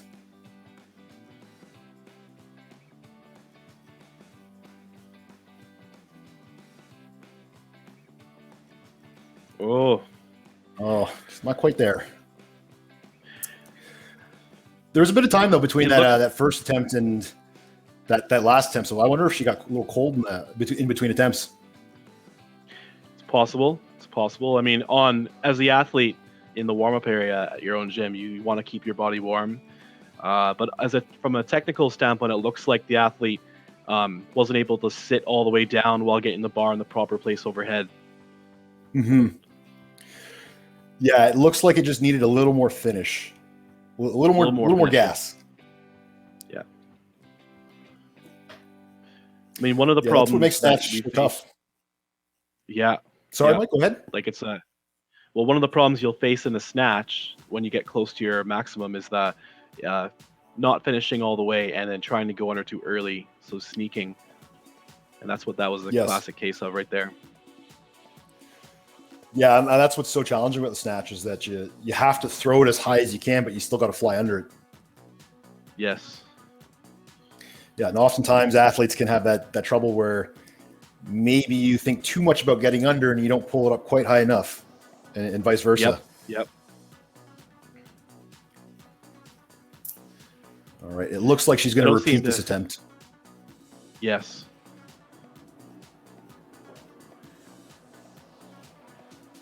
It looks like Abra's from Synergy Strength in Saskatchewan there. That's what this gym looks like from this angle. Yep. No, I recognized coach and owner Chad Benko in there. Oh, yes. That's okay. Yeah. Yeah. Yeah. Chad and his club are another regular another group of regulars on the national circuit. Yes. Yep. Chad actually started competing at nationals and then eventually opened up his own space and got a whole team going. Yeah.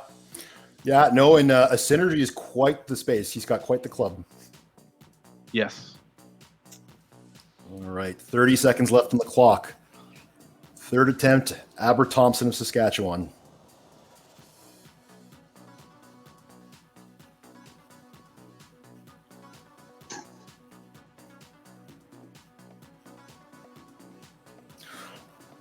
Oh, sit with it. Oh. Yes. Good.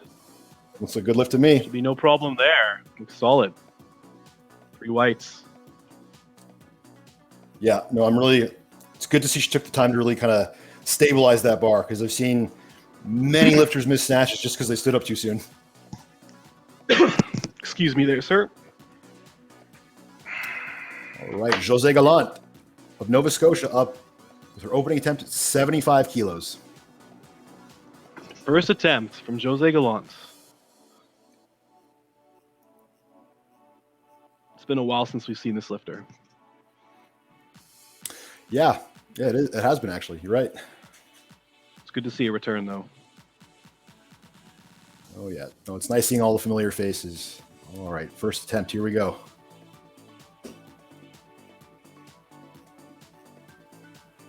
Strong. Yep. Yeah, I think she could have powered that. Even if you can, should you? That's the question, right? Yeah. Some people it works, some people it doesn't. Yeah. You know, actually, another athlete in this session, Mo Sharon, the few times I've worked with her in JP, I've seen in the back where when we're warming up, she'll power all the way to 80 and just get lower and lower and lower as she goes. But excellent sense of, how much she's got to put in the bar and where it's going to be.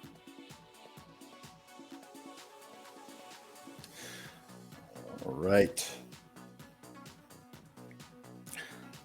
So we have the opening attempt of Leanne Bourque of Quebec coming up now. 75 kilos. First national. Here we go.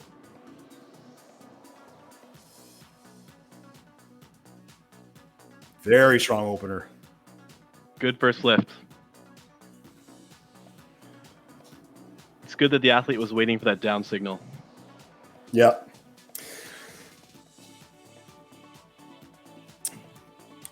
All right. Well, there's going to be a big jump now in the weights for the 64s.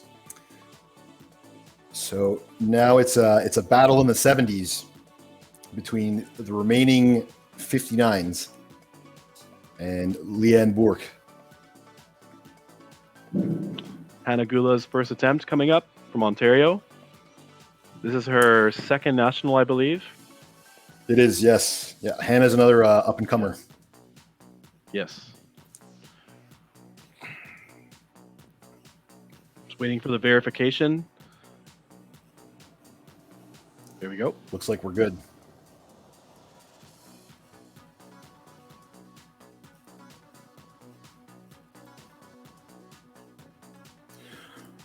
All right, here we go. Opening attempt for Hannah Gula of Ontario. 77 kilos on the bar.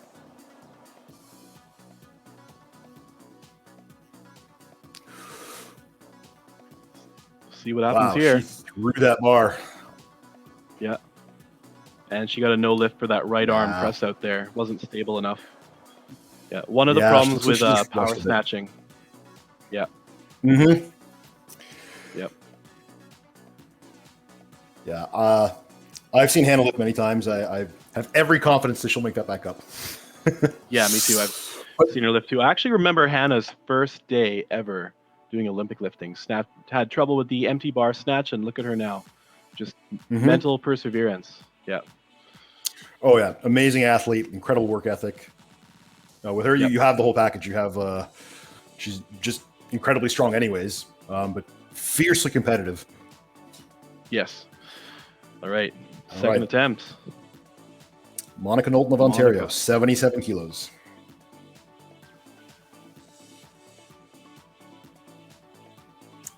A little in front. Yeah, looked like it might have been a little early. You know, with snatches, you would have to have fierce upper body strength to be able to recover a snatch from that position. So it's very challenging. So you definitely want to slot it in the right place. Yeah, no, and it looks like 77's remaining on the bar. And are we going to go back to Hannah for a second attempt at 77? It looks like we are. I believe so. Yep, we are. Yep.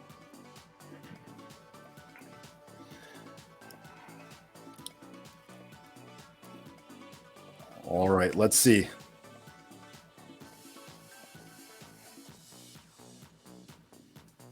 Much better. Full snatch.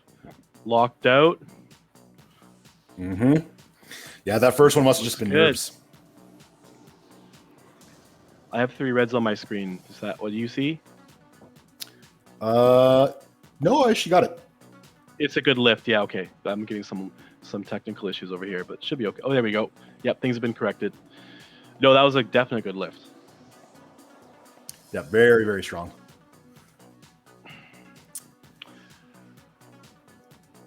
All right. Don't want to make the assumption, but it looks like, yeah, you go ahead. Sorry about that, sir.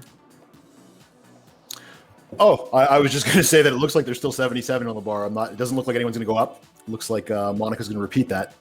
But what were you going to say, Mike? Yes.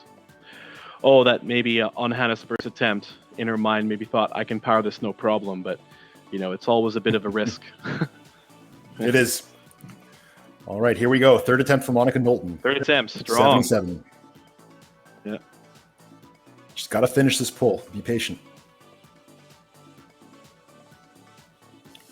Oh, save it. Much better attempt. Good. Much better, yeah. Yeah, it's amazing in the snatch. For those of you who don't know, but like just 1 or 2 kilos in the bar can completely change your timing. And especially for these athletes who are already lifting much more weight than their body weights, the leverage can change dramatically. And that's what's amazing, Greg, is that they're so far over their body weight, and some of them can make it look so easy. Absolutely. I mean, we're almost approaching the top of the field here. Yeah, we are. Yeah, no, these are some big weights. It looks like we're going to go back to Leanne Bourque of Quebec.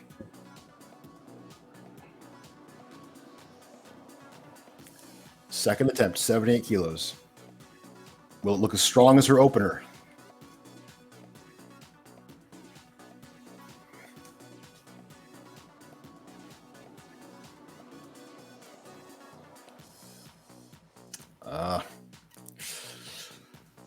Looks like she needs a little more speed, a little more finish. Yeah, probably nerves, or maybe she got cold. Yep. But the way she moved 75, I think she could definitely get 78. I mean, I don't know how cold it is in Quebec right now, but here in Kelowna, BC, it is smoking hot. You could fry an egg on a rock and eat it. I bet. I was reading what you guys got some 40-degree plus days up there. That must have been hellish to train in. It was definitely hard, especially at 46 degrees Celsius for a couple hours. I bet. Like, does chalk even work at that point? Or does it just turn to soup in your hands? I don't even know. you still put the chalk on. You can't go without it. We've got a minute and 30 seconds here until the third and final attempt of Lee Lian Burke. Sorry if I said that name wrong. Yeah, she's got plenty of time here still. I think if you give me another 5-10 years, I can say Quebecois French names better. Yeah, you have a little more of an excuse given that you're in BC. Me being in Ontario and right next door, I have no excuse. So I apologize for my terrible French enunciation. Yes, but truly, I think we both care about saying your names correct. We do. We really do. All right, third and final attempt.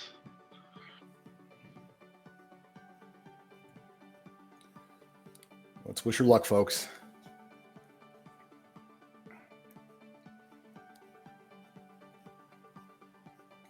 Oh, much better attempt. Yes. Much better. And the lift is good.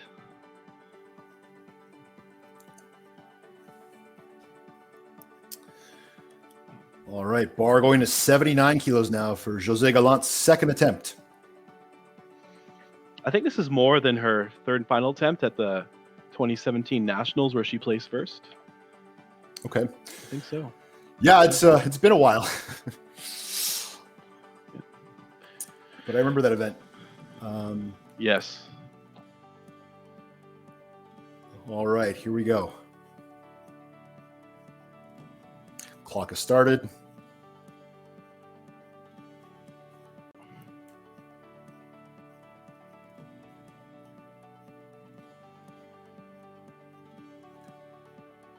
Tough miss from She can behind. do that. Yeah, she can do that. All she's got to do is keep her chest up, and she can do that. I mean, what do you think, Greg? If you miss a lift from behind versus in front, what are your thoughts on that? Missing from behind is like you basically made the lift, you didn't hold it because you got it high enough. You were in the right spot essentially. When I see people miss from behind, it's almost always because they just drop the chest a little when getting under. Trying to get like a little. It's almost like your brain's trying to tell you to get a little lower, but you're not getting lower in the right way. Yep. Yeah. There's definitely a few things, but those are top reasons. Yeah. Ideally in a snatch, once you've extended, for those of you who don't know, once you've extended, your chest should stay up the entire time. Once you hit that point of extension, you shouldn't, the upper body should not move. That's exactly it. And sometimes you got to do some more curls to increase that strength, right, Greg? Yeah. Oh yeah. I program lots of curls for my athletes. That's the secret. All the time. Yep. And it looks like Jose is going to repeat that.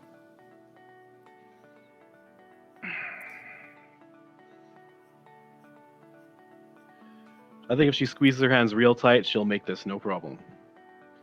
I agree. She just pushes up. She's got it. Oh. Just a little soft on the landing there. Yeah. Well, Jose will be credited with 75 kilos. Yep. Now that said, 75 is still strong for this because really you win with the clean and jerk, and that's where you can really make up the kilos. So as long as you can kind of stay with the rest of the pack in the snatch. Yeah. Yep. Clean and jerk's who wins. That's where the clean and jerk is the big question mark. What are you going to do? Mm-hmm. Hannah Gula, third attempt, 80 kilos in the bar. All right.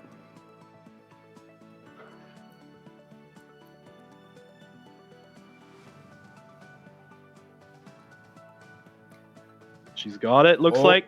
Oh, strong save. Nice. For what I see, it looks good. And the judges rule 3 whites. We're good. Good lift. And that puts Hannah in the lead for the F59 class. Well, not to be biased now, but I mean, I know Maud Charon and I know Rachel Siemens, but Rachel's one of my best friends, so I'm sending her as many good vibes as I can. Oh, I like them both. If I could make it that way, they'd both win 64 because they're both excellent lifters. Me too. Both have tons of heart. Yep.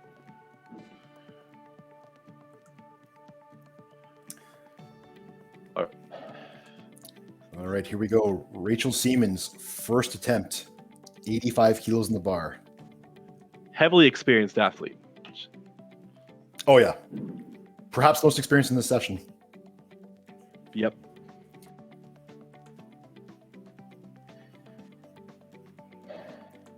And that's her style of lifting right there.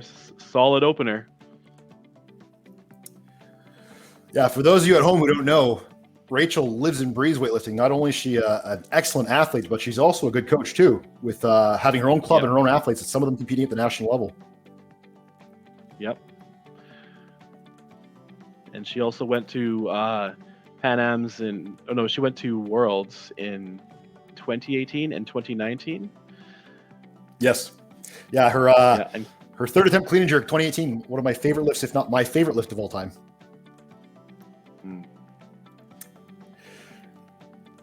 Yeah, out of everyone here, well, no, I wouldn't say out of everyone here because I really don't know. But all I'll say is that Rachel has tons of heart, and we may get an opportunity to see that today.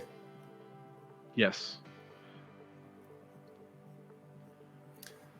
And it looks like, despite having a club of her own to run, that she's kept in excellent shape despite the pandemic, because these are the kinds of numbers that she's put on the board at like the Las Vegas International Open or Pan Am's or any of the other international meets. So it looks like she's come to lift today. To it. I mean, if you want to know, she actually just trains in a cold shed all winter by herself.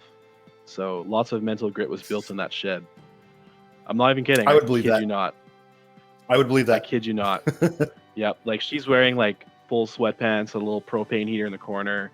It's dark. The water has to be kept inside her house to stay warm so her hands don't freeze to it. It's crazy. I mean, it's not as cold as where you're from. Yeah. Right. Well, now you know what kind of dedication it takes to get to the top.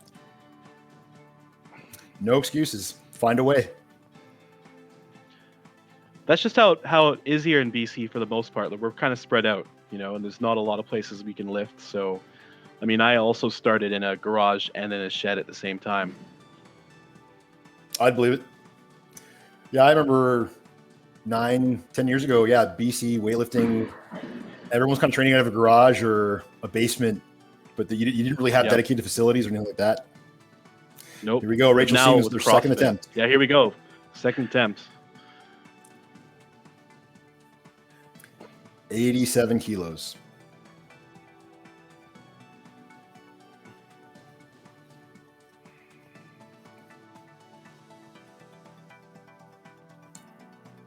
Oh, it's a little soft. Yeah, it looks like she could have just finished a little more aggressively. Yep. But I mean, we don't have a side angle here, Greg. Yeah, like we don't have a side angle here. Yeah. But it's, from looking straight on in front, that's as much as we can see. But there could have been a little bit of a slight positioning issue, but it's hard to tell. Correct? It's true. Yeah, you're right. Because from here we can kind of tell how someone extends, but we can't really tell what direction they extended in. So sometimes a common error in the snatch, especially when things get very heavy, is you might extend backward just a little bit, thinking that you're finishing the pull or lengthening your pull, but it's not quite going in the right direction. And when you're the athlete in the athlete seat, I mean, snatching is just magical. So sometimes the magic's not there, and you got to make it happen on the next attempt. Mm-hmm. That's what's both rewarding and frustrating about that lift, is that if you're off by just an inch in your positioning, it's a no-go. But when you do make it, when you get a record, you did everything right. Oh yeah. PR, personal record. Good feeling. Yeah, no, and 87 kilos is still pretty heavy for Rachel, because I think her best is maybe 91, 90. Yep. Yeah, 91 or 92 in there. So almost like 1.5 times her body weight. Yes. Yeah. Think about that, folks. Rachel's going to put about 1.5 times her body weight over her head in one movement. If that isn't impressive, I don't know what is. 40 seconds left. Lots of time. Third and final attempt. 87 kilos for Rachel Siemens.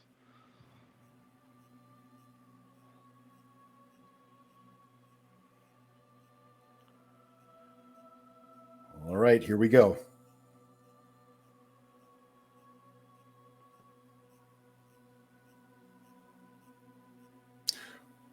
Oh, nice save. I think it's going to be good. Just enough. Yep, 3 whites. Yeah. Yeah. From the front, you could see that the elbows didn't unlock, but the shoulders were moving, but that's still okay. Yep.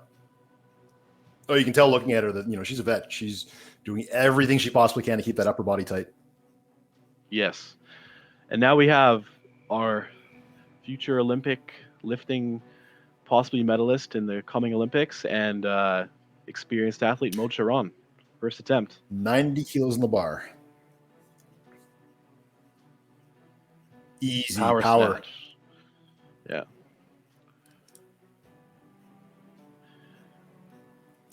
Very good attempt. First opener. I mean, this lift for her is below 90% of her best. Yes. To be expected. Yeah. Yes. Yeah. Maud has done. Has she done 106 now? I think she's done 106 now. Mean, yeah. But she's getting up there. She's getting close to some of the all-time records in her class. So yes. Just to give everyone who doesn't quite know who Maud is an idea of just how good she really is. Her first nationals, I believe, was in 2016 in Vancouver. Yes, I think it was. She's been competing for and then, either 5 or 6 years now at the national level. Yes, and then her first international meet was the Universiade Championships in Mexico, and I believe that was her first time winning international medals. She won a silver across the board. Yes. Oh yeah, she's a very very decorated lifter. She's the Pan Am Championships champion for 2021. She won Commonwealth gold at a Games in 2018. She's been to numerous world championships. It's international competition. You name it, she's been there. And she's still competing in the national championship just before the Olympics. Yep. Well, I'll tell you, Mike, Maud is the kind of lifter that is not afraid to work. I've actually seen before where she didn't like literally her whole snatch workout. She didn't like it. And then she decided an hour later just to do it again. Went through all of her snatches again, trying to perfect them. Yep. She's that kind of athlete. That will be hard. That's hard to push the body that far. You got to be in extremely good shape. That's for sure. You do. Here we go. Second attempt, 93 kilos in the bar. Let's see if she powers again. Yep. It's close to power. I'd say it's just in the full snatch range. And was that 93 or was it 91, Greg? I can't tell. 93.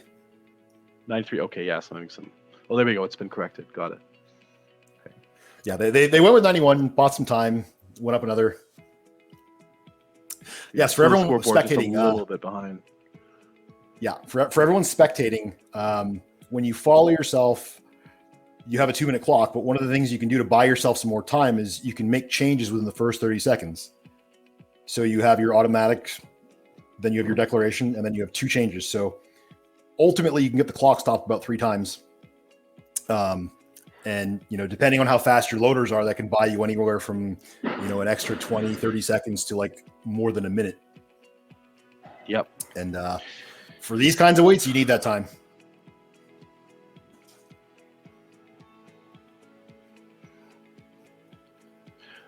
One of the big highlights about Maud's lifting is she has some sheer speed, just so fast. Moves that bar, accelerates it so aggressively. Yes, she does. I'm completely unashamed to say that right now, and even if I train for 12 weeks, Maud would still beat me. And I'm twice her size. We all have our time. One thing that you can't battle is age, and age is the number one determiner for what's gonna kind of get you out of it's true competitive sports. It's true. Yeah. Well, we got a little over a minute left on the clock. There, eh? Yeah. Well, that's that Belmer. I think that's Alex Belmer. So that's what he does. He shows off. That's what he did. He does. Oh, Bellemare, another great athlete.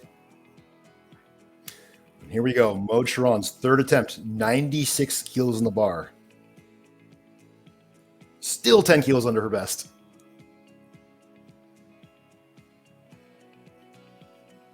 Nice technique. Very good. No lift. question is a good lift. Yeah.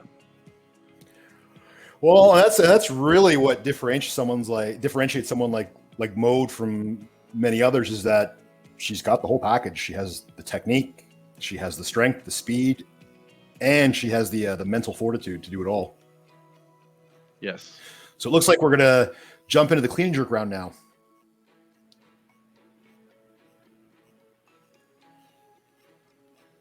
And we have 83 kilos loaded on the bar for first attempt from Maureen No of British Columbia.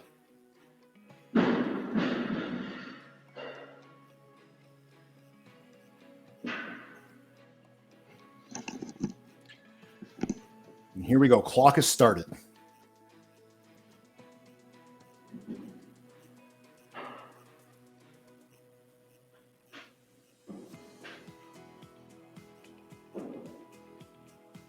Strong clean.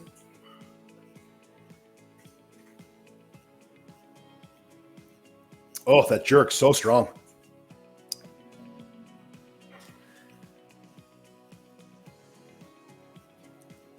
That was a very good lift. I'm not quite sure what she did to get the one red, but I do like that. I do like that she took her time to secure that bar. Many times you can see an athlete rushing out of the split after successfully punching through a jerk, and then they lose the bar just because they tried to recover too quickly. So it's good to see that she really took her time and didn't let the nervous energy get to her and rush that recovery. So she's got a total officially. She's in it. She's in it. And it looks like she might be following herself with 86. I believe Maureen is a junior, if I'm correct here. Nope, she's not. Yes, a junior Maureen. anymore. She's. Yeah, Maureen. She was a junior nationals competitor in both 2019 and 2020, and this will be her first senior nationals.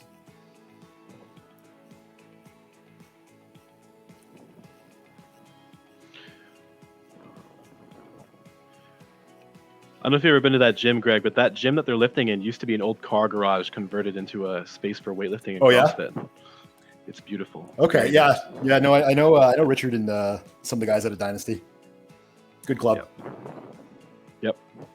They have a lot of lifters. A lot of lifters. Yeah, I think they started sometime around the same time that I did. So they're one of the new generation. Yes. I remember lifting with Richard on TBC at the Nationals, and I don't think Patrick made it, but it's possible. But he was there. He was there helping out and coaching and doing all the things. Mm-hmm. Yeah, I'm sorry. We should have clarified that Richard Cam is he's a weightlifter himself and the coach and owner of Dynasty. But another fixture in the British Columbian weightlifting scene. And it looks like Maureen's going to really take her time here and rest up between clean and jerks. Always a good strategy.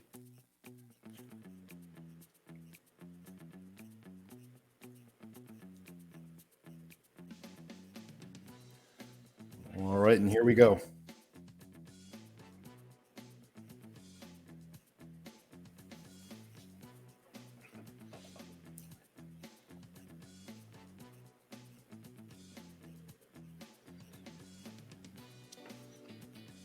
Second attempt. 86 kilos.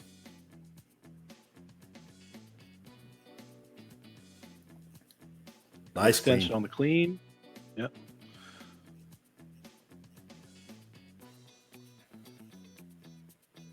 Good jerk. She really gets deep in that split. Yep. And 3 whites. Excellent Right, lift. yeah, good lift, no problems. Can't really say much about that one except for hope she goes for more. Right? Oh, yeah. I think she's got 90 or more in the tank.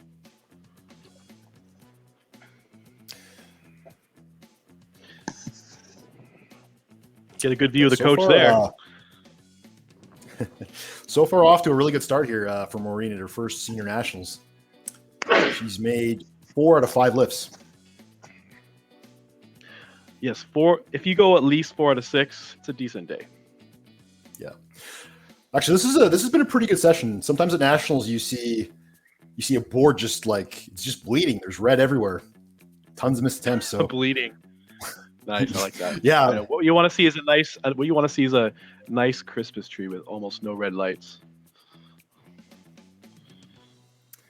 I like that you call it a Christmas tree. Yeah, I would agree. It's about what you can lift, not what you want to lift. And sometimes I see lifters and coaches getting a little too aggressive with their attempt selection. Yep. Here we go for Aber Thompson's opening clean and jerk. 88 kilos.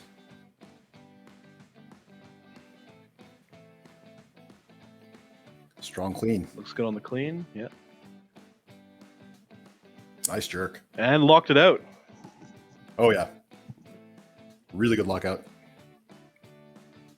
Actually, that's something I've been pretty impressed with this year so far is I've seen, like, sometimes you have a year where, like, everyone gets called the jerk for soft elbows or not locking out well, but it looks like most sessions I've seen so far this year that we're not having that problem, that everyone seems to really improve their jerks. Yes, but also with this online competition, we're not sure if people are attempting their absolute best, right? Like if you're staying 5% under, it's going to be easier to make more lifts. That is a good point, Mike. And one of the kind of the wild cards going into this as a coach is that you really don't know what kind of shape anyone's in. You don't know how consistently they've been able to train. So it really creates an unpredictable playing field. Yeah. I'm sure that this COVID lifting thing that we've had for 2 years will go down in history as something people will talk about for years and years to come, Absolutely. Yeah, I know it's a bummer what it's done to clubs, but on the other hand, it's great to see that so many people have stuck with it and have found a way to keep lifting, keep competing. It's been hard. I still currently train. I'm competing tomorrow, and it's hard to keep that mental fortitude and also to find the financial funds to do it. That's a big part of what's happening right now. Yeah. All right, third attempt, Maureen. No. 89 kilos. Got this. 10 seconds on the clock.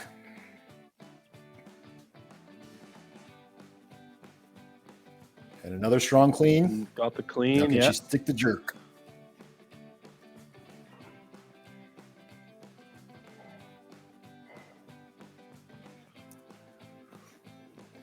This will be close. Ooh. What did the judges rule? She got it. Oh, she got one red. Okay. Got one red. Yeah. Are the judges are also looking at the same angle as us, correct? They're not looking from the side? Yeah. So we don't have a side angle. Yeah, You're right. Yeah, side angles can make all the difference. Yep. Greg, will you be coming down to the Ogopogo? I'm not sure. I don't think so. No? I'm not really sure what's next for me. In any case, we have Marie-Pierre Bonneau with her opening clean and jerk at 91.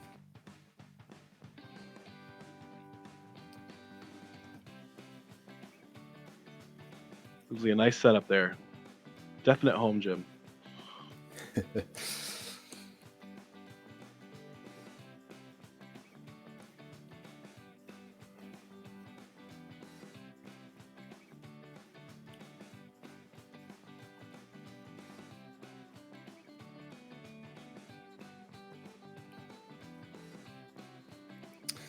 It's a gritty clean.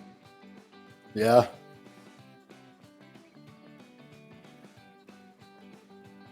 And I think that's a good jerk. Yeah, I think it should be okay. It's a pass. Should be good. 3 whites. Yeah. Yep. Yeah, that clean. Sometimes when you're stuck in the hole like that, it can take it out of you. Yeah. Well, it's good to see that she made her clean and jerk opener as well as she did. She's off to a much stronger start than in the snatch round. Let's see if she can make up some kilos here. All right, and we have an opening attempt for Hannah Gula at 93.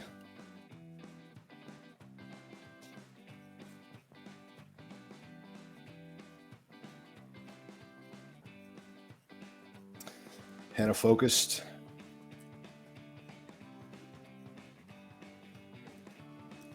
Going over the cues in her head, forgetting what she's got to do. Waiting for the weight verification. I think what she's thinking is, I'm going to smash this. I would agree with you. She's a pretty aggressive lifter. That stomp. Yeah, stomp says yes. All right, here we go.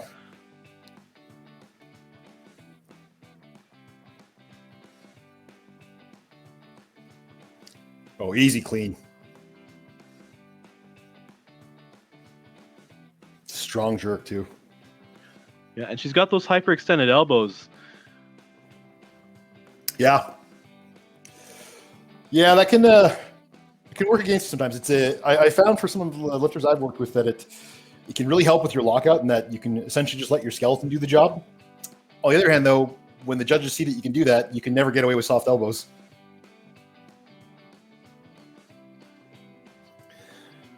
All right. I'm not sure what is going on here, but apparently, yeah, okay. The second attempt for Abra Thompson. Yeah, and she's had quite a bit of time between her first attempt and her second attempt, so we'll have to see how she kept warm here.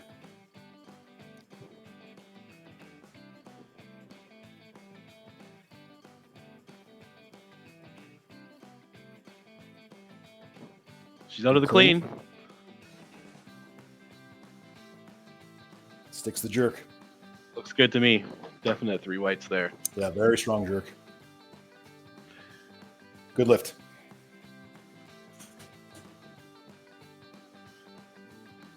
So, Greg, what's with this whole thing about I have to take my shirt off? Who said that? Apparently, there's a secret chat somewhere. I mean, oh, is there? Back in the day, I would train with my shirt off. I don't know if I would now. Oh, there might be a second son. Like, oh man. All right, here we go. 93 kilos for Marie-Pierre Bonneau of Quebec. Second attempt. So what she needs to do here is she needs to get out of that clean more solid, so she's got more left for the jerk. Yeah, it looks like she had a little bit of instability in the core in the last attempt. If she can really catch tight, I think the squat out of the clean should be much easier for her. Yes. All right, let's see what she's got.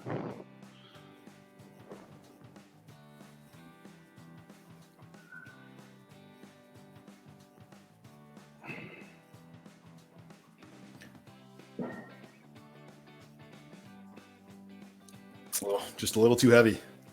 Yeah. Yeah, that's unfortunate part of the clean and jerk. It looks like she looks like she's just catching a little soft in the shoulders. Almost like she's leaning forward. Yeah. But if she can really catch more upright, that should be much better. This is one of the things that, like, if you're a little bit insufficient in leg strength, the clean will really get you. Mm-hmm. Yeah, what's that old saying amongst weightlifting coaches that if you can front squat it for 3, you can clean it? Yes, I hear that all the time. But you know what? I think there's a lot of depth to that being correct. Yeah, there can be. Except I've been able to front squat 200 for 3, and my best clean is 150. So it doesn't always work. Well, no, but see, you're not wrong. You could clean it. You know, like, it's possible. True. Yeah. I mean, I think me and you are built similar, but like there's the pull and the squat are 2 different things, you know? Yeah, no, the difference between you and I is that I'm not very fast. I'm strong, but I'm not fast. And in weightlifting, you gotta have both. Compliment. I didn't realize that I was fast, so thank you for that. Well, you're definitely faster than me. All right, let's see if she third can attempt. muster up strength here to get out of that clean.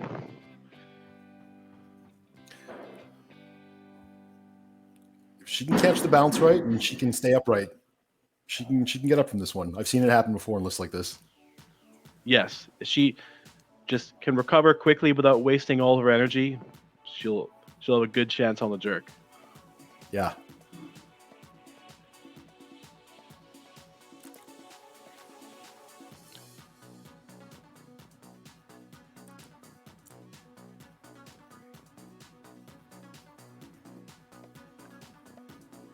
Here we go. Yep, that's exactly what I was talking about. Much better clean. All So right. she's got it.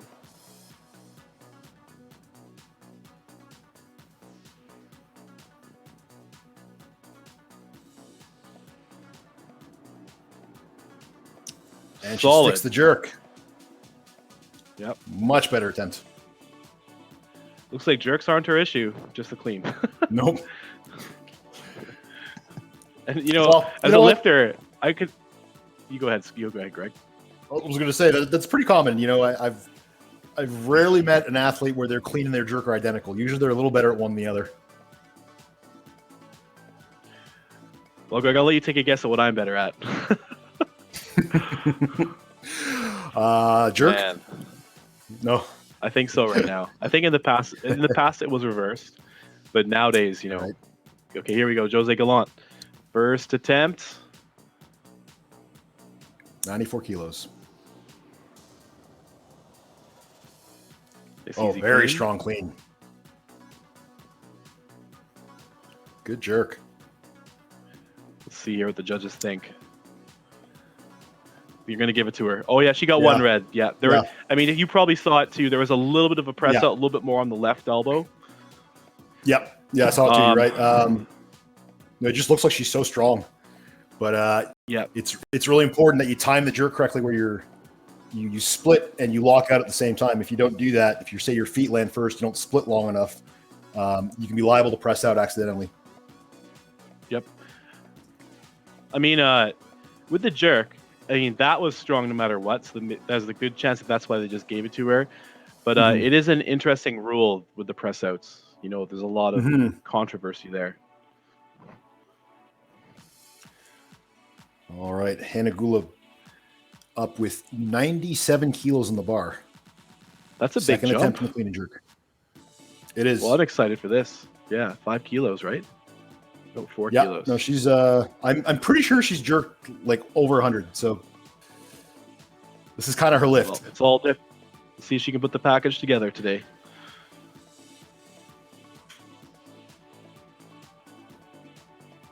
Another strong clean. Got the clean.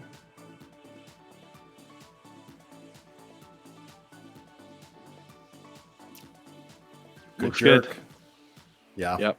Straight arms. Yeah, very. That very definitely good was lift. Yeah, that jerk was close to press out, but it was just strong enough that you couldn't tell. Mhm. Yeah, I think on the next one, she's definitely going to have to get under a little more.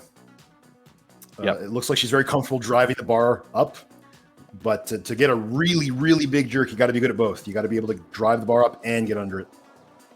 Yes. Third Aber attempt Thompson here up for now. Aber Thompson, Saskatchewan. Yeah. 97 kilos in the bar.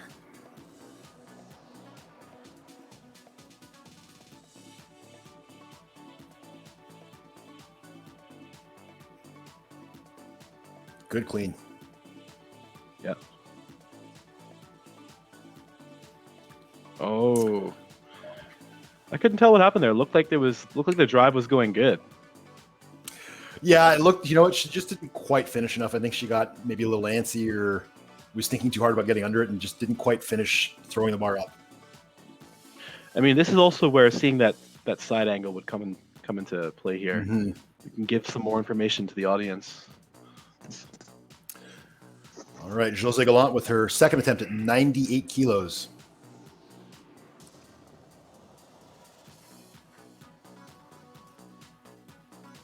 Firing yourself up.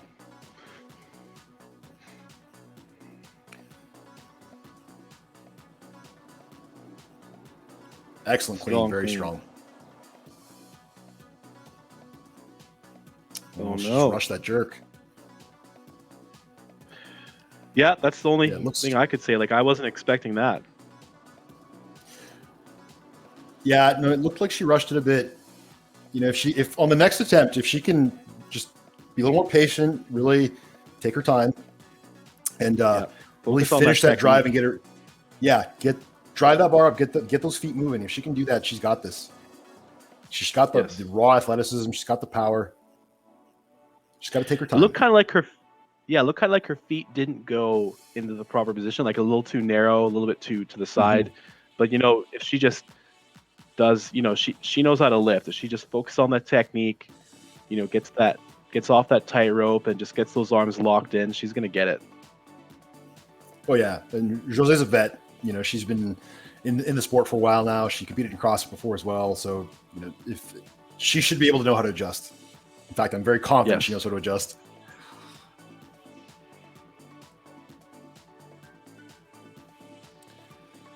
And it looks like they're going to repeat that.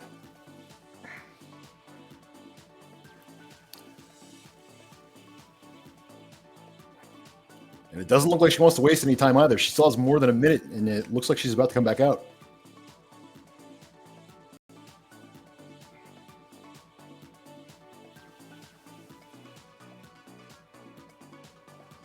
Looks like we had a little bit of camera lag there, but she's on the bar. 50 seconds left.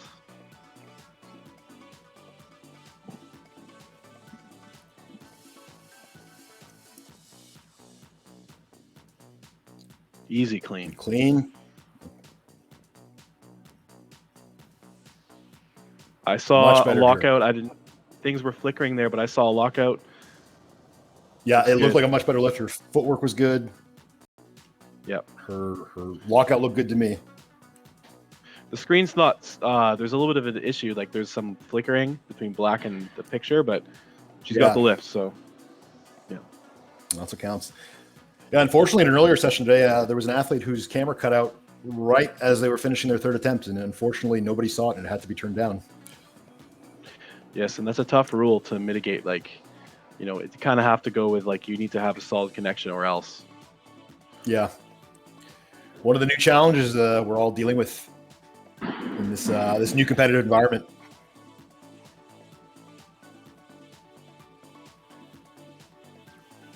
And Monica Knowlton with a big 100-kilo first attempt.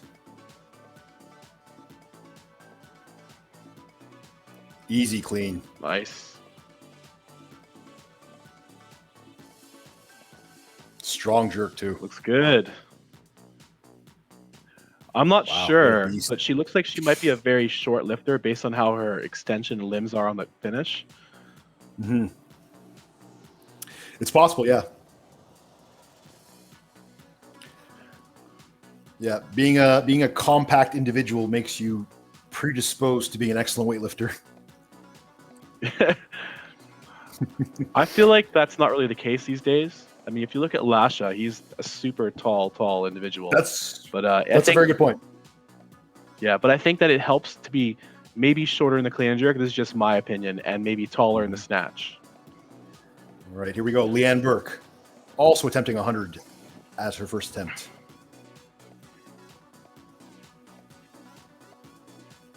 Looks good.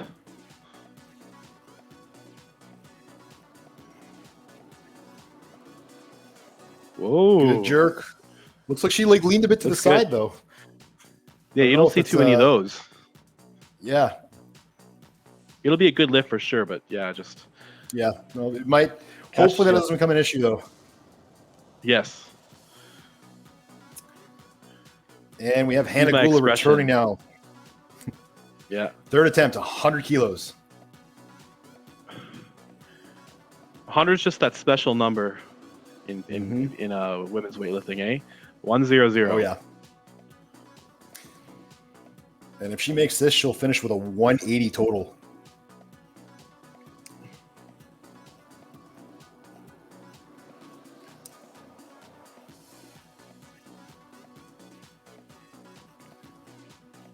And hard fought clean, but she gets up. Gutsy. Yes, nails the jerk. Oh, save it. Oh, no. That was close. Oh. That's what weightlifting's all about, folks. That's what weightlifting's all about. Yeah.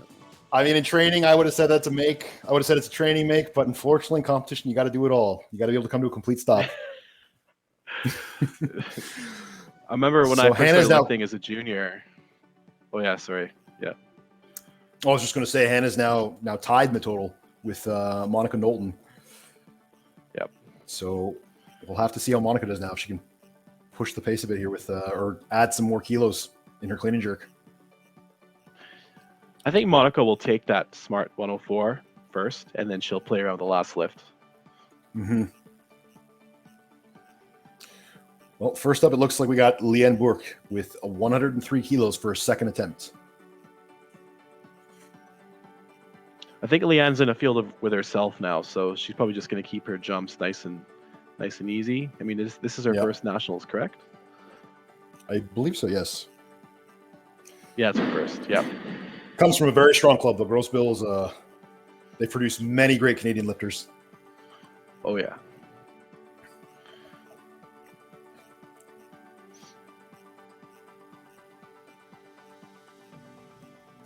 Another strong clean. Good clean. Yeah.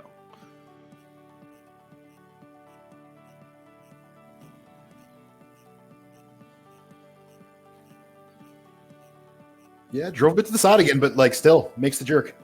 Better. It was better. That was a cleaner. Yeah, it was better. all You're the right, way. Mike. Yes. Yeah.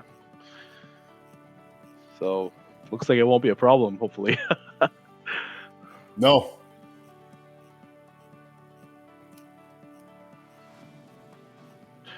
So Greg, was the first bar you ever lifted on an Alico bar?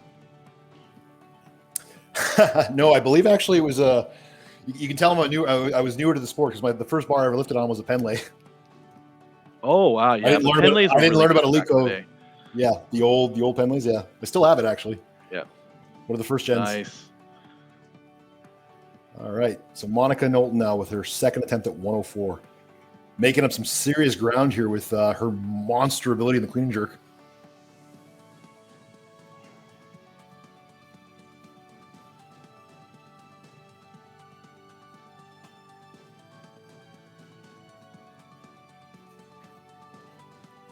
Oh yeah, she's got it. Very good lift. Solid.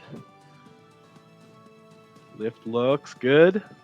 And it's 3 whites. Good lift.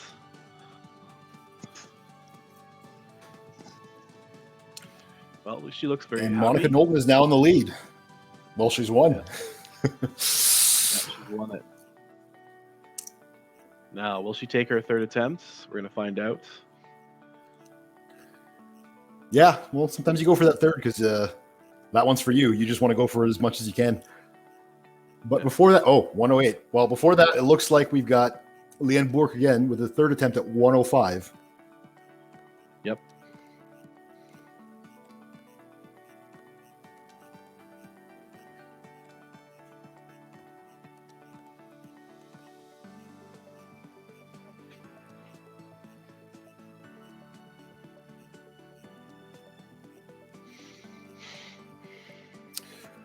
Looks like they're going to run down the clock a little bit here.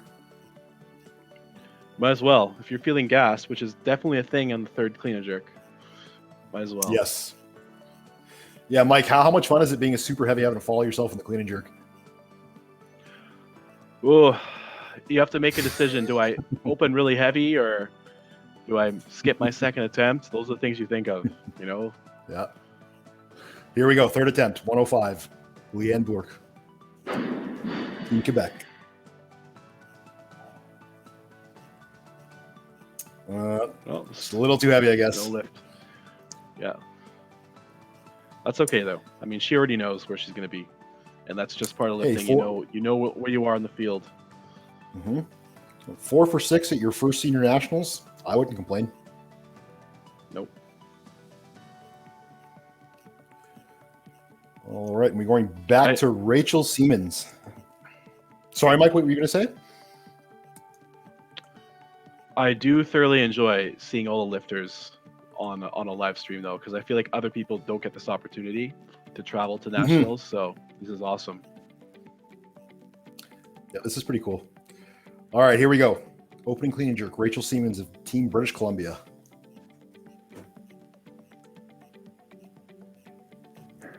Nice clean.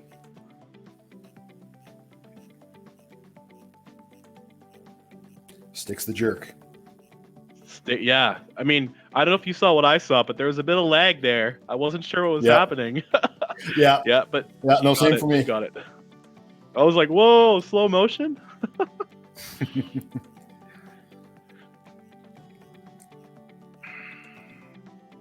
Yeah, and 107's, she's pushing it. That's like, I'm certain that's pretty close to her. It's not far from her best. No, but Rachel these days wants to push it. I mean, actually, you know what? Every lifter wants to push it with the best of their abilities, right? Why not? That's the whole point. Yep. Oh, you get it, Mike. Like, the number of times I've talked to an athlete who's scared of lifting, I'm like, you're a weightlifter and you're afraid of heavy weight. I want you to say that out loud to yourself.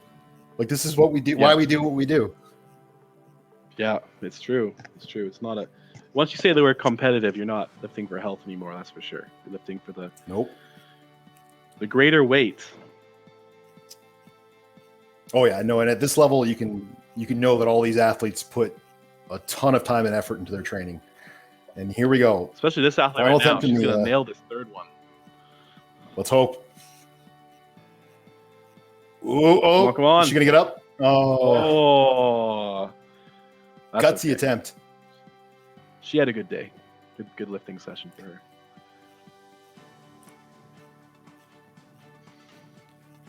Well, I mean, Let's see here. Was that when you her? win, you can't complain, right? So Exactly. that was a very tight session. Yes.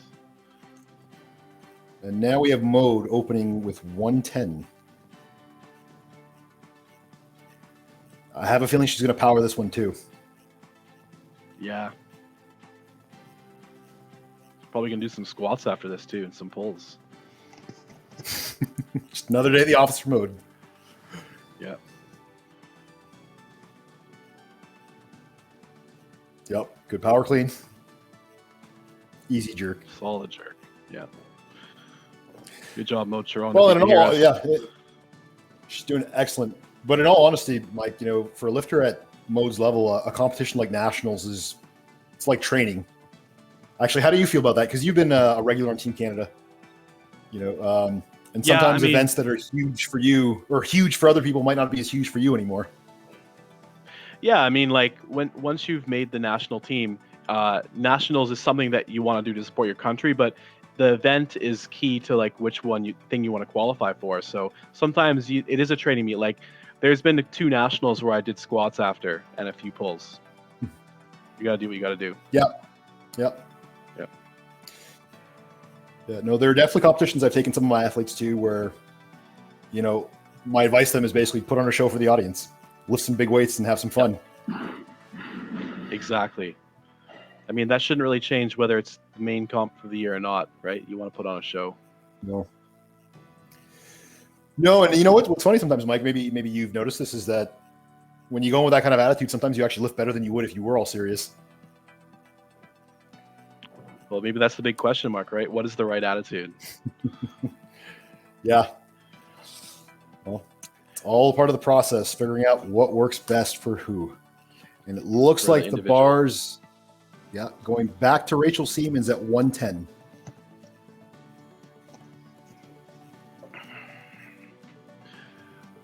This is something I know she can do. Oh, yeah. Absolutely. Yeah. And what's particularly impressive about this is I want to say that this is actually more than she attempted actually in her final attempt at Worlds in 2018. So to see an athlete who's on her 9th or 10th nationals still getting better like this is very impressive. No, Rachel's an impressive lifter and individual. All right, here we go. Second attempt, Rachel Siemens, 110 on the bar. She's got her classic approach.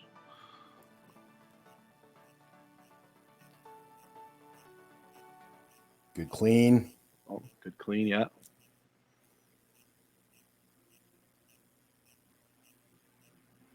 And again, sticks the Good, jerk. there we go. Yeah, had a little bit of lag on that video, scared me again, but she got it.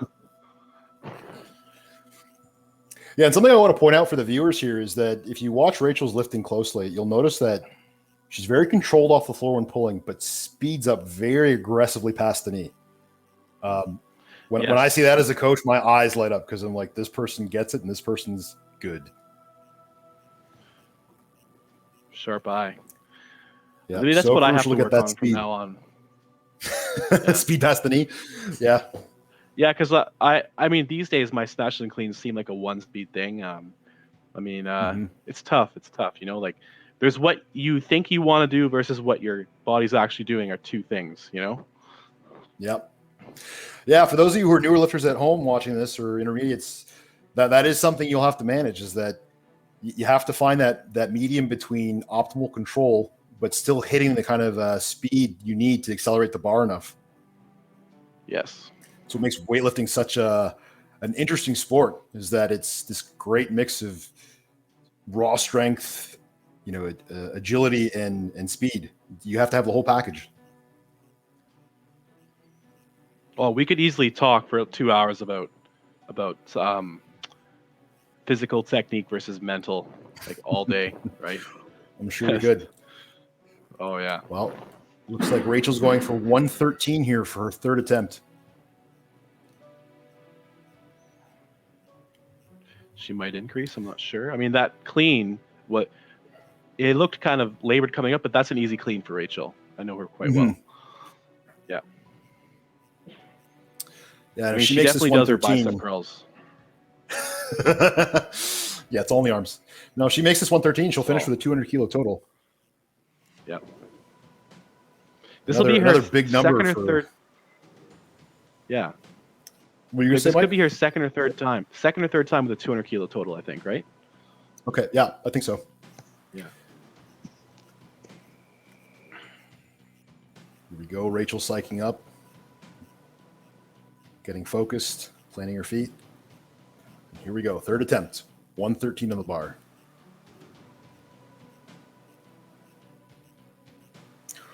Oh, and she caught that rock bottom. Gets up.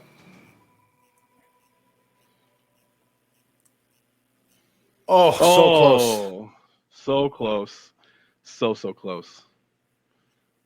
Man. But you know what? Rachel will be back again. That much I can assure Oh, you. yeah. Oh, yeah. Yeah. I can see Rachel competing for many more years Yes. and still getting better. Oh. But now we're back to Mode. Mode Sharong with 115 on the bar.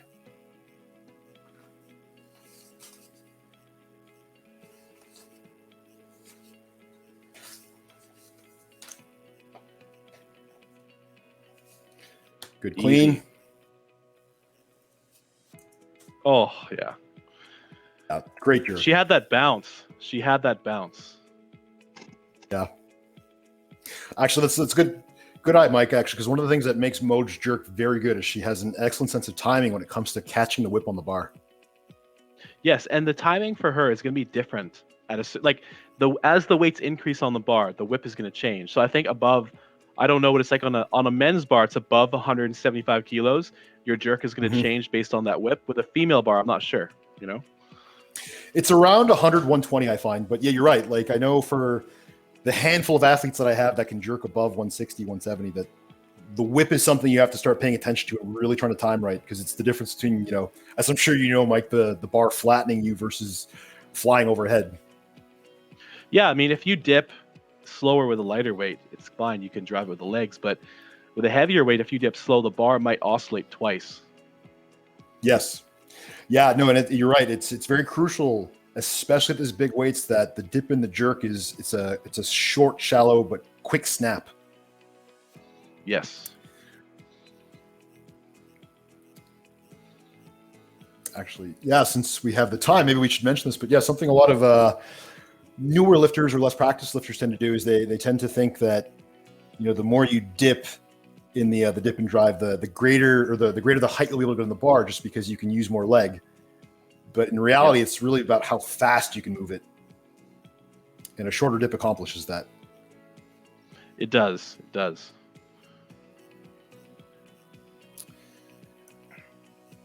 So it looks like, Mode's going to 120 here. Still plenty of time on the clock, though. This is the start of a heavier weight for Modes. This will be exciting. Yeah. I mean, I'm really curious now. Like, can she power 120? Yeah, that's where we're at now, eh? Holy. Yeah. Like, there's no question she's going to make it, but can she power it? Well, I'm glad Bode's lifting for Team Canada. Here we go. Third attempt. 120 from Maud Chiron of Team Quebec. Up, another power. Oh, maybe she heard us. Excellent jerk. And that's another championship medal in the books for Maud. Look at she's dancing in the background. She knows. She knows. Well, this wraps up another great session of lifting. We have Monica Knowlton of Ontario taking first place in the F59A, and we have Maud Chiron of Team Quebec taking the win in the women's 64. Stay tuned for our next session. We'll be featuring the men's 81A kilo group, plus all the guest commentary from, actually, I'm not sure who's coming up next. Well, you'll find out. In any case, there's lots more great lifting coming everyone's way at this weekend's 2021 Canadian Senior Championships. Before Mike and I go, I'd like to thank our sponsors. For Team Ontario, we have Dotmar Fitness, who we'd like to thank for supplying us with lots of quality weightlifting equipment for the last 4 years. If you want to check them out, go to dotmarfitness.com for some great deals on bars and plates. If you use the discount code 2021 CSC, you get 10% off. I'd also like to thank 6for6 Weightlifting, local Ontario apparel company and club. Paul Medeiros has been very involved in our scene, and I really want to thank him and his club for supplying Ontario and, well, really Canada with all the graphics and logos for this event. Also, we have Virus Apparel to thank for making Team Canada look slick when we go abroad, and Lift Clean Soaps for being a partner with the City of HD since 2021. Well, that concludes this session, so stay tuned for the next. You don't want to miss more great lifting. Thanks for having us here. All right.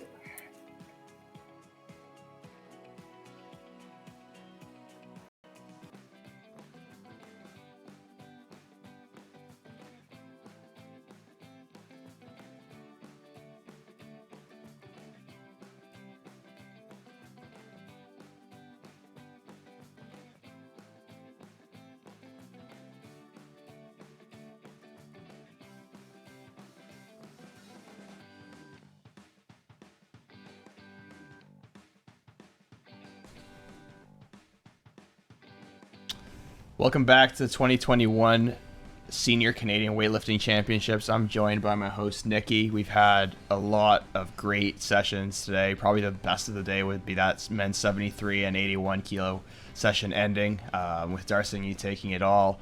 Matt's older brother is actually in the upcoming session today in the men's 81A kilo session. I'm looking forward to what he's got in store today. Nikki, who are you looking for? This session is actually... So this is our A session for 81s, which means the best of 81s in Canada. Yep. I am rooting for my teammate Frank Longo, another Ontario and Battlefield lifter. Again, I'm being biased about it, but every athlete to me is great.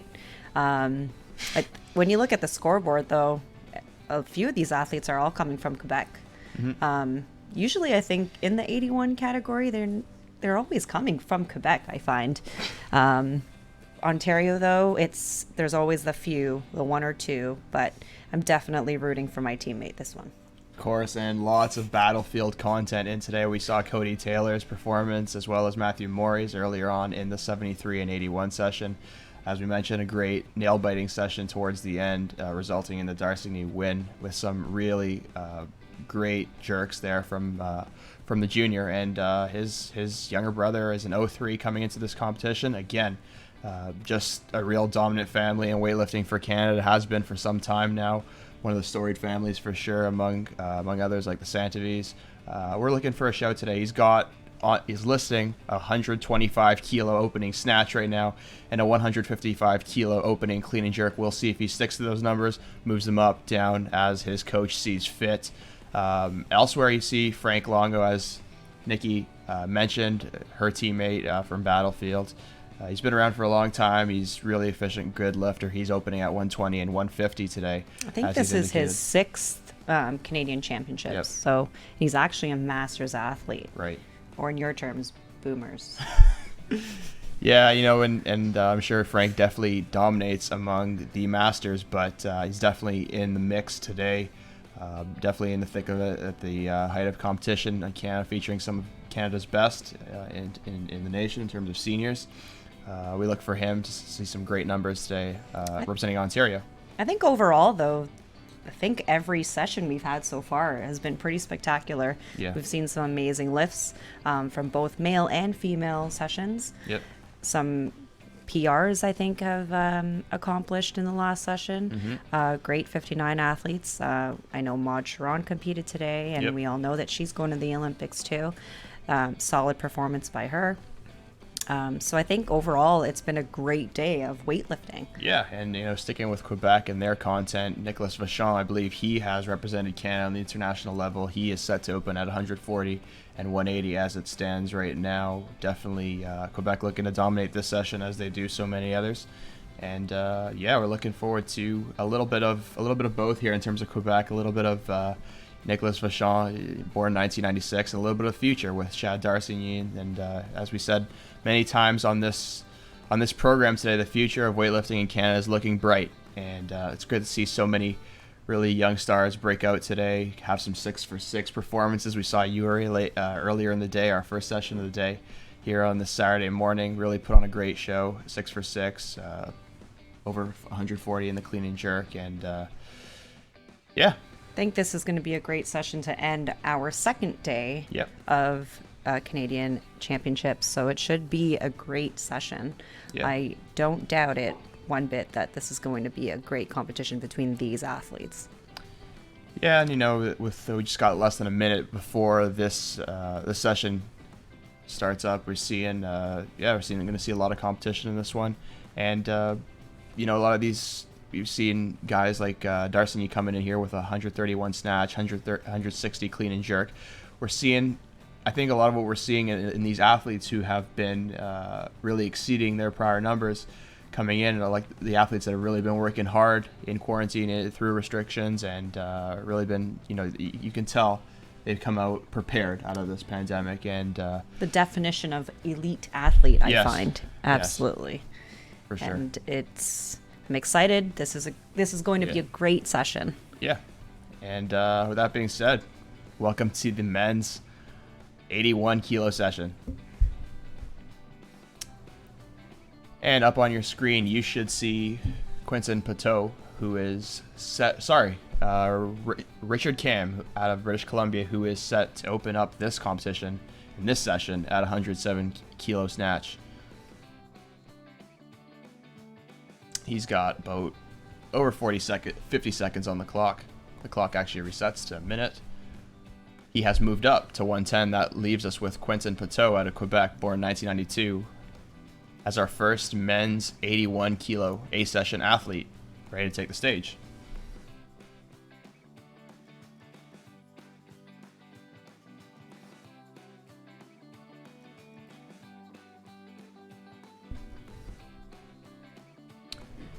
We have another change.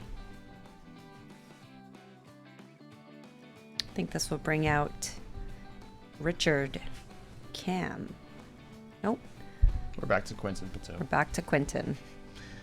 So some mind games being played by coaches early on in the competition before the first lifts have even been made. Now we're back to Cam Richard. Yeah. That's the sport of weightlifting. You put in your entry for your snatch, or your first attempt for snatch, and your first attempt for clean and jerk. But sometimes it's a few kilos lower than what you were actually going to attempt. As you said, that mind game of kilos. And we mentioned Quentin. This is his first senior Canadian nationals, so his first lift of his senior national career will be a 110 kilo snatch. The lift, I think that's good. A solid opener. That's the way an opener should look. 3 whites from the judges. Confident lift. Yep. He's probably going up more than 1 kilo, I think, because that first attempt looked really easy. Overhead stability was fantastic. It'll probably bring out a new athlete. Should break up Quentin Pateau. Well, there's another athlete that's opening up at 112. Cody Steves as well. He's from New Brunswick. Looks like that brings up Quentin.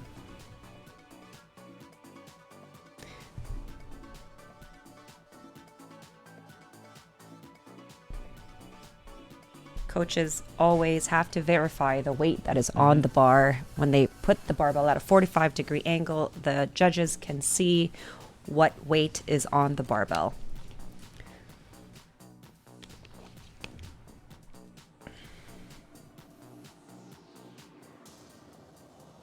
And that should be a good opening attempt for Quentin.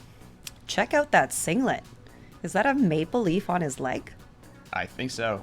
And it seems he had the same kind of issue I had in my first virtual competition, not knowing there wasn't a down signal. Held that overhead for quite some time. You know what? It's better to be safe. Yep. Hold it there until Yep. someone tells you to put it down. Yeah. You can't take that one away from him. For sure. And that will bring up Cody Steeves out of New Brunswick, born in 1995.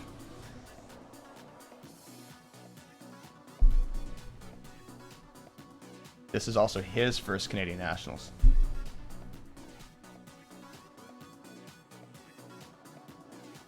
Opening up here at 112.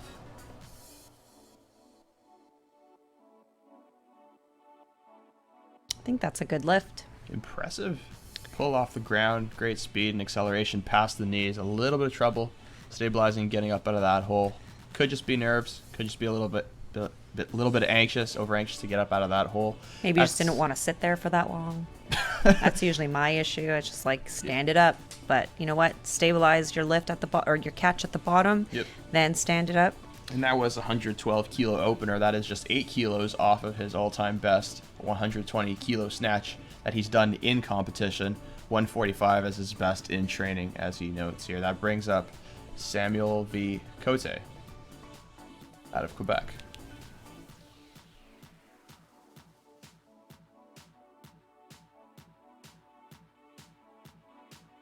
This at 113 kilos.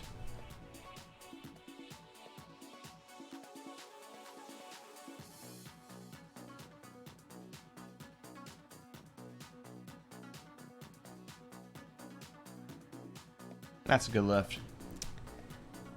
Let's see what the judges say. That 3 white lights. Good 3 lift. whites from the judges. I love seeing green on the board. Yeah, no misses to start off this 81 kilo A session early on here. I feel like the competition tends to go a lot faster when everyone just makes their lifts. Yeah. And something before he even steps foot on the competition platform, you have Shad Darcy in the men's 81 kilo A session. Born in 2003. So that would make him just 18 years old, now entering his 5th Canadian Nationals. That's quite the accomplishment already. Just to be here at this many times at that age is elite performance, and we look forward to what he's got in store for us today. But first, Cam Richard, and this, as he notes, is his 5th Canadian Nationals as well.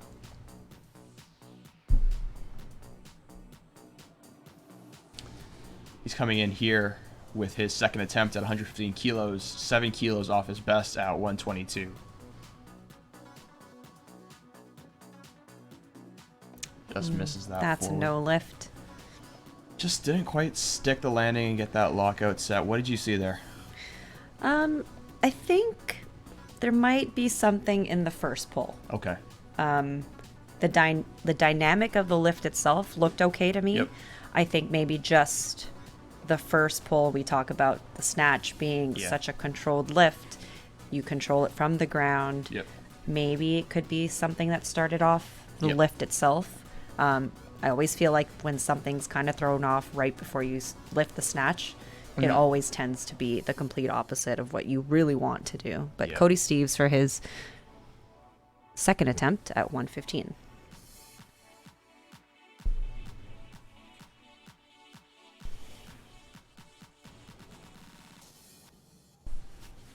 And that's a good lift for Cody Steeves. He looks even more confident there in that 115 over his opener at 112. And just to remind you, his best is at 120. So we'll see if he decides to go for something real close to that, or maybe even PR that in competition here. That brings us back to Richard Cam out of British Columbia. So it was exciting to see these athletes attempt their best lift in either lifts. Yeah. I find it very exciting to watch. Yep.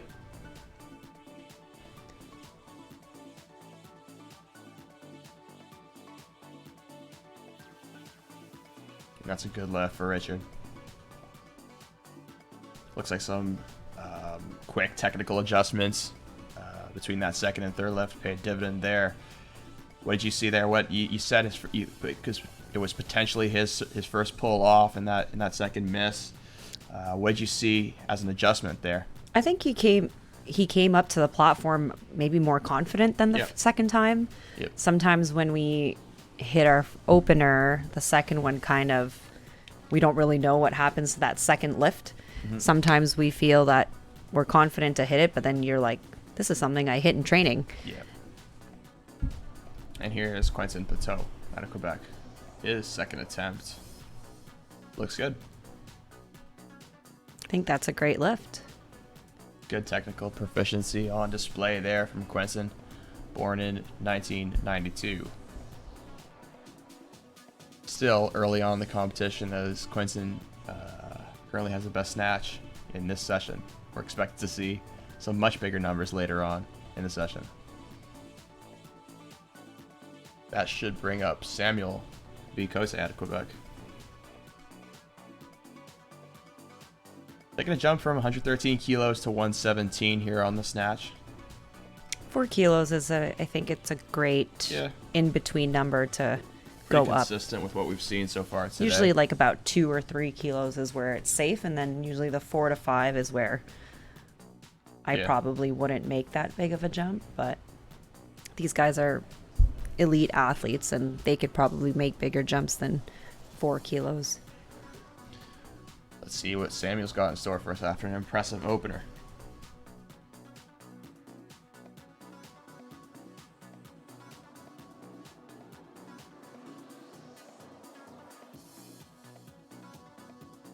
Just has that miss in front of him. Didn't quite get his head through and get it behind the ears as he would have wanted to there in 117. I definitely think that and more is potentially attainable today. I wouldn't be surprised if he goes up a kilo to 118, even 119 here. I think there was a bit of a jump back as well. Could be, yeah. Just from what I could see on our screen here. Sometimes it's real hard to tell from the front angle. From a front angle, absolutely. You almost got a better view as a coach. But you called it. He went up a few kilos. Yeah, definitely looked like a quick pull off the ground. Don't see why he can't go up a couple there. That brings us Cody Steeves from New Brunswick, who's looking to go 3 for 3 in the snatch.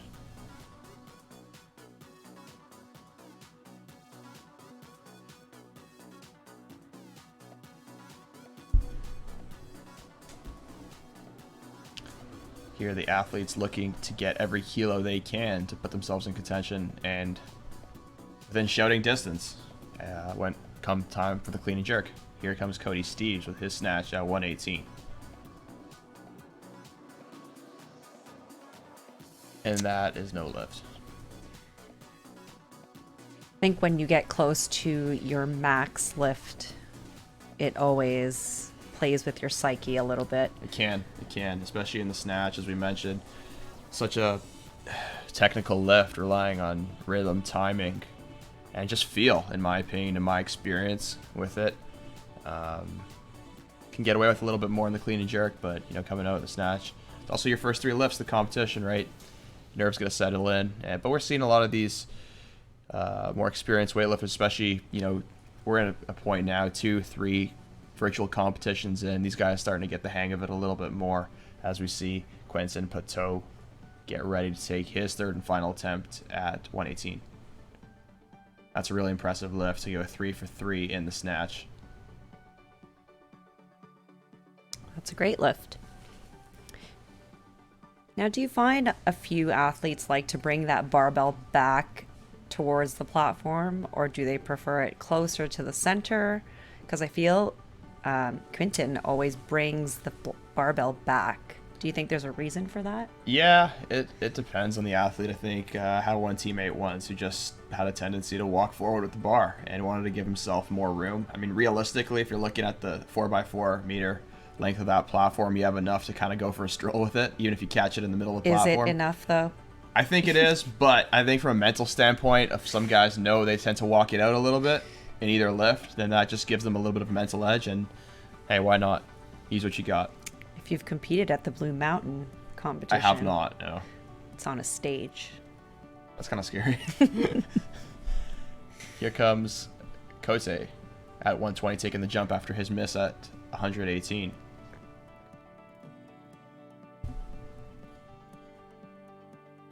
Pardon me, 117 was his miss on the second attempt.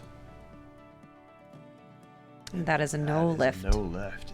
He'll be credited with his first attempt at 113. Yeah, Back to that Blue Mountain competition. For our listeners, I think many of you guys have competed at this venue, and it's like a barn. You're on this stage, Wow. and it's a great Canadian experience, isn't it? but you can't walk Sorry. out. You can't walk out. You'll fall off. There's no way to save that. So Wow. Okay. I guess the whole 4x4 measurement really trains you to stay within your perimeter. This brings out Frank Longo for his first attempt at 124 kilos.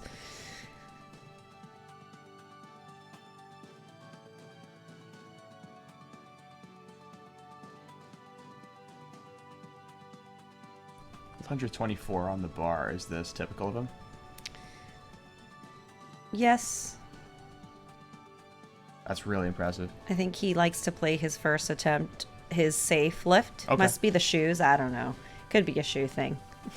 I know he recently changed his shoes. Doesn't stop talking about it. Has What's he nothing got to now? do with What's he got strength, on? apparently. He's got a lot more. I mean, he is called Frank the Tank. No. What's he got on his feet? Oh, Romaleo 4s. Okay. Yeah, Romaleo 4s. I think that's the most we've ever actually had a conversation was just about shoes. Wow. Okay. And nothing about weightlifting, was just about what shoes should I buy. And Romaleo 4s around Ontario, we can't find a pair. So if you need a pair of shoes, don't get Romaleo 4s. Can't find them. But Velocas, you said, or the CJ Cummings shoes. Yeah. And that will bring up Samuel Gertin at 128 kilos. Frank Longo has elected to jump 4 kilos in the snatch from 124 to 128, as we see him as the current leader in this session. With a few more names still left on the board, you have Shad Darsigny, brother of Matt Darsigny, who put on one heck of a show earlier on in the last session we commentated for. But without further ado, here comes Samuel Gertin.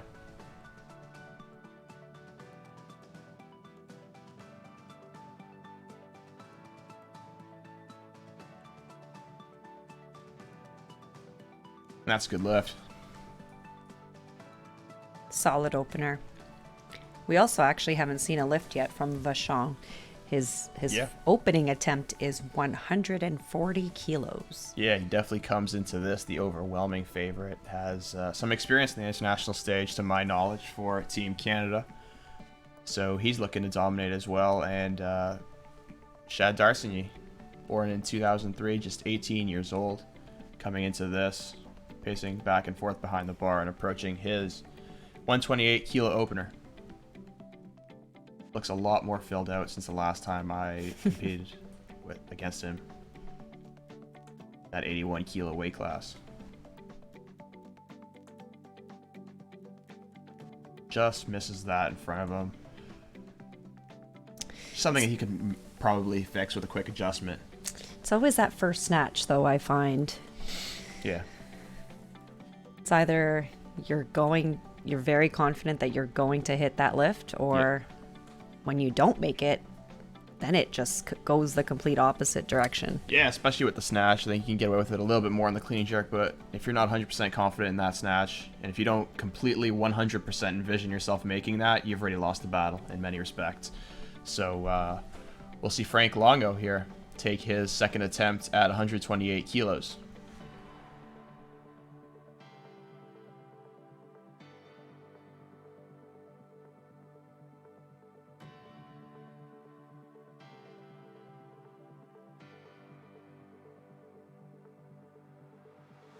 Frank seems to stabilize that. What did the judges think of that? I think it's a good lift. I think so too. And they gave him the 1 red. Pretty much what I expected. Where do you see him going up here? Is he going sub 130? I'd say so. I think his best in competition is 130. 131 maybe. Well, see if he takes a crack at those kind of numbers again. That'd be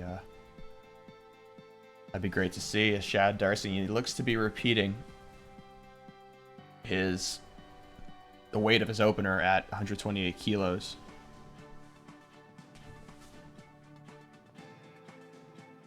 This is the first competition I've seen him as an 81. As an 81, yeah, because he was the weight class below.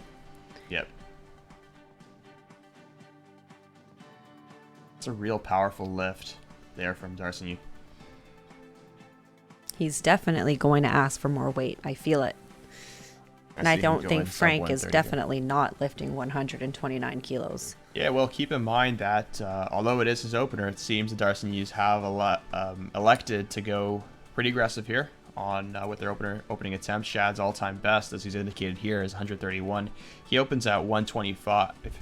Pardon me, he opened at 128, so that's quite aggressive. We'll see what he comes up with. He could potentially go for a personal record here, and you know, he's got 155 as his as his selected opener right now. His best all time is 160 kilos, so we'll keep track of his progress and what he's got in store for his third left. But before we get to that, we're going to see Frank Longo, who seems to be willing to take this 130. This is only 1 kilo under his best. Yeah. In competition. Is there a mental element to that when you're talking, you know, just a few kilos different, but the fact that you've hit that weight before? With Frank particularly, or just any athlete? I would say generally, in general. Maybe the goal is different. Okay. Maybe the clean and jerk might be better. Okay.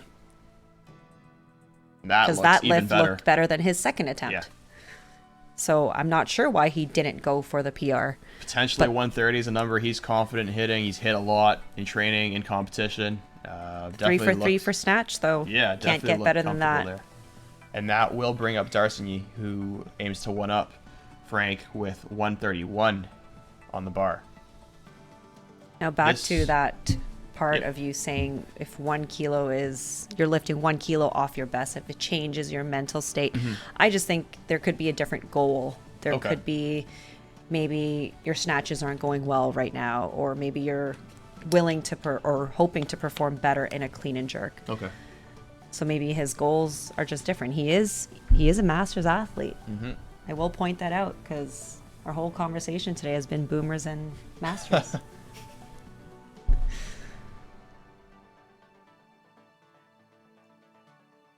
This brings up Shad for 131.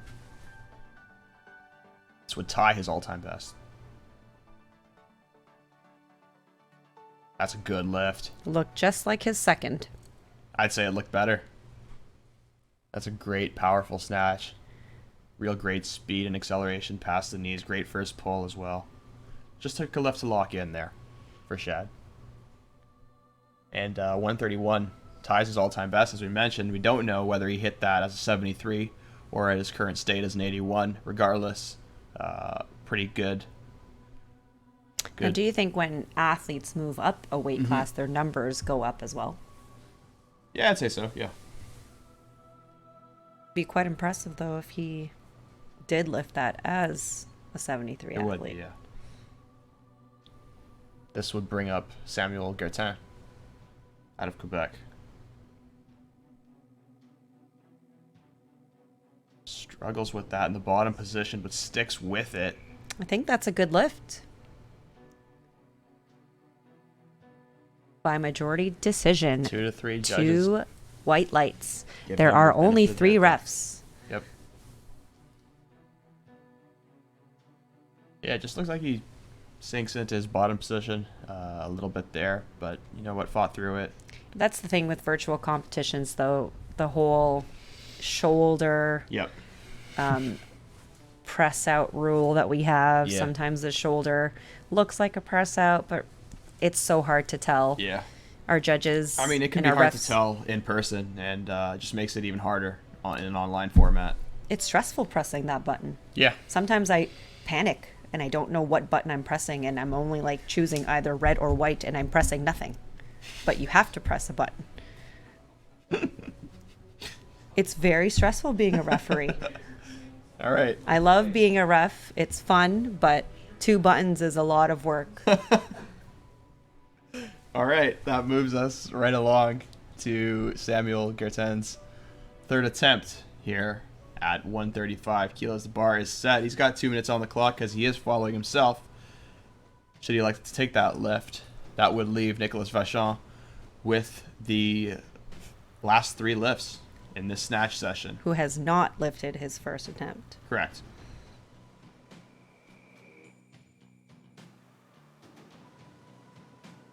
And we continue to await Gerten's final attempt at 135. I feel like this session just started. Yeah, it's definitely It gone just by a lot went quicker. by so fast. Not as many misses as previous sessions. A lot of green on the board. It's great to see. Not very many follow themselves. Yeah. Although when you are following yourself, sometimes I feel like that 2-minute clock is like not enough. Yeah, well, Nicolas Vachon will have no choice but to follow himself. But to follow himself. He might not even take the whole 2 minutes. Yep.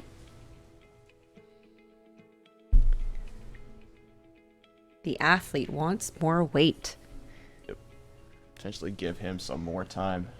Coaches and loaders are verifying the weight on the bar. To 136, and based on what he's indicated here, this would be an all-time best for him out of La Prairie, Quebec.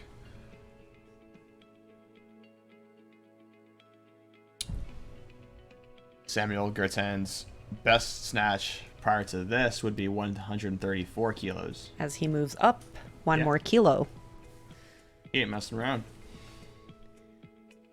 If he makes this, he will hit 3 for 3 in his snatches as well. And give himself a 3 kilo all-time best. Personal best, that is.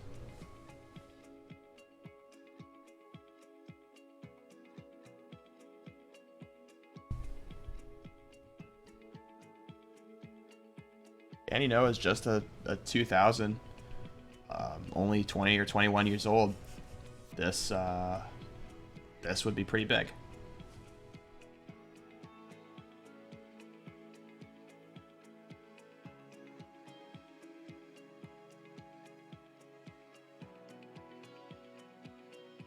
And just misses that. That was a good attempt. Good crack at 137 kilos there. Let's bring out Nick Vachon for his first attempt at 140 kilos. This is outdoors. Quite the scene. They wanted us, they definitely came out to perform for sure.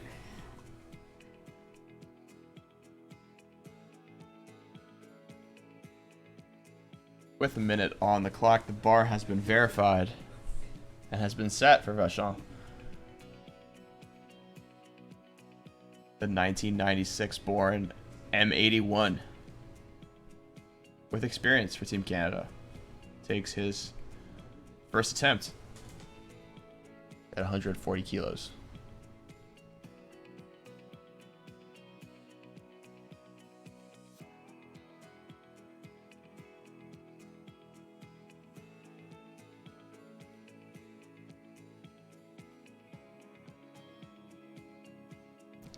Looks like an easy opener to me. Yep. Must have something to do with this scenic environment that they're in. It's quite Getting beautiful. some jungle energy from Some this. It's jungle great. energy.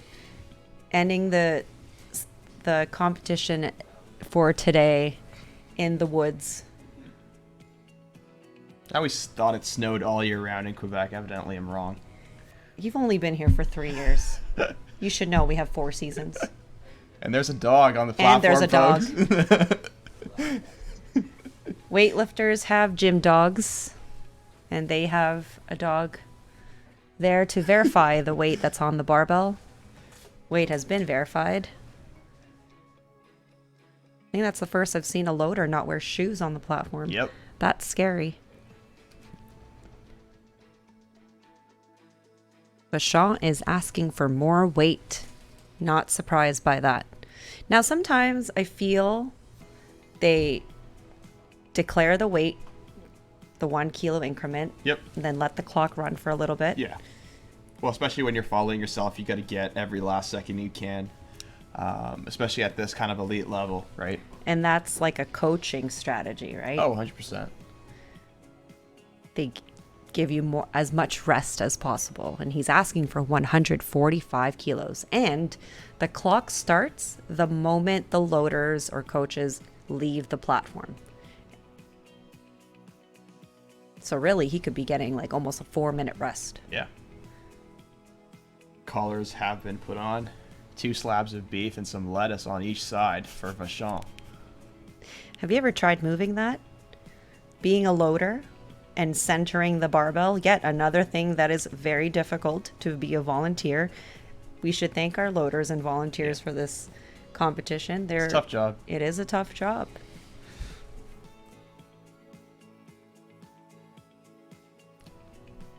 And with just over a minute and 20 seconds on the clock. I think he'll take 145.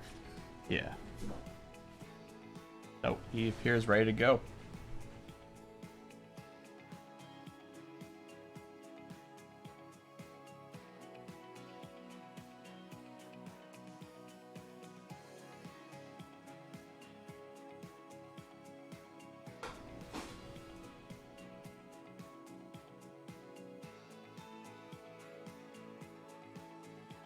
Had no issues there. 145 is good for Nicholas Vachon out of Quebec. We'll see what he takes next. I mean, see if he's got another 5 kilo increment in him. Was there, or could it just be what we're looking at? Did he get some sun glare before approaching the barbell? It looked like the sun just, I think so. That would definitely distract me if that were me. But this is probably where they lift. Yeah, and as mentioned earlier, when you're in that zone, in that zone of focus that you should be in at this stage, like we said, somebody should be able to do jumping jacks in front of you, and you should be completely locked in, right? I don't think, especially with the way he took that second attempt, I think he's completely in the zone. I don't think he's noticing anything. Elite level focus there. When you get to this stage, I think you have to. I don't think you have much of a choice. And there seems to be a change on the bar here. That brings up 147. I think he might attempt 150. Mm-hmm.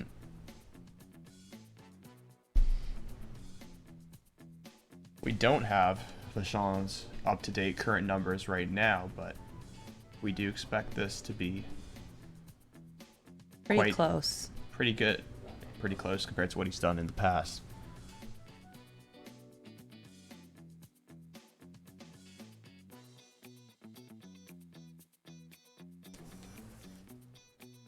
And with just 118 left on the clock, he makes a 1 kilo jump up to 148. The bar is in the process of being verified.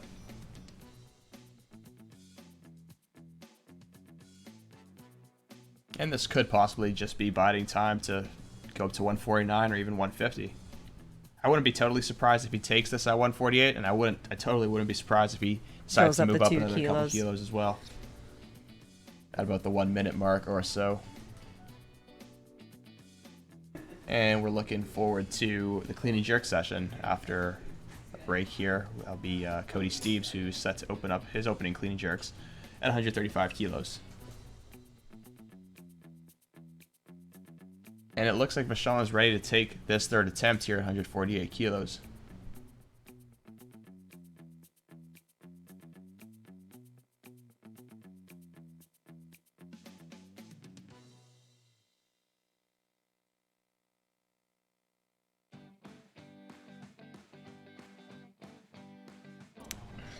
It's a great attempt. It's a good effort from Vachon. Just couldn't quite pull it high enough or get his head through there. And that concludes our M81A snatch session. Of course, the man you just saw, Nicholas Vachon, leads the pack with his 145 kilo clean and jerk. great demonstration from the veteran Nicholas there, and as well, some resilience from Shad Darcigny coming back after a little bit of an off opener at 128 to make 128 and then hit 131 even more convincingly. For sure. I think sometimes our second attempt and our third attempt always or looks better than our first attempt. But it looks, when I look at the scoreboard, phenomenal snatch session here by our 81 A male athletes. Yeah, definitely some great talent on display. And with that being said, we're looking forward to the clean and jerk session, but we will be back and take a quick break. And we'll see you guys in a few minutes.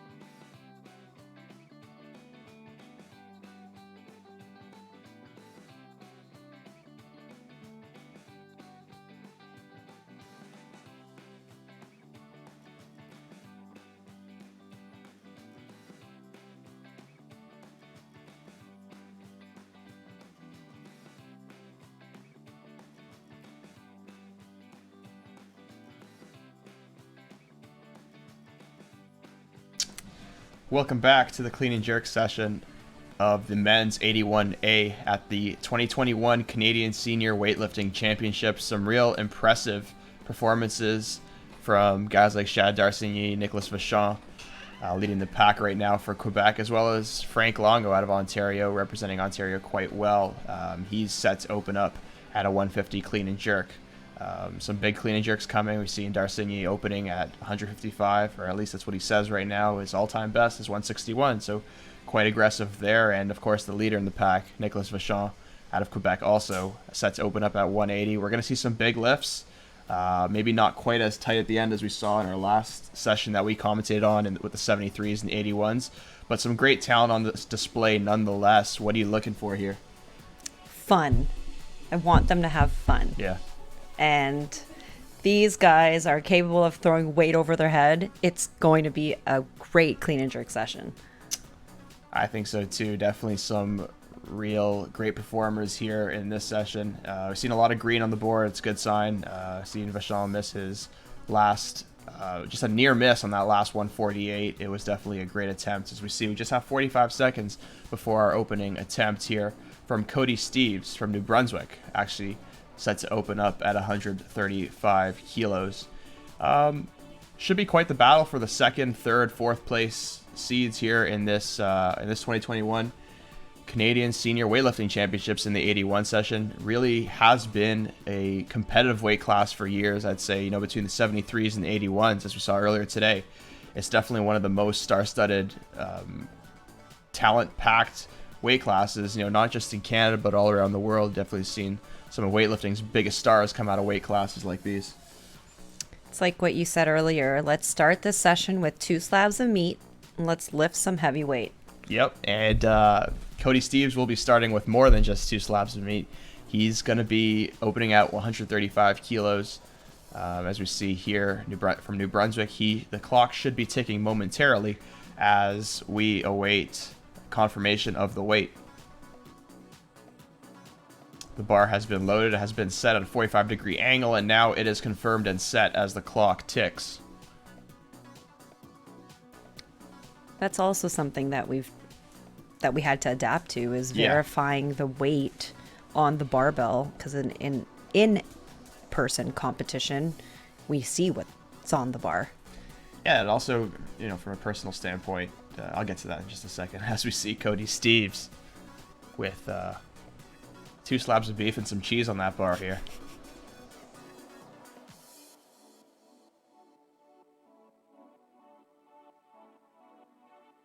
And that's a good lift. That's a convincing jerk here.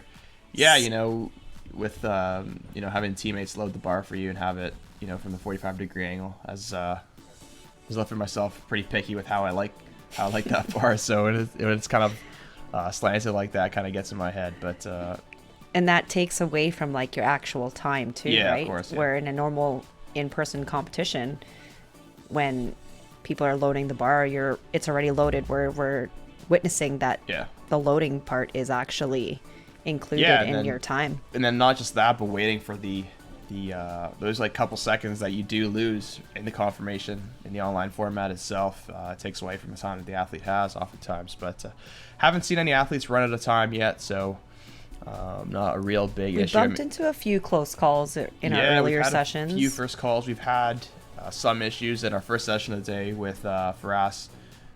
Some communication issues there in terms of weight changes and such, but this is the second or third. Some people it's even their fourth, online virtual competition. So starting to see less and less hurdles as this model continues. As we see Samuel B. Cote take his first attempt at 140 kilos.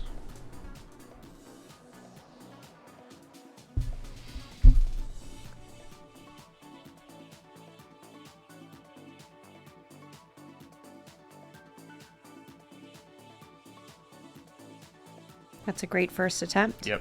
I have to say, the athletes that go into clean and jerk without wearing knee sleeves, my God. I do that. You guys perform amazing. I'm so, I admire that, because it looks like it hurts just watching it from my end without knee sleeves. Yeah, I know. I've talked to a few people. I guess it really just depends on personal preference. A lot of people, you mentioned this earlier, especially in the snatch, don't like anything that either impedes their bar path or infringes on their ability to keep the bar close, right? So we've seen that from a few athletes today. I definitely resonate with that myself, as we see Cody Steeves taking his second attempt after an impressive 135. Really quick, powerful first pull. Very quick to get under the bar. Yep.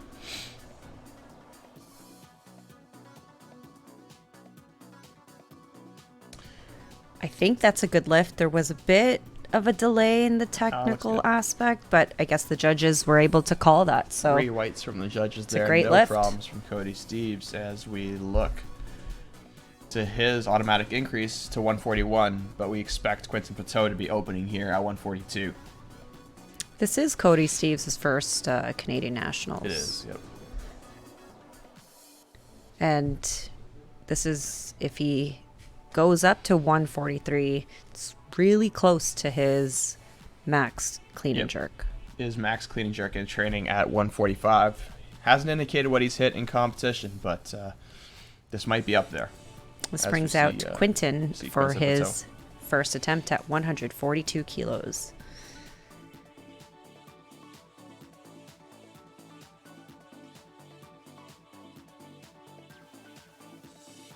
It's good clean.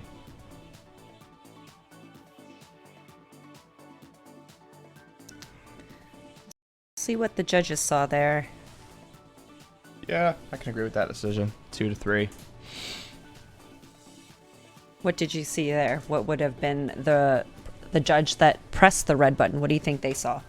Potentially they may have saw something in his left elbow, but I didn't see that. I'm just saying It's so fast. that it potentially could have been cause for concern for one of the judges. I didn't see any bend and relock out there. Looked good to me. Maybe just a little bit of shaking. That's totally legal.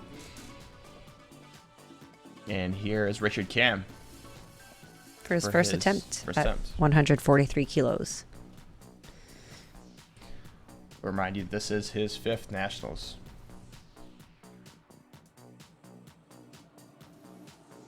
At 143. That's an easy clean. That's a good lift. And his all-time best is 160, so we'll see if he decides to push that in his second and third Oh, attempts. by majority decision, it Oh. was not a good lift. It's been turned down. Okay.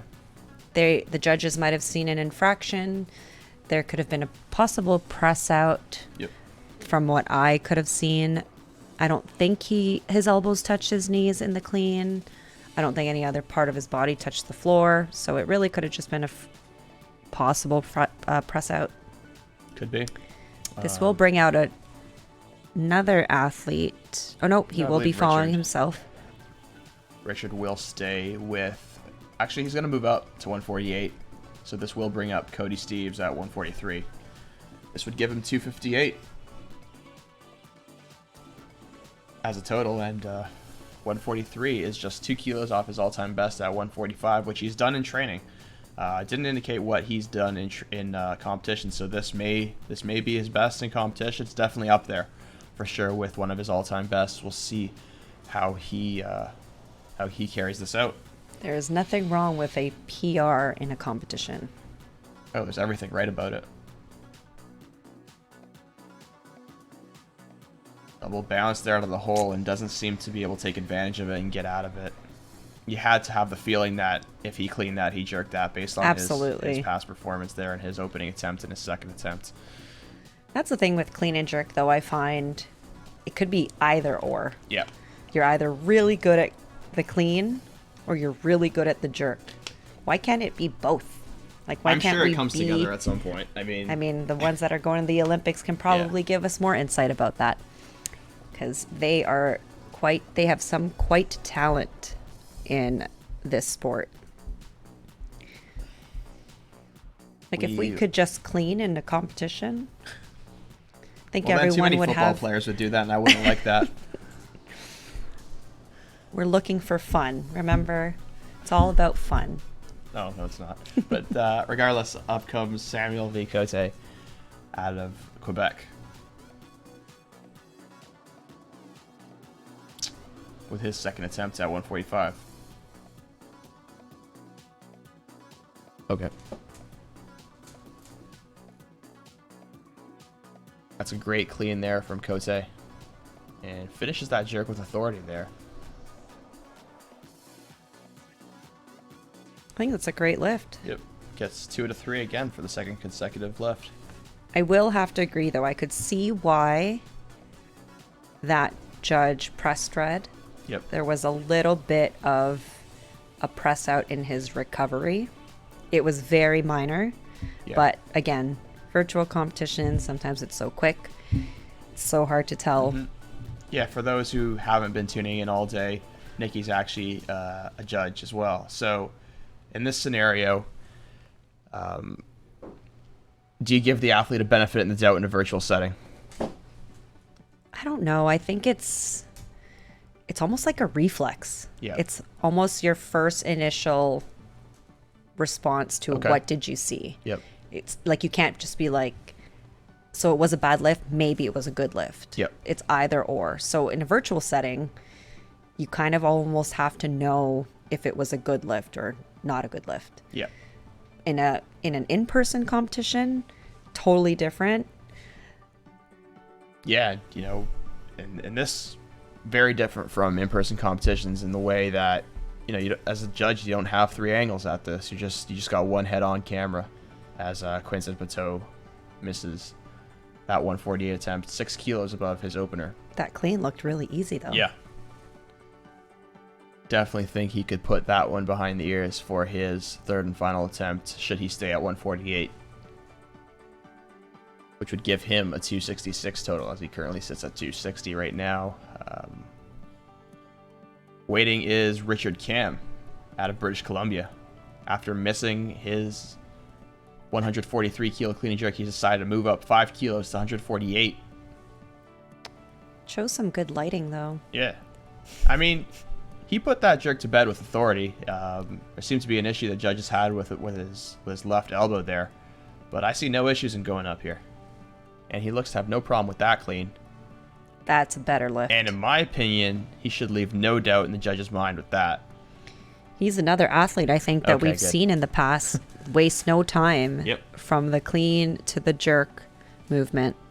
Yeah, I mean, every athlete's got their particular thing, right? You know, some athletes taking a couple breaths in between clean and jerk. You know, some just like, you know, 1 or 2 breaths. Some don't And- take a breath and Oh, they yeah. just go for it. Yeah. But that would bring up Quentin Pateau for 148. Easy clean, a little forward on the jerk there. Couldn't quite keep the dip on his heel, sending the bar a little forward. Let's see if he can get this one behind his ears.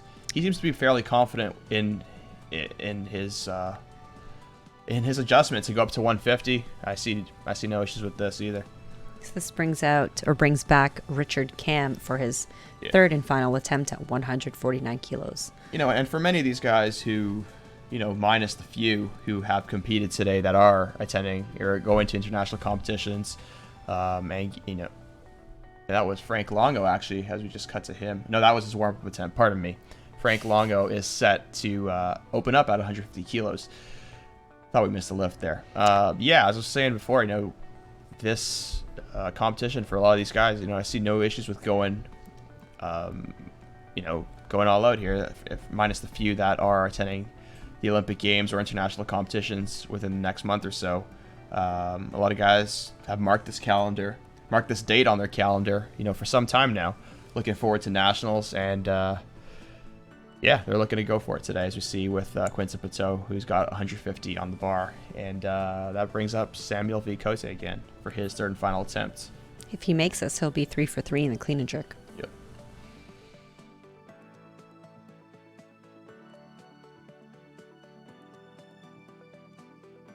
Yeah, around the middle of the pack here in this 81 kilo A session has been quite tight all throughout in the snatch and the clean and jerk.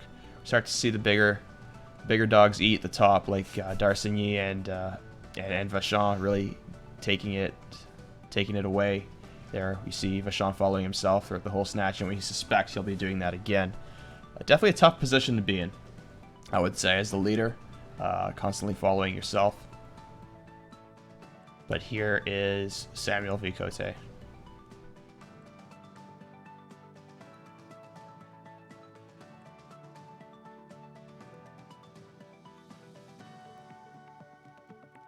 Good clean there. A little forward in the jerk there. The elbows. See what the judges say about that lift. They're not going to allow it. No, I can get with the judges on that. It was you a know great what? attempt. Training make. Yeah, training make. Let's for call sure. it a training make. You could tell there, even from our angle here, head on, the dip was a little too far forward, a little bit on his toes instead of on his heels. That definitely sends the bar forward. But great attempt to try to stick with it and save that there from Cote there at 150 kilos. That brings up Quinton Pateau. For his third and final attempt. Yep. Real confident in the clean, strong legs. And that looked a lot better. There's no doubt about that. I Three think white he's got more in lights. tank. And his teammate looks very happy for him. And that will bring up Frank Longo, who previously stated he wanted to open up at 150. He has moved that up to 152 as the bar is in the process of being verified. He looks ready to take this lift.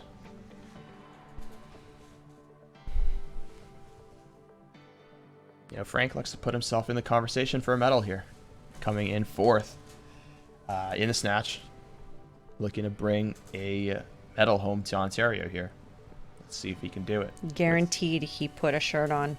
Yep. Called it. And Nikki called it. Sometimes we like that extra friction. Yep. But you think in his frame, he might not need a shirt. His shoulders should hold up that barbell. Well, I mean, skin is skin. Regardless of what lies under it. Easy clean.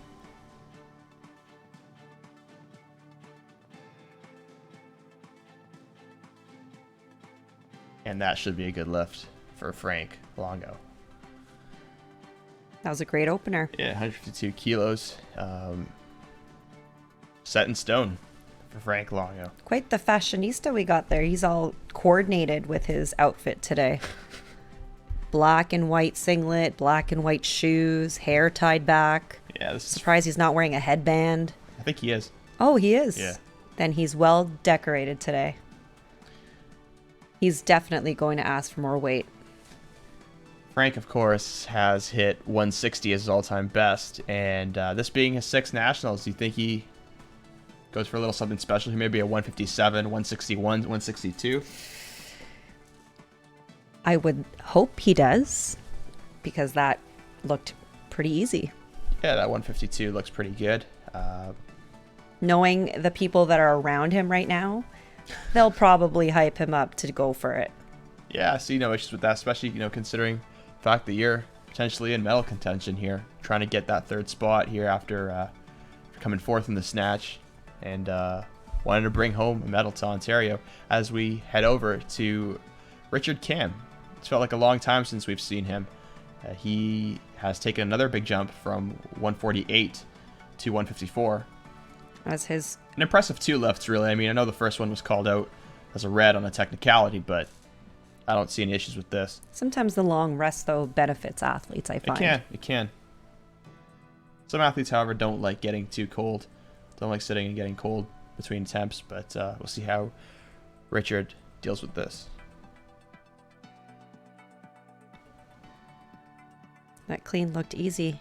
Yeah, just a Oh, little he forward almost had it. there. Yeah. I think he didn't want to even breathe in between those two movements. Honestly, I say a better clean gets that jerk. A little bit forward in the catch there. Well, we know he's strong enough. Yeah, he's capable. He's hit 160 before. That looked like a weight he's hit pretty routinely in competition and perhaps even in training before that. But That must be a nice feeling. You hit your last lift or didn't make your last lift, and then you take your singlet off right in front of the camera. Yep. Absolutely best feeling ever. and that brings us to Shad Darcy with his opening attempt set for 155. He looks set to take it.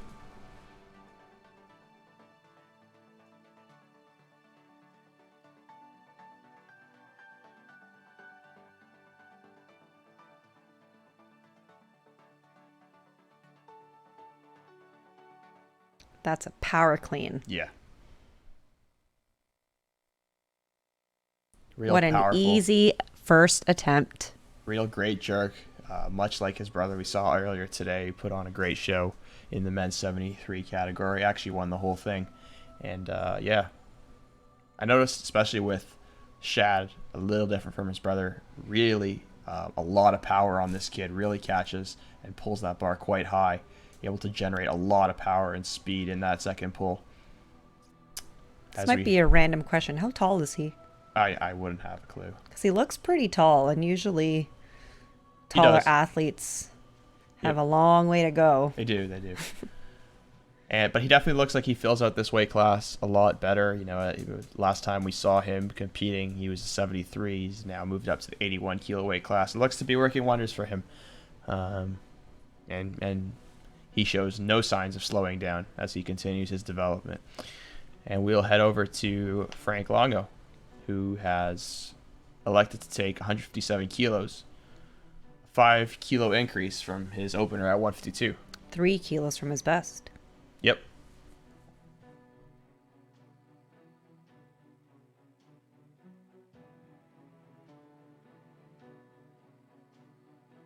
Just 30 seconds left, or just over 30 seconds left on the clock for Frank Longo of Ontario.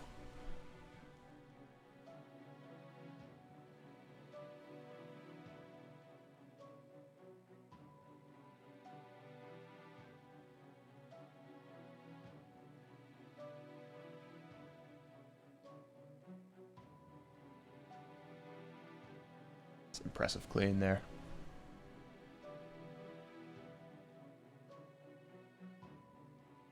That's a nice looking jerk. That's the jerk I know from Frank Longo. So far so good for Frank. Majority decision. Right along according to plan. According to plan for Frank, so this potentially sets him up in a position where he could go for something big here. We mentioned that his best all time is 160. We could maybe see 160 on the bar, maybe more, maybe 161, 162. I definitely don't see any issues with that last clean and jerk. Real great demonstration of strength coming out of that clean. And he's also hit 5 out of 5 lifts. Yeah. So his last lift, if he makes it, when he makes it, it'll be a 6 for 6 day for Frank. I think overall in this session we've had a lot of successful lifters. Yep. And maybe potentially put a little bit more pressure on Shad. This is where it gets interesting, though. Yep. I like when athletes start to go 1 kilo jump, then another kilo jump. Yeah. But I think Shad already declared 160. Yeah, Shad's already got 160 ready to go, at the very least.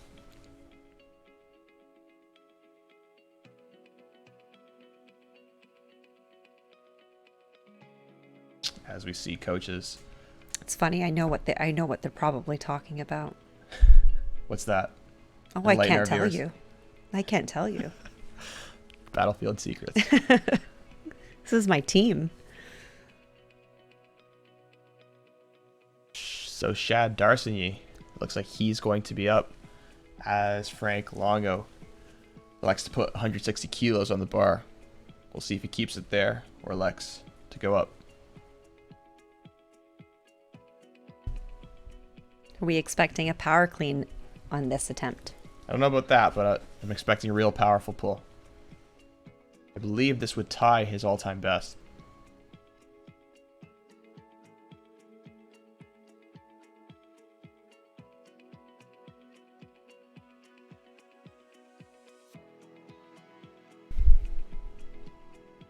That looked almost even more fluid than the last one. And a real powerful jerk from Shad, tying his all-time best. That certainly didn't look like it. And that was a long hold at the top. Yeah, he definitely wasn't leaving any doubt on that one end. Making sure that lifted count. Yeah, and what we saw earlier on in his brother's session, doesn't seem like the Darsignys are at all phased by what others are doing. They have a plan. They know what they want to hit.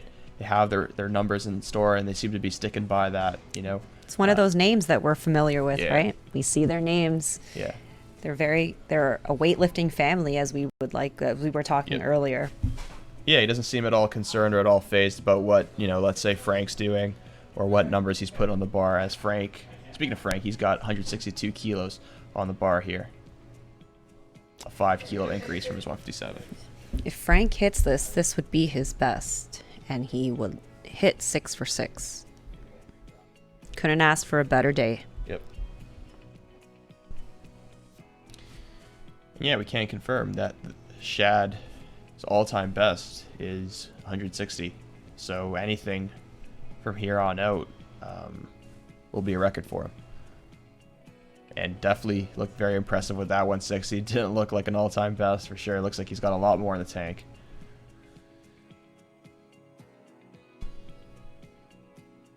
And Frank looks like he's set with 30 seconds left on the clock to take this 162 for what would be a personal record for him in training as well as Competition. in competition, where it really counts.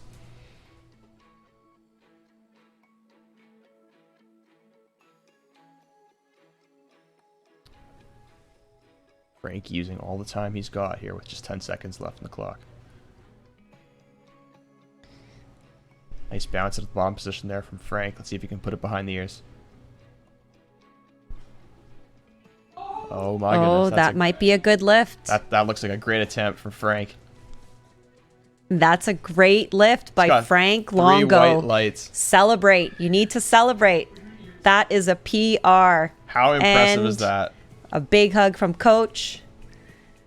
Video. That's for the gram. Do it for the gram. That's my husband. Shout out, John. Great job for Battlefield today. That's incredible. 6 for 6 for Frank Longo, born 1984. You know, we've been talking about the date of birth this whole day. I just find it impressive to do that at that age. And you know what? And he's a master's athlete. Yeah. I think master's athletes that are competing at a senior level, we gotta Yeah. say it out loud for the people in the back. Yeah. 162 on the bar here from Shad. I will tell you I'm a little surprised he didn't go a little more aggressive. Maybe 163, 164 here. But Coach knows what's best.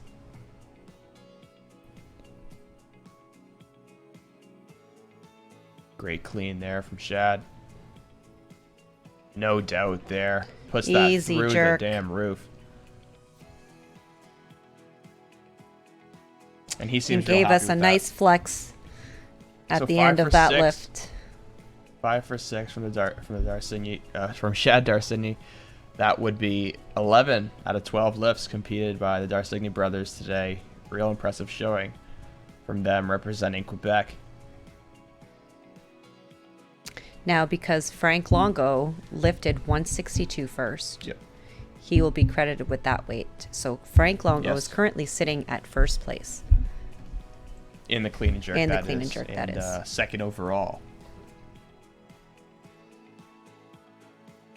What do you think of that? Are you at all surprised you didn't like to go? Like, I definitely see. I don't see why he couldn't have hit 163. You think it's just I think they're just playing it safe. Yeah. Like you said, they've been around for yeah?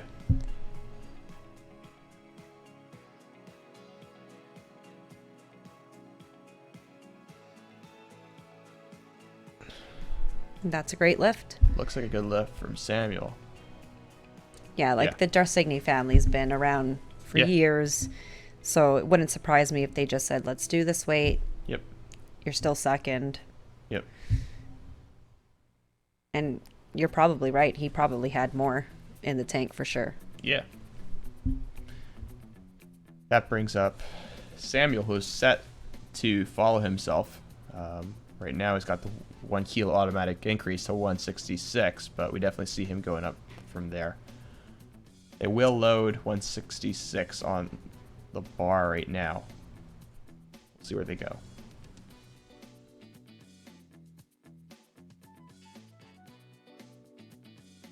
And this would leave just 2 lifters that To remain close off to our close off our day. Yep. I think overall today we've had some incredible lifting, some PRs, Yep. maybe maybe a few unfortunate lifts. Yep. 168 is now the weight on Samuel's bar.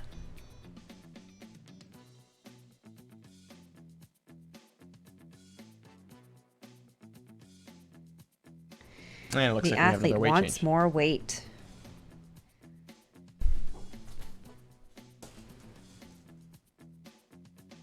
They're removing the collar, so it looks like they're going to at least 170 here.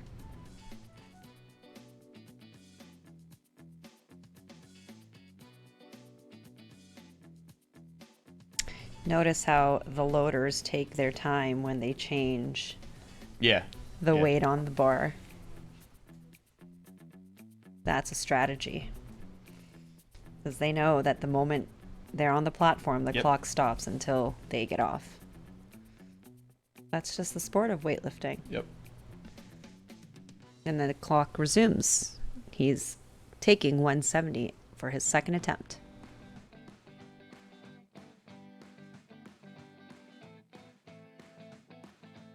And with just over a minute, 15 seconds left on the clock, it appears this will be what Samuel will be taking as his second attempt.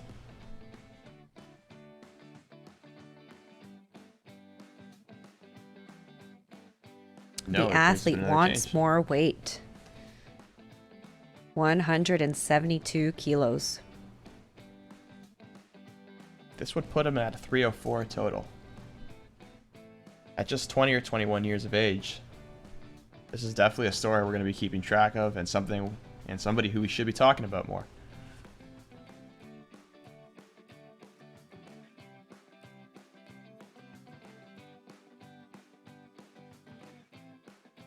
Here comes Samuel out, ready to take his second attempt at 172.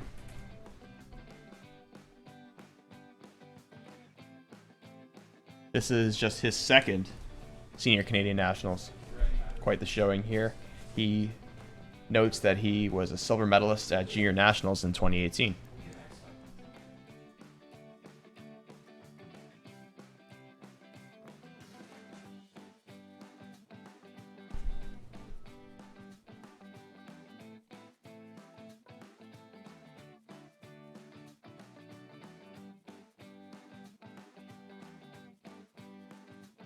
Comes out of the clean impressively.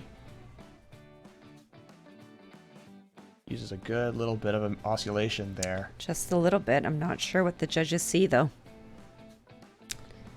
Lift's been turned down, and it could have been what you said, John. I don't think it's the oscillation there. I also saw the left elbow bend the slightest bit. I would have thought that would have received 2 to 3 white lights or maybe 2 reds, but I'm a little surprised by the fact they gave him 3 reds there. I think this is definitely an attainable weight for Samuel if he wants to go up or even stay here at 172. It's definitely within his wheelhouse. For those watching, oscillating the bar is when you come out of a clean and the barbell's resting on your shoulders and the bar is still moving. You have to Come set. that barbell has to come to a complete stop Well, before does it though? you jerk.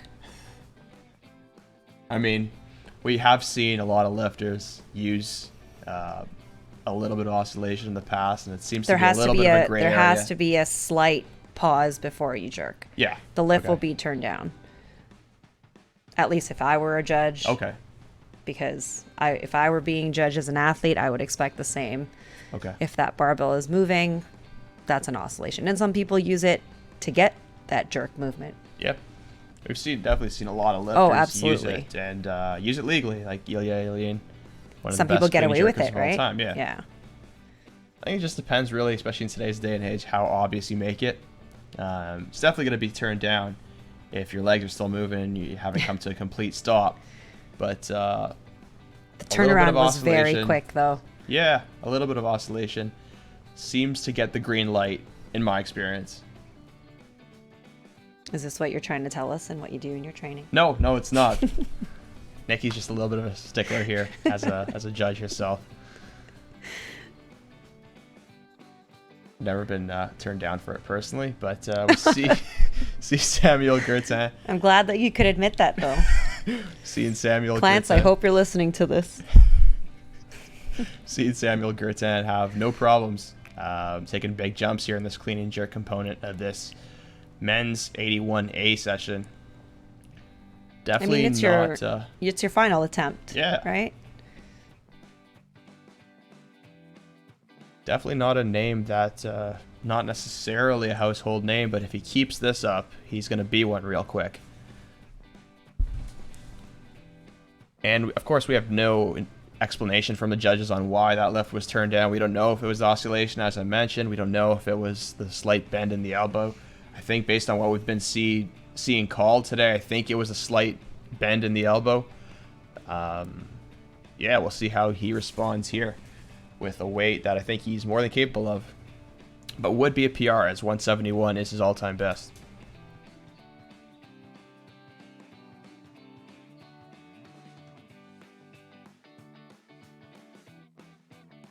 And just that pulls is it there. no lift. You gotta admire the confidence and the aggressiveness in such a big competition. He will be credited with 165 kilos from his first attempt. Yeah, a real impressive 165 kilos. You know, just a 2,000. We'll look for more from him in years to come. We are now looking at our final athlete for the day, Nicholas Vachon from Quebec, opening up at 180 kilos. Looks like it's getting a little dark. Yep.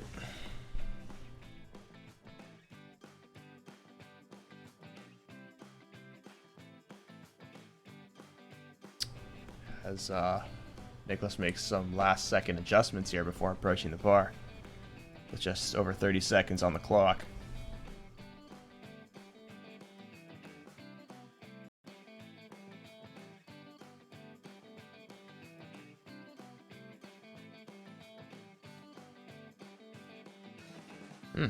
Just pulls that to the hip.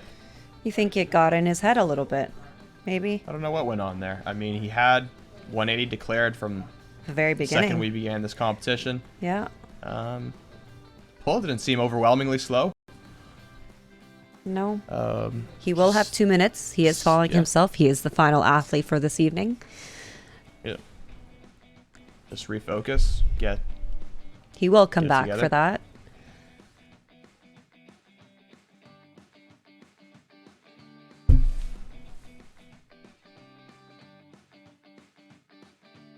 Yeah, no, I think it does take a lot of mental strength to get back on that platform after that. You're following yourself, and just hit it again. You have to have a real short memory, because need misses to- like that can be tough. It has to be a quick turnaround Yeah. at that point. Yeah. Like we said, we were talking about this 2-minute clock could Yeah. go by so fast because you're not really lifting Yeah. at 2 minutes. But if there's anybody to do it, I think it's Vachon. He's a real experienced athlete. I couldn't agree more. You know, on the international stage, representing Canada before. Let's see what he's got here.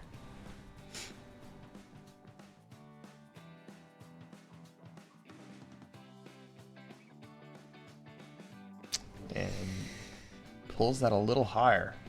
But I don't know. I'm a little worried for him. Because Yeah. as you can see, if he hasn't made a first attempt, he has not made a second attempt. Yeah. If he does not lift his third attempt, he will have no total. Yeah. He will come first in the snatch, Yep. but he will not have a total. can And that feel like- changes the ranking Yeah. of our 81 session. 100%. This is all of a sudden anybody's competition. And, But it's like you said, it was always 180 from the very beginning. Yeah, you know, it can feel really tough out there when you're just following yourself. You know, Being the last Being the athlete. leader, right? Yep. all eyes on you now, especially, you know, from those 2 to 4 guys who are in medal contention. It can feel like you're alone on an island out there, and No pun intended. yeah, haha. But 180 remains in the bar with 112. My goodness. 1 minute and 12 It's been a long day, seconds. folks. Just over a minute left on the clock. He doesn't seem to really be taking the full. I think I would take Doesn't it look to injured. as He doesn't look hurt. He's not limping. He looks like he's just trying to psych himself up to get ready to put this thing, clean this thing, and put it behind his ears to total and win this competition. Here it is. and he gets under that and stands that thing up like an empty bar. And just misses the jerk behind him. That's unfortunate. I definitely feel for such a veteran athlete who's been around the sport of weightlifting, who's competed many years in this sport. Wow. I feel for him. That's you get the first place in the snatch, but you have no total. Yeah. And that automatically changes the way this thing shakes up. We have Samuel Gertin, who comes in first as the gold place. medalist and the senior Canadian weightlifting champion of the men's 81A session. Shad Darsigny, a junior, born in 2003, as the silver medalist. And yours truly, Frank Longo. Frank Longo. Bringing a bronze medal to Ontario, Team Ontario, and everybody at Battlefield Strength, including Nikki over here. Will be very proud of his performance. His 6 for 6 performance, as you can see on screen. He hit a PR today. He hit a PR, and to do so on the competition stage in a virtual setting, that's incredible. It's and the shoes. It's the Romoleo Force. It's the Romoleo Force, the hair, the headband. Yeah. He came to perform, and he did. Couldn't be And- more proud of him. Yeah, just another nail-biting session, especially as we got later on through those last 3 lifts and the clean and jerk there with Vachon missing. The way we were expecting him I to... still feel for him. I really do. We were expecting him to cruise along and get this gold medal. And especially somebody of his experience competing for Canada on the international stage, you definitely weren't expecting that. But that's weightlifting, and that's sport, That's and the that's sport why of we it. do it, right? That's why we compete, right? Yeah, you just There's always room for Yeah. growth, I find, in the sport. And whether you're a beginner, whether you're an intermediate or elite athlete, or like these athletes that we've seen for many years, there's still room for growth. Yeah, and there's always this that is very variable. surprising. We were both surprised with that. Yeah. Because like you said, 180 was from the very beginning. Yeah. And I do feel for him. Yeah, 100%. And, as you said, he declared 180 from the beginning. He was able to clean that, and it seems once he got over that first pull and accelerated past the knees, he stood that bar up like a feather. It was a joke. Yeah, just missed that jerk behind. I think a lot of emotions just came to play in that moment, and I think he just wanted to make that lift. Yeah. And like you said, it's the sport of weightlifting. This does wrap up our evening. Yeah. So congratulations to all our lifters today, in all the male and female sessions. We will be back tomorrow. Yep. 10 o'clock. Thank you again to our sponsors, our volunteers, our officials, and everyone in the OWA helping run this event. Yeah, and we've got definitely more in line tomorrow. We got guests like Spencer Moorman coming on the show later tomorrow on Sunday evening. And Jason McLean will be another guest speaker he'll be as well. with me tomorrow for one of the sessions. And it's been a great first day for us at the Senior Canadian Weightlifting Champions. This is day 2. We hope you guys come back. Overall. That will wrap up our Canadian Championships as of tomorrow. Yeah, so we'll send it off here from Nikki and I. It's been Have a good night. It's been a great first day here at the Senior Canadians, and we'll send it off there.